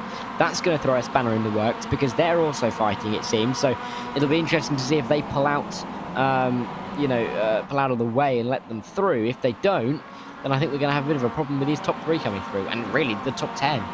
And so have we also kind of learnt that being on the outside, kind of where you want to continue defending? Have to wait and see if that holds true later on. Jordan Worth now is on the outside of Trifari, but with that traffic in front of them as well, just about gets out of the way. Trifari tries to wash up the track and just pinch Worth that little bit, but comes back around the outside as the bright green machine. Dranowski has that little bit of an internet issue in front, don't mind that. Now Worth very much, I think, got escorted up high slightly. Still there, still stubborn, and trying to hold on the long way around.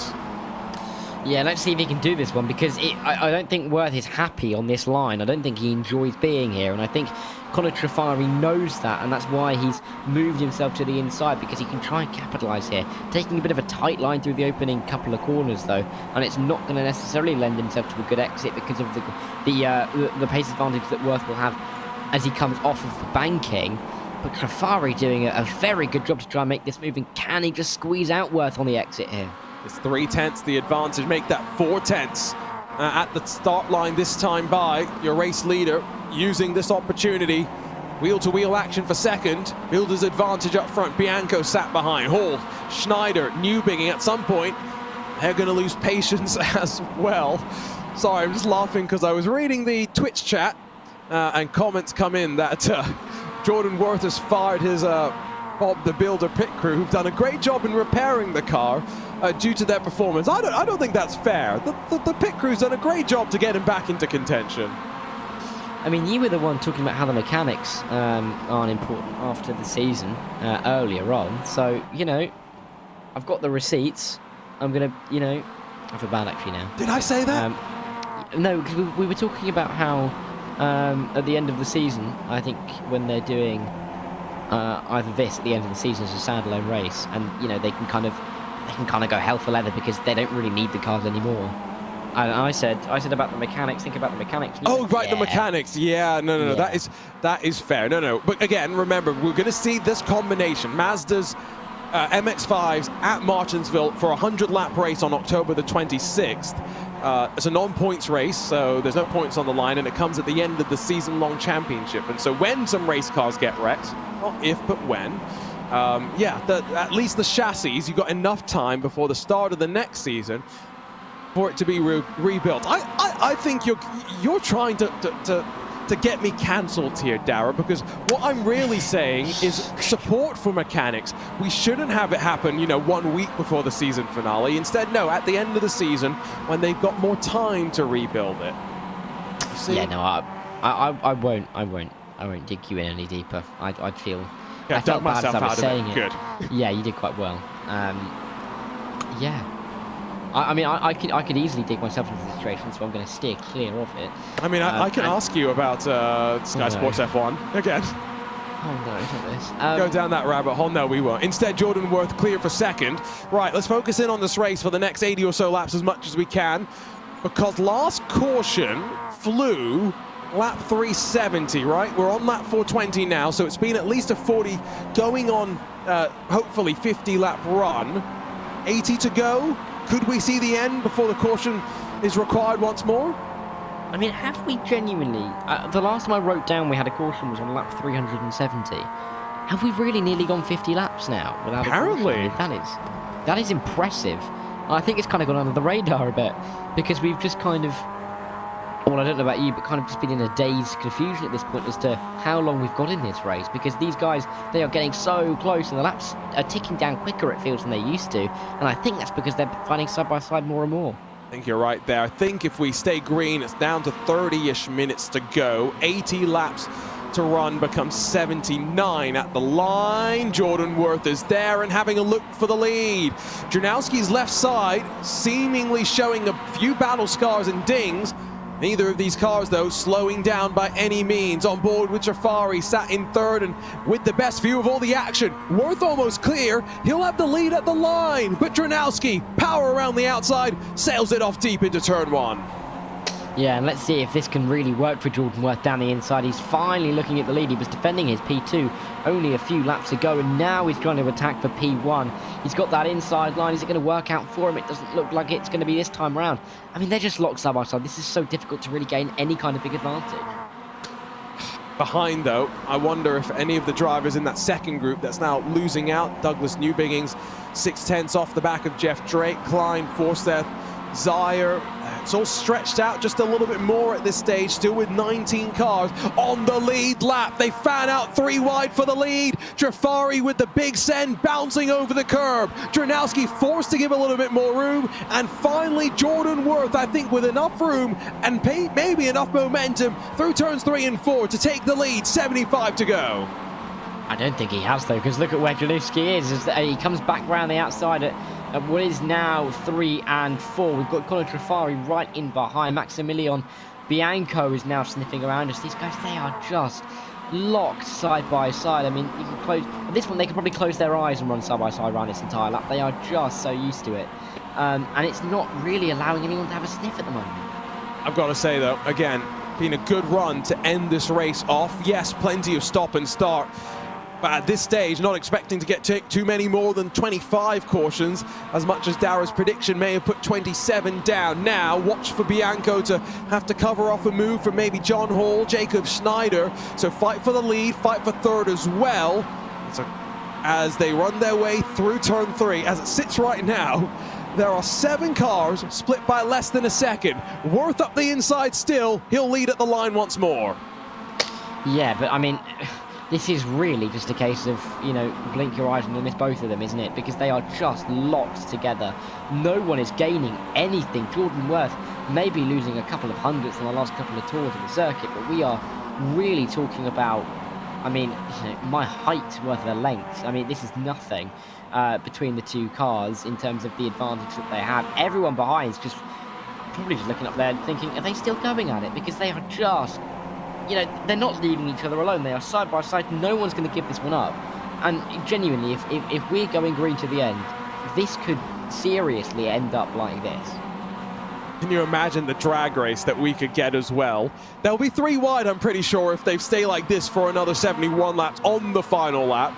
Jafari's patient at some point, going to wear pretty thin. John Hall was not able to make the move on Bianco, by the way, so he still sat there in 5th in that Nexus Esports number 3. Oh, Jordan Worth for the first time, I think, was very much almost in a spot where wash up the track a little bit more, unsettle Dranowski, and there's the chance to maybe clear. But one more lap they spend wheel to wheel. Those laps are ticking away right now. This green flag run continues. But still, Trafari, ooh, he's trying to decide which line he wants to follow on through. Yeah, if you're Conor Trafari, I mean, seriously, what do you do in this situation? You've been sitting here for at least the last 5 minutes doing, or being able to do absolutely nothing.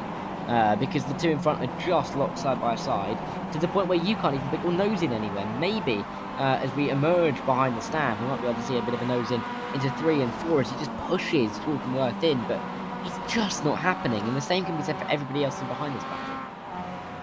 Right, here we go. Finally, here comes a 3 wide. Trafari's going to give it a go. Shows his nose to the inside of Jordan Worth and sticks his nose through as well. They'll fan out off the corner. Dranowski's going to get swarmed here if he's not careful. Oh, this is treacherous. Bianco feathers off the throttle. He knows he's got to sit back and wait. Trafari gets cleared. Worth has got a nose in front of Dranowski as they run back to the line. And Worth now clear for the lead. What's he going to do into turn 1 and 2? Is he going to be able to hold it, though? Because we've seen Dranowski come back from a similar gap, and you can just see he's still there. Oh, but not anymore. He's hit the wall. Ooh, now, remember, we've seen cars hit the wall. They've lost momentum, haven't taken on much damage, though. He's got to build his speed back up. It's not going to matter. That's Schneider into the wall and into the wall hard. We've got 67 laps to go. And where is the caution? There it is. What lap is that? If we work it out, that's 4:33, isn't it? I think 4:34 technically. Oh, okay, 4:34. That means if the safety car period or the pace car period lasted 5 laps for the last one, we've just gone 59 laps green, which is incredible. I tell you what, we'll look at the replay. They went 3 wide, remember, with Dranowski up high. And so you've got Hall in the middle. Schneider maybe washes up slightly, but, you know, I don't think you can really say either of them did anything wrong. Let's see, though. He's been waiting very patiently, and now he's in pit lane. Douglas Newbinging started on the front row. Maybe joins us in the broadcast booth right now. Douglas, do you have a copy? Yeah, I got you. Hello. Hello. Well, we saw you sat there. We didn't want to interrupt in what was a rather lengthy green flag run, but you've made the choice to come into pit lane and change some tires. Talk us through the call. Yeah, you know, there's tire wear, and you know, it's a good call to pit. You know, I think I could get a lot of these guys. Hopefully I have a good pit stop here. Hang on. John's pit crew has been insane this whole entire time. I want like a drug test on their pit crew because they're like 2 seconds faster than us every single time. I don't know. I need to fire my pit crew, I think. But it's, yeah, it's been pretty good. A lot of fun this race. Definitely, I did the last night's race of this. And this has gotten a lot better, a lot more green flag runs, so you guys aren't here for 5 hours, you know. It looks like it might be a little forecast, like 4-hour race, so we'll get it done pretty quickly. I'm having a blast out. This is a ton of fun. I like the sound of that. I'm glad you're having fun. And we were wondering who would have done yesterday's race and come back over to do this, so glad that your will is maybe a bit stronger than mine or Dara's. Talk us through the paint scheme as well, because, wow, that's a masterclass. Yeah, thank you. So this is actually my, you know, the Moon Car 24 event. Great charity event that originated, kind of like, I guess the idea kind of came from that, where it's a charity race, 24 hours Miatas here at Martinsville. This was our team's paint scheme when we ran for this year. I had my wisdom teeth taken out. I did like 3 stints. It was awesome. Probably one of my favorite events ever on iRacing. So figured, yeah, I got the paint scheme, you know, me and my buddies made, and in 3 hours, and I was like, why not throw it on? So last night we were all running it. Sadly, none of them could make it out tonight for the race, but you know, I'm representing our team here, you know, so. Gotcha. For the record, by the way, you're not the only person that wants to fire your pit crew. Jordan Worth has said that as well. What are you expecting on this restart then? Because we've had 24 cautions, probably going to see a few more, right? And we got 60-ish laps to go. Yeah, I mean, we had 46 last night, so I don't think we're going to beat that record. I know Jordan really wanted us to. I definitely think, I don't think we're done wrecking here, you know? I definitely think we're going to a couple more. I see we got one car, maybe it stayed out or took 2 tires. I don't know what the call is on that, but we'll see. I definitely think it's going to be interesting. We're going to definitely put on a great finish here. Like I said, this thing is fun. I hope iRacing brings us back for next year, and hopefully it goes good.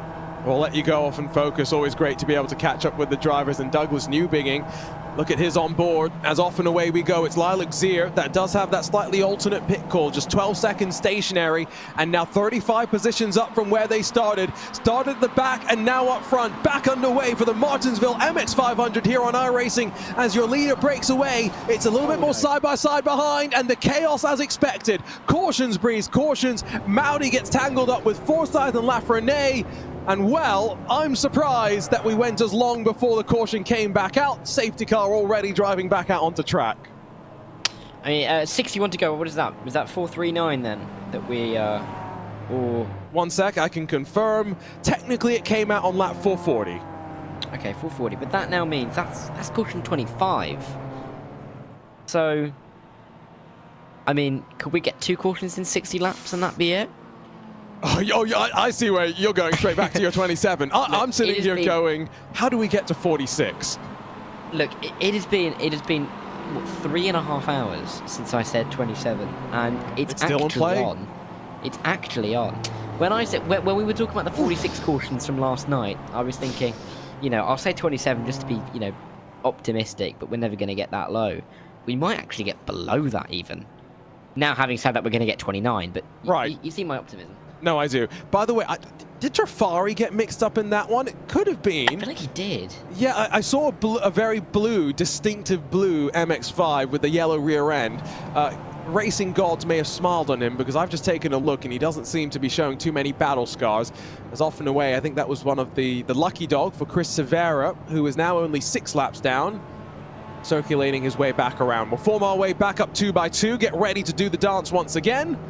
Arjuna Kankipati alongside of Dara Thacker here on RaceSpotTV. So glad you can join us on the iRacing Esports Network. Hugo Luis behind the scenes, controlling all of the action. Lilac Zier, still very curious. What was the call that saw that pit stop be so much shorter than those around? Yeah, it's an interesting one. And I don't know why. Maybe no tyres, possibly? Going for the track position rather than tyres? I'm not too sure, but regardless, Lilac Zier leading this race.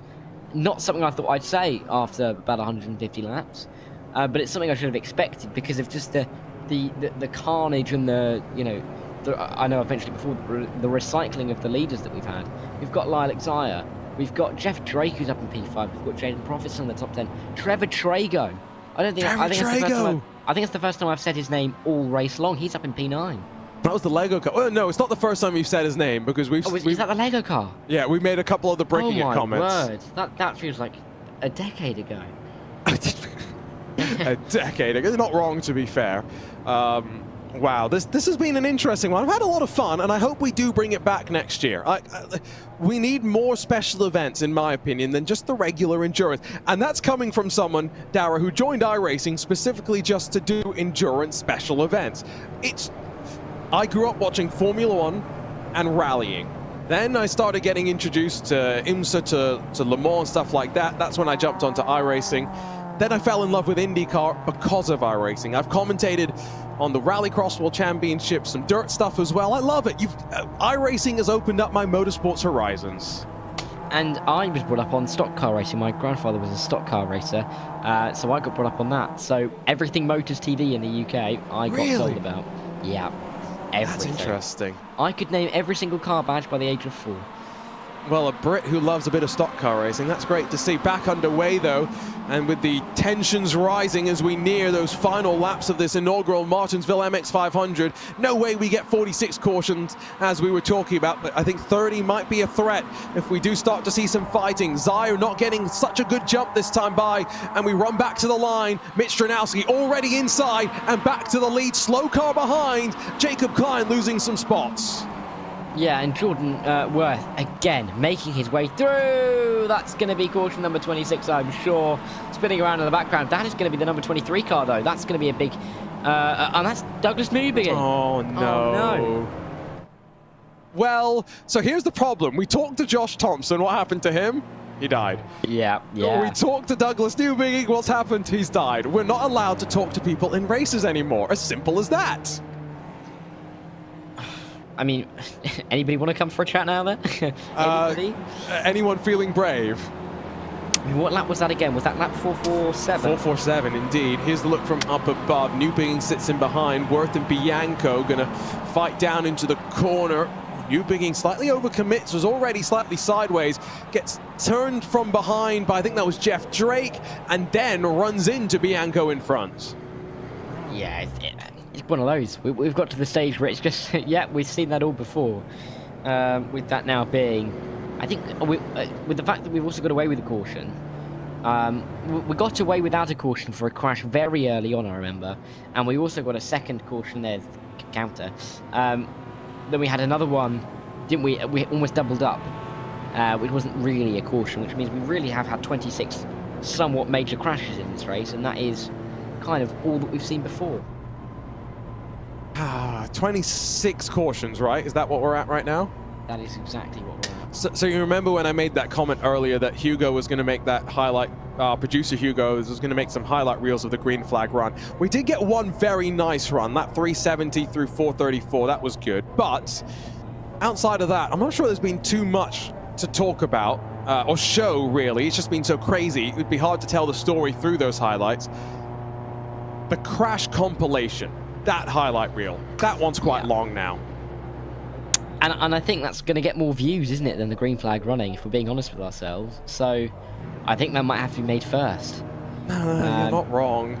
I mean, this is the we have mentioned it. Well, I've mentioned it. The Olympics are on at the moment. We've got gymnastics and we've got the diving on. We could make the scores for the best crashes. Oh well, we did joke before, right, that if we were going to have so many cautions that, you know, if we had 46 cautions, we spent half the race under caution. There's not much to talk about when it comes to the race.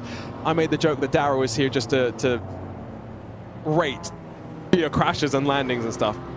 Fortunately, that hasn't been what we've really had. Yeah, we've had some racing to talk about, which is, I think, what we expected, but we expected to have less of racing and more of replaying what we've just seen because of the amount of cautions that were in yesterday's race. I mean, 46. I think the more I think about it, the more crazy it is, because this feels like we've had loads, and we've had 26. Yeah. We have had loads, just to be clear. Oh, yeah, exactly, but we've had loads, but nearly having double to what we've had so far is just crazy, and I think we've kind of been lucky with the amount we've got, considering we got a 50 lap stint without anything. Yeah, that's true. Can you imagine? There's people asking, is a safety car a driver? Can you imagine if you could register to be a safety car driver, and you have one person in one split who had to drive like every single lap, and then you have someone else in another split that never drove a lap? Love the sound of that. I will say, I had a group of friends, including Tobin Lee, who I know is known by some in the community, and we got him in to be the pace car for our little Indy 500 one year, and he did nothing for 2 hours.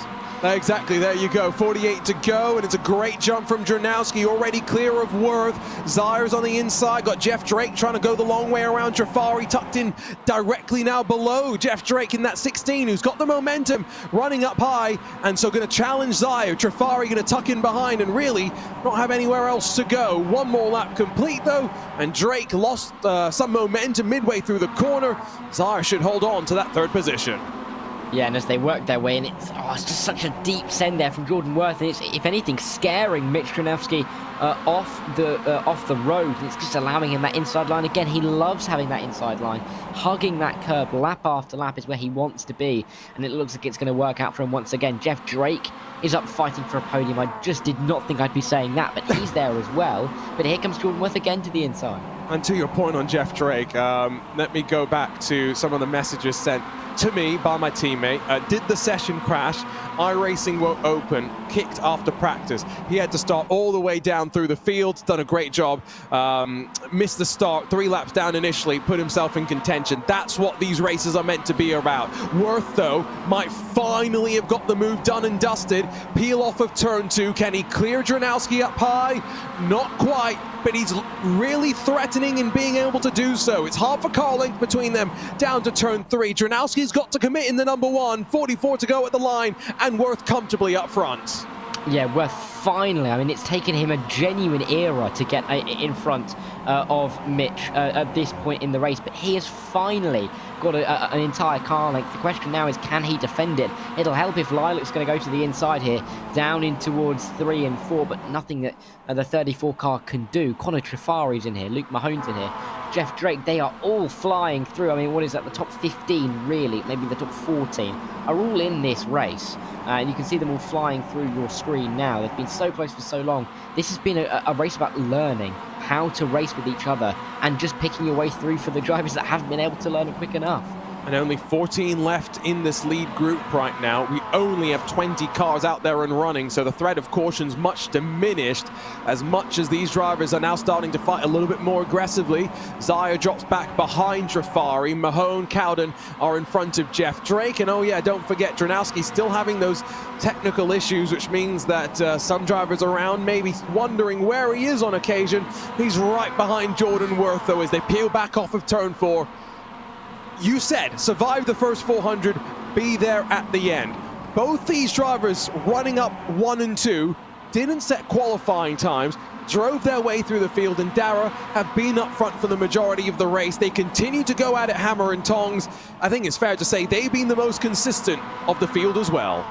Yeah, and I mean, you've got to say that they deserve to be up there. The other driver that I think that is going to find himself up there relatively soon is Dalton Cowden, who hasn't been there for the last 50 laps after coming into contact and having a couple of incidents. But I'm sure that he is going to be trying to find a way through on Lilac and Luke, who are fighting side by side into turns 3 and turn 4. But we've also got to look out for Connor Trifari. Connor was kind of in there, wasn't he? Back into the top 10 for the first 300 laps and has shot himself into contention. And he cannot be counted out because he's made some good moves for second and third really throughout this race. I just went into Jordan Worth's Twitch chat, by the way, and just told him we're expecting big things. We'll slow things down once more, though. Lilac Czar spin around, running down on the back straightaway, and so for the 27th time today, a caution is out. Hopefully we can keep it clean then now. Hopefully, I was praying that we'd get a caution with like 3 laps to go so that it couldn't come in and back out again. But it's gutting for Lilac, particularly because they've been doing so well, haven't they? Over the last 100 laps or so, just to be up in the top 5 in that fight, just to be taken away, is gutting, really. But again, it means that we're going to have another caution, we're going to have another restart, and it all bunches up once again. And we'll do the dance, hopefully, on the restart and see the leaders get a good jump and avoid causing any consternation behind. Remember, we didn't mention, but as far as we know, no green-white checkered for this race. We'll do 500 laps, and that is it. So, got to make sure you're up front heading into the final 10 laps. There's no question about that. Bump and run's a threat. Bump and run's probably a reality, if we're being honest, given how difficult it has been to make moves. Jordan Worth worked for what, 5-10 laps to finally get the low line working well enough to get his way to the race lead. Yeah, I mean, this has just been a race of just sticking in, isn't it? I mean, we can talk about how they've, they've learned and they've gained experience throughout this track, which they have, obviously. But realistically, it's just been a case of sticking in there, not losing the position, not losing too much time, just making sure that you are in a position to be not necessarily winning the race all the time, but in a position where you can try and shoot for that in the last 100 laps. And now that we've only got 36 to go, these are the drivers that have kept us out of trouble and have positioned themselves the best. You'd say that Jordan Worth has driven the best, considering he's had a couple of setbacks and is still up front, but Mitch has also been there, and Connor as well. So this is really going to come down, I think, to the final 2-3 laps. I hope so. That's what I'm hoping for, that's for sure. That was Jake Mowdy, 21 laps down, back down onto pit lane just for some final repairs maybe as we get ready to see the lights off on the pace car. At the line, not quite yet. We'll form up 2 by 2, I think, next time by and get ready to go with then what would be 33 laps to go. Busy day for plenty of iRacers. And here on RaceSpotTV, we had coverage of that VCO IndyCar Challenge race from the streets of Belle Isle, which Diogo Pinto won. Of course, there are qualifying races going on right now for the Porsche Esports Super Cup on Saturdays as well. Thursdays, there's eNASCAR Road to Pro alongside of the IndyCar Butt Kicker iRacing qualifying series races as well. It's going to be a busy winter, Dara. I'm looking forward to it. It is, but it still doesn't feel like it's summer here, particularly in the UK. I mean, it's been hot the last week. I can tell you right now, I am absolutely roasting. But it only has just started to feel like summer, and it's August. So, you know, the idea that January is rolling around soon is almost scary, frankly. But of course, we've got all the big events that kind of fall together with Daytona, with Sebring, all bookended at the start of the year. And I'm just getting ready to get back going again because it's going to be such a good year, I think. It's a busy winter indeed. Can't wait for it to kick on off. Here we go, on board, green flag in hand. And so 27 cautions. Can we get these final 33 laps done without the safety car being needed again? Worth gets a decent jump, but Dranowski is there. They're going to threaten 3 wide, just outside of the top 10. Long way around for Dranowski, still with that momentum being built up. Not going to give him enough speed to really make any moves. 12 degrees of banking though, now with the speed well and truly up. Might start to give him some opportunities. Strafari though looks up his inside, and Worth leads, 32 left to rumble. How long can he lead, though? How long before someone makes some kind of move up the inside, around the outside? We'll wait and find out, because I'm sure Conor Trafari, if he makes this move on Mitch, is going to be looking for the P1 in the not-too-distant future. But look at Dalton Cowden on the inside. This is going to be 3 wide, is it? No, not quite, but Dalton clearly going for it. And if we had Dalton against Jordan in the end, this is going to be really what we're expecting, 300 laps out from the end. 100%, 3 wide, no, Cowden backs out. This all as Worth builds the advantage. Dranowski gets shoved up the track, goes out wide, and now Cowden takes advantage. Right, it's all intensifying from here. Watches Luke Mahone, tries to force himself to the inside of the #1 machine as well. A bobble on the curve, Cowden goes around, caution's gonna fly with 30 left to go. It's not coming, oh. It was going to. Yeah, you can have your optimism, but I feel like I've been crushed. I've been laid down in a crusher, and it's just been absolutely shoved on me. No, that's fair enough. It was a low estimate anyway. But it's so unfortunate here, particularly considering that.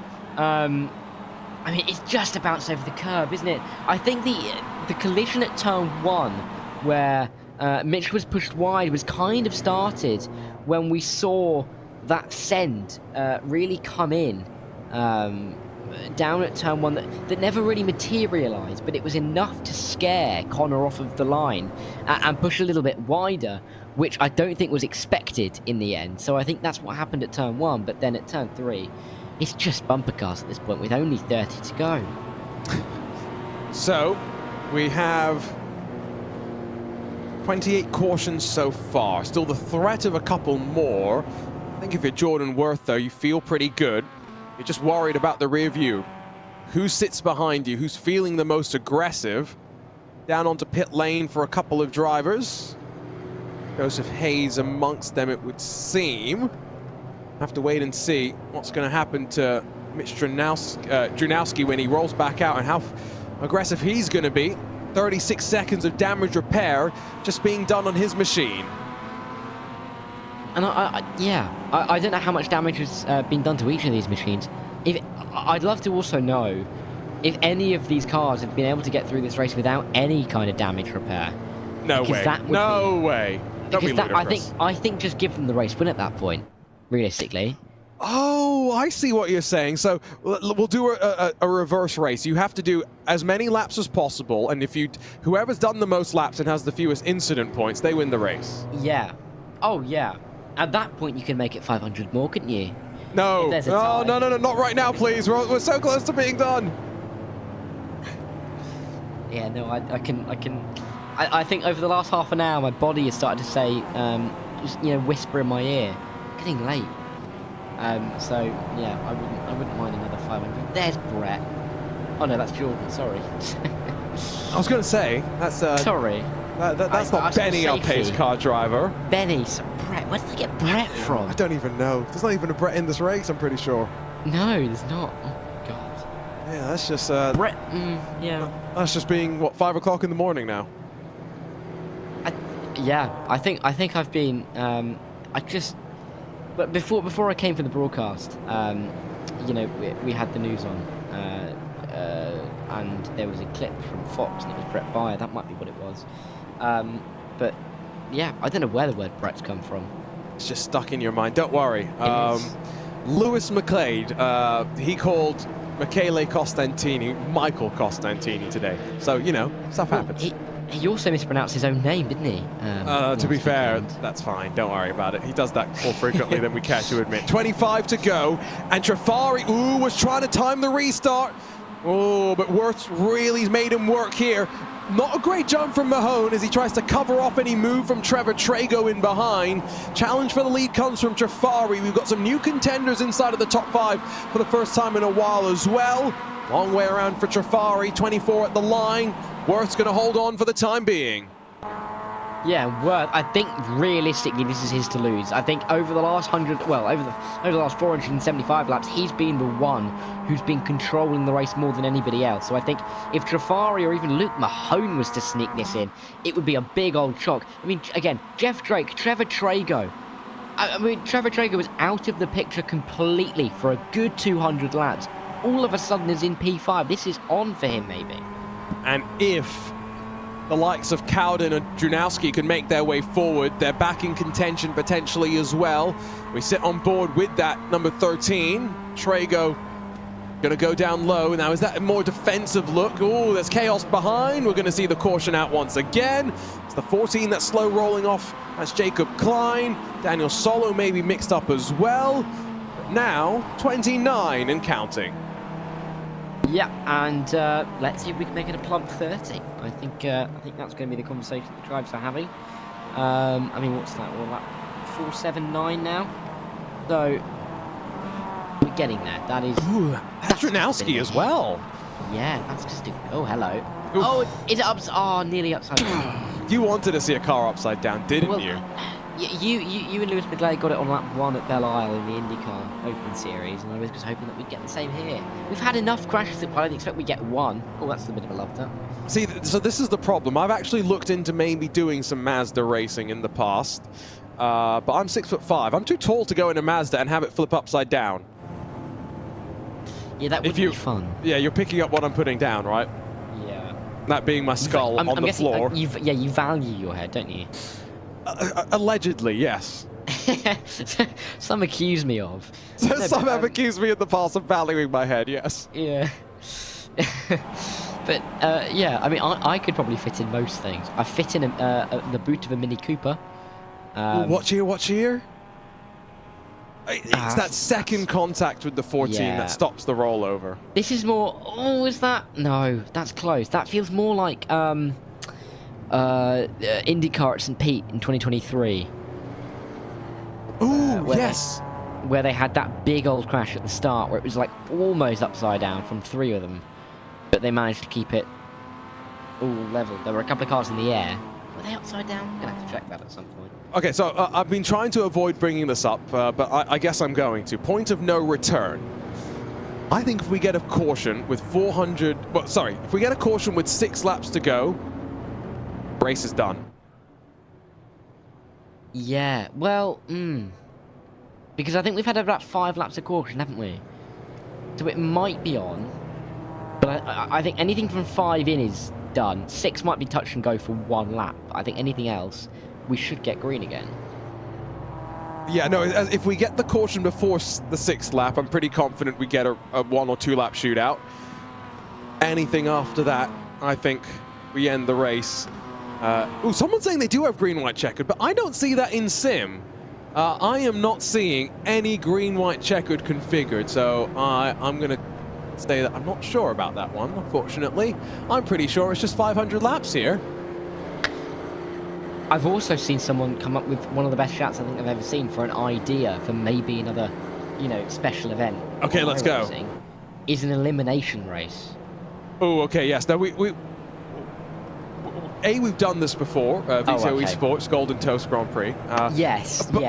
We've done next level racing things in the past. But to be honest, that is, you know, I asked the question about what rule should we add to this event to make it better. That is the rule that we need to add. Every 10 laps, whoever's at the tail end of the field, boot them off the track. Anyway, let's boot the pace car off the track. 17 to go. Remember, if we get a 10 or so lap run and then the caution is out, that might be race over. And so Jordan Worth's restart here might be pivotal. He leapfrogs Connor Trafari. Luke Mahone's not going to have the chance. Look to the inside, though, in the fight for second. 1, 2, and 3 single file. Jeff Drake going up high as he watches Trago fighting with John Hall just behind. Yeah, and let's see if this is really going to impact the battle at the front, because it seems like it's going to be a good getaway for Jordan Worth off of this restart. Got a good 4/10 gap. There is Trago on the very harsh inside line. Bianca's going to come through, as is Mitch around the outside. There's 3 wides. They make it into towards turn 1 and 2. And Jason Wallat, where has he come from? He's in P9 in the 29 car. Again, another one of those drivers that went laps down in the Drexel Esports entry. Up high, what can he do? New Bigging, by the way, still fights with Daniel Solo as Bianco has a slip. Jeff Drake gets tangled up. Caution's already flown once again. And so we hit the even 30. We'll get one more restart at the very least. We will. It's kind of become a bit of a what's the word I'm looking for? I don't know, a bit of a slog to the end. Let's go with that. It's not the word I'm looking for. There you go. No, that was the right word. You got it. You got it. I was like a trounce. Yeah. I know what I'm thinking of, but I can't put my finger on it. But yeah, a slog to the end, because we've had, what's that? 1, 2, 3, 4, 5, 6, 7 cautions in the last 50 laps. I mean, that's severe. Yeah. Did expect it to sort of ratchet up at the end, if we're being honest, but I think now if you're Jordan Worth, you've got the playbook down in terms of the restart, what you need to do to come out on top of this thing. Right, so probably restarting with, what, 10 to go, something like that? Yeah, you'd think, wouldn't you? And then I reckon we're gonna get one more caution with about 8 to go. And then we're going to go green to the end, after the end of that. That's what I think is going to happen. It's going to become another caution after that caution, and then that's going to basically end the race. Exactly. I'm looking, by the way, at Daniel Gray's stream. He's in one of the other splits, which does have Eduardo Barrichello in it as well. So that's pretty cool. They're still on lap 435. So they are way behind us. So, you know, you can only imagine. We've had 30 cautions so far. Some of those other splits, even more. Yeah, and that's a lot more. That's 50 laps behind. I mean, when you look at that as a percentage of the race, they're 10% of the race behind. More than that at this point. I mean, yeah, that's crazy. But we can only be thankful that we've only had our 30 so far. Is it 30 or 31 now? I think it's 31, isn't it? 30. No, we're at 30. Is it? Where's the counter? We haven't seen the counter in a long time. Oh no, some more people have told me that we have green-white checkers, by the way. Do we actually? Again, I still don't see anything in iRacing. I'm looking in sim and I see nothing about green-white checkered. But, you know, there are people that have been in this race that probably know a little bit more than me and done previous splits of it. So I'm going to believe it. You know what we can do? There's the caution count, by the way. Let's see if we can drag Mr. Douglas Newbigging back into our RaceSpotTV chat. He has to unmute his microphone. But Douglas, quick question. Hello. Do we have green-white checkers or not? We do. Believe it or not, we do have 3 green-white checkered attempts. So we're gonna hold everyone hostage for a little longer if we do get a couple of green-white checkers. Just to confirm, you said 3 attempts here.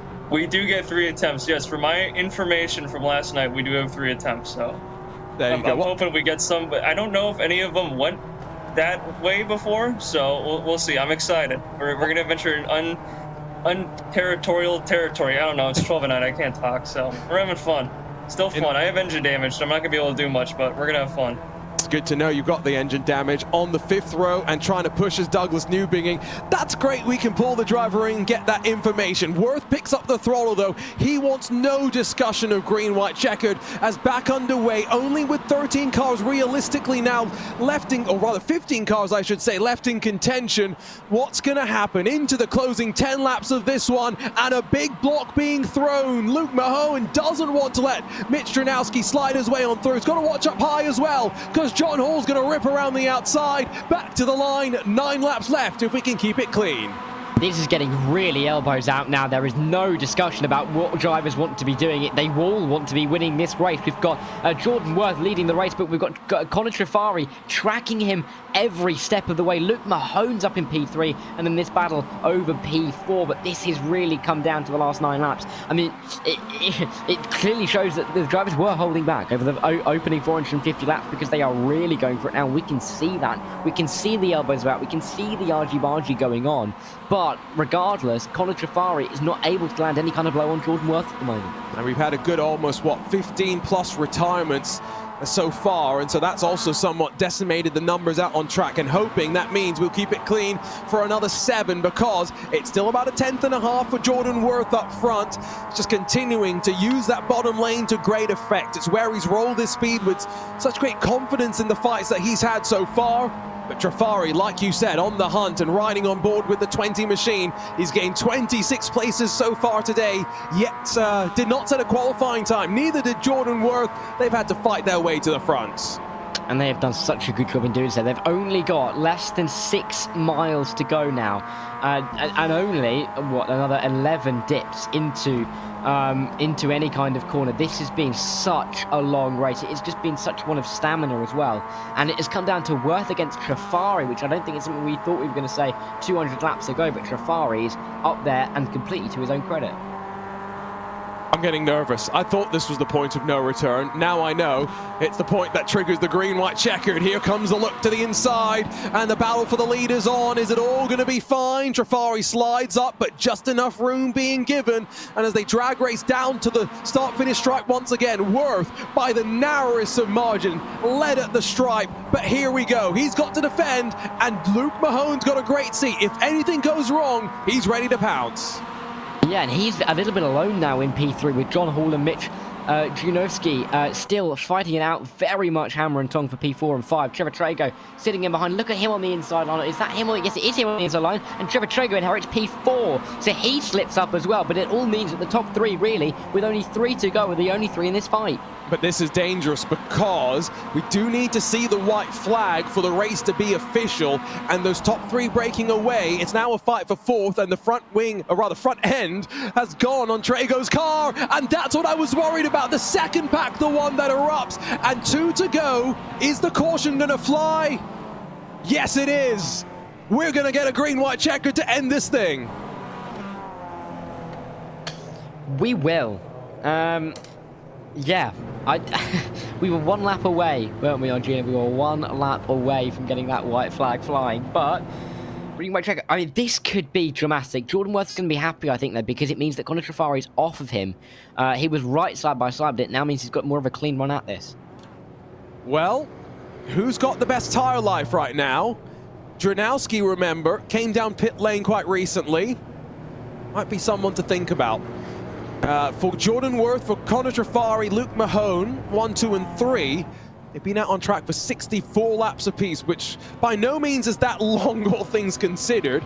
It's just a bit longer than anything else. Chris Severa, by the way, one more lucky dog. He's back to just 1 lap down. Here's a look from up above, Trago down low. Where's the shot going to come from? Dranowski shoves him from behind. Yeah, and really unfortunate, isn't it, for Trago, particularly as he was up into P4 in that race. I mean, he had realistically no right to be there after the first half, but he has worked his way up valiantly, and he was in with a shot, but not anymore, and he's gutting really for him. But Daniel Solo as well, he was a lap down relatively recently. He's up to 5th. Yeah, no, there's been a lot of drivers involved in lots of incidents still out there and in contention. So when we get back underway, It will be 2x2. It will be a 2-lap restart. And if we get the caution before we get back around to see the white flag, then that triggers another green-white checkered. We can only have 3 of them, though. On the 3rd green-white checker, if we see the caution at any time, or if in the first 2 attempts, the caution flies after the white flag has been seen by the leader, race is over. That is it. So Dara, if you're Jordan Worth, all you're hoping is 4 corners. Please hold on, and then we've got 1 more lap to survive after that. I don't think we're going to get another one of these. I really don't. I don't see how we're going to get... I don't think we've even had a first lap, maybe 1 or 2, but a first lap caution after a restart. I'd be surprised. Look at those position changes. I mean, that's just insane, isn't it? Jordan Worth started 22nd. Connor Trafari started 28th. I mean, Jaden Profit started 31st, and he's up there. I mean, this is just mental. Been a great, interesting storyline, right? Because those numbers don't even reflect the up and down, right? It only says from where they've started to where they are now, and not all those intermediate steps. Are we going to see the lights off this time? Yes. So let's get ready to go. 2 to go at the line. What's your opinion, Dara? Do we see the first green-white checkered finish this race, or do we need to head into extra overtime, if you will? I think we're going to get to the white flag, and then there's going to be a caution through turn 1 and 2. Which is going to win the race. That's what I think is going to happen here. So here we go. Pace car off and away. Will it be for the final time? We've had 31 cautions to get us into overtime. Our first attempt with Jordan Worth picking up the throttle. We're back underway for the inaugural Martinsville MX-500 here on iRacing. And watch once again, it's almost deja vu. Big block from Luke Mahone. He's got Mitch Dranowski behind. Remember, fresh tire is going to potentially work there for the number 1 machine. Jafari swung out wide. They crash behind, and we'll slow things down once more and try once again. GWC number 2. Okay, maybe we won't get to the white flag. I'll take that back. I will take that heavily back. But that now means, what, 32 cautions, isn't it? We have really piled them up over the last hour, haven't we? Caution after caution. But it's just more stress for Jordan Worth. He nailed that start, and he just really had to get to the white flag there, and I think he would have won that. But let's see what happened. Inside line for Trago. Ooh, I think that's... oh, hello. Jeff Drake up high, also playing some ping pong. Yeah. Well, be careful. I think the medal matches are tomorrow. Would be interesting maybe to take another look at it in super slow-mo, just to see. Weight transfer matters so much in these cars, right? And so it'll be interesting just to see up high, Jeff Drake, exactly what happened. We'll get 1 more attempt after this. If this restart goes wrong, after that, we are done and dusted. What I can tell you, by the way, is the in-sim chat, there's a lot going on right now. There's a lot going on. That's all I could say. Yeah, that I can't see the in-game chat, but I get the sense that it is not something that people are happy about in the chat. Oh no! It is hilarious. You have someone posting, "Always give up, don't continue," which sounds very motivating to your fellow competition, doesn't it? Yeah, that is fair. Also, I'd just like to say, I only just noticed this. I wrote down a couple of hours ago when we said the race was going to end. I said it would end at 18 minutes past. Oh, you did. We're 3 minutes away. So if we finish on, or is it going to be long enough? I don't think it is. No, and if we have another caution, it'd go too long. It'd be too long. Oh no. Well, you failed on that prediction as well. Can't predict how many cautions we're going to have. Can't predict the exact minute that the broadcast is going to come to an end. Disappointed, Dara. Can't even predict what the name of the pace car driver is, seemingly, as well. I got that wrong. What did you call him again? Called him Brett. Brett. Yeah, that's right. Not Benny. You said that with such anger as well. Oh, so I didn't mean it with anger, don't worry. Yeah. That is just Benny, that pace car driver. How has he not run out of fuel so far today, you know? Yeah, and also, why is Trago there? I think this is just... He's going to get waved around, surely, here, when we get to 1 to go. I'm trying not to get too worried. Trago's not... I mean, he's not going to take this, is he? Sure. No, don't worry. Lights will go off on the safety car, and there he goes. Ah, lovely. Wave around. had me worried for a minute there. It's a bit weird. He shouldn't actually have been in that position, but never mind. He stays on the lead lap, not actually having come down pit lane. That is very, very weird. Do we see another attempted restart, Dara? Do we end on the second attempt at overtime? I think we're going to do it this time. I think we're going to do it this time. We've got nearly 900 people watching across all of the platforms, and hopefully we're going to get a grandstand finish for it. Let's see, can we get the photo camera set up for the photo finish? Worth has already gone. They might be 3 wide behind. For a second, I got worried about another delayed or aborted restart, but no. Green flag back in hand, and underway we are. 2 to go, remember. If we see the white, the race is official.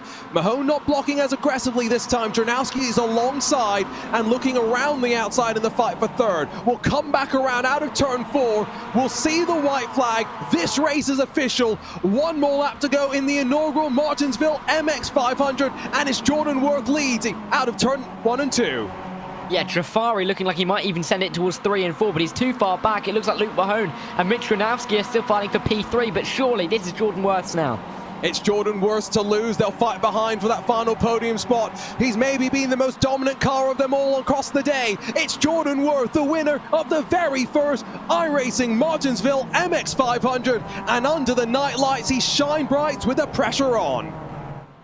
Yeah, and what a race from him in the end. I mean, you've got to hand it to him. He really was the driver who looked like he was most in control all the way through that race. There wasn't really a time where he was completely out of it. We've seen drivers bob up and down the order, but he was near the top all race long, even with a couple of scrapes, even with a couple of bruises. He still came to the front every single time, and I think of all of the drivers, the driver who deserved to win that race most was him.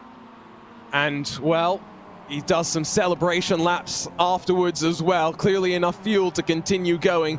Maybe some well-earned donuts and burnouts now as well. To be fair, anyone who saw the end of this race, well-earned rest to come after this. 500 laps. What was it? Officially, 32 cautions later, this race comes to a close. And what time is it, Dara? Well, it finished at 17 minutes past, which is close enough. We'll give it to you. Me. But okay, I'll have that. I'll run away and I'll have that. Thank you.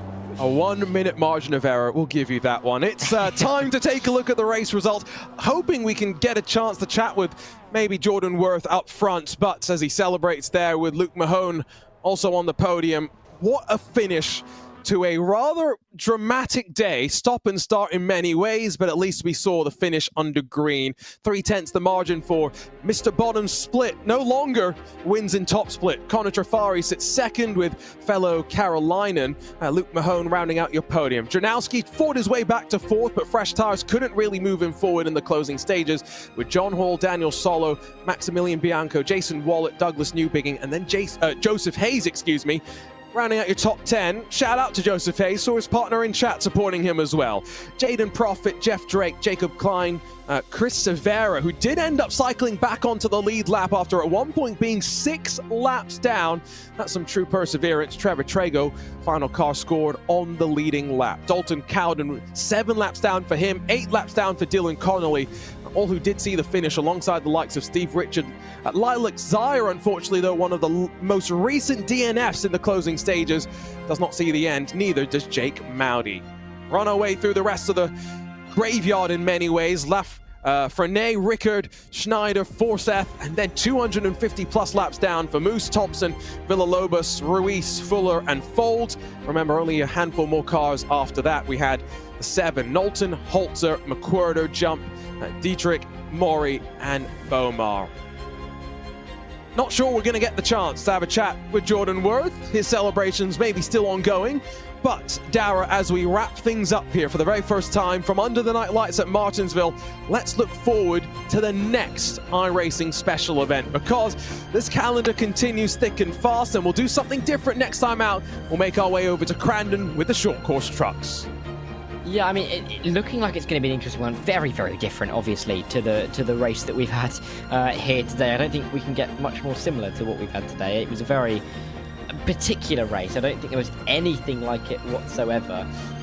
There's lots there's lots to look forward to as well. I mean, we've got the Bristol 500, even looking forward to the Bathurst 1000 coming up in October before we start to wrap it towards the Chili Bowl and then back into January. But we are so lucky to have such a great list of iRacing special events.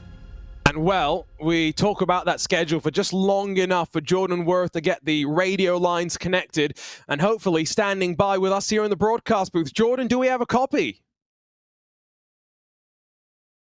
Try once again. Jordan Worth, Mr. Bottom Split, now winner of Mr. Top Split, we should call you. Do we have a copy?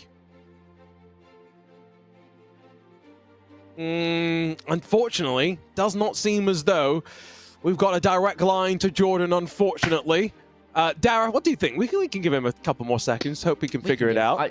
I'm reading in the Twitch chat where people are saying that he's trying to find out where to talk. So, yeah, I think he might be trying to set up a microphone or something. But I mean, overall, the race that he ran, it was just one of kind of keeping himself up near the front and keeping his name at the front of our lips. I don't think we said anyone's name more than we did Worth, did we really? Because he was always there. There were drivers that were there at the front, then they dropped off towards the back, and there were drivers that were kind of there, but were just sitting and waiting. He was actively looking for moves. He was actively making an effort, and that's why he found himself at the front of the field in the end. And what, 504 laps later, and he's won the race.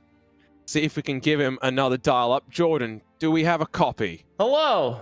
Oh, Mr. Bottom Split is here indeed. And Jordan, I mean, that looked like a lot of fun. Now, we didn't get to see the great paint scheme, so my first question for you is tell us what we should have seen on your Mazda MX-5. Well, you should have seen a Davy Fest paint scheme. We don't know what Davy Fest is. We don't know when it's going to be. We don't even really know who's going to be there. But it's going to happen at some point in the next decade or so. But you should have seen a nice blue Davy Fest car. Okay, so it was being blue, not green. Good to hear. Talk us through your nerves at the end of the race, though, because a couple of restarts, you got the jump quite nicely, but you really had to work to get to the lead, side by side with Dranowski for plenty of laps down low trying to make the pass. How much fun did you have out there? I had a blast. I would say of all the short track races I've ever done on the iRacing.com motorsport simulations, this is up there, probably the most fun I've ever had on a short track with this car. And this was fantastic. I loved it. I loved every second of it. And, you know, how much do you learn from watching Bottom Split to stay out of trouble? Because there was our fair share of trouble here today. What, 31 cautions overall? Actually, we had 32. 32, sorry, excuse me. Oh, absolutely. You watch the Bottom Split races and the cars just bounce off of everything. And you know where to go. You know where to place the car when it bounces off of walls. Other cars catch fencing. You know where to put the car, and I think I wrecked a couple times. What are you gonna do? It's a 500-lap race. You got to expect that. But I did 3 of these. I did the one yesterday. I did 3 of them. I did the one yesterday at 6 o'clock, and the one today at noon, and then this one. And I wish there were more. I wish there was one tomorrow because this was so fun. I loved all of these. You like torturing yourself, but it sounds like you'll be back here next year, and we hope that we'll get to see you defend your crown. Jordan, congratulations on a great win, and yeah, hope that we get to see you a bit more over the rest of 2024. Thank you, guys. I hope you guys had a lot of fun watching this, too.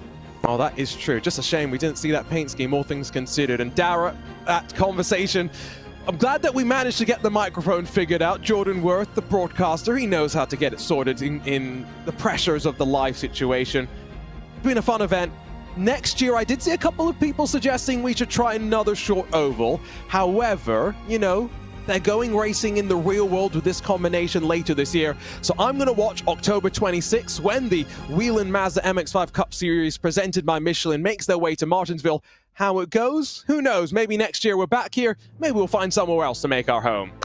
Yeah, I think there's going to be another driver looking to be on that grid in October, seemingly. Someone who loves driving around this circuit with this car. But 3 of those races, I could never. I just couldn't. But fully props to him for doing that. But also, you are absolutely right. I mean, it was really a race we did not know what to look for when coming into it. We'd heard what happened in races last night. We kind of got a sense of what we were looking for. But in the end, it was kind of a bit of a melee. It was a bit then reserved, and then there were crashes. It had everything, really. And after about 4 hours 15, we got our 500 laps completed. Right, time for us to say goodbye and to wrap things up. Another special event in the books and another first for the team at iRacing. This Martinsville MX-500 delivered everything and then a little bit more. Can't wait to see what happens at Crandon in the month of August. For our team behind the scenes here at RaceSpotTV, appreciate your company on the iRacing Esports Network. For Dara Thacker alongside myself, Arjuna Kankipati, Hugo Luis behind the scenes controlling all the action. We'll see you next time for another great iRacing special event.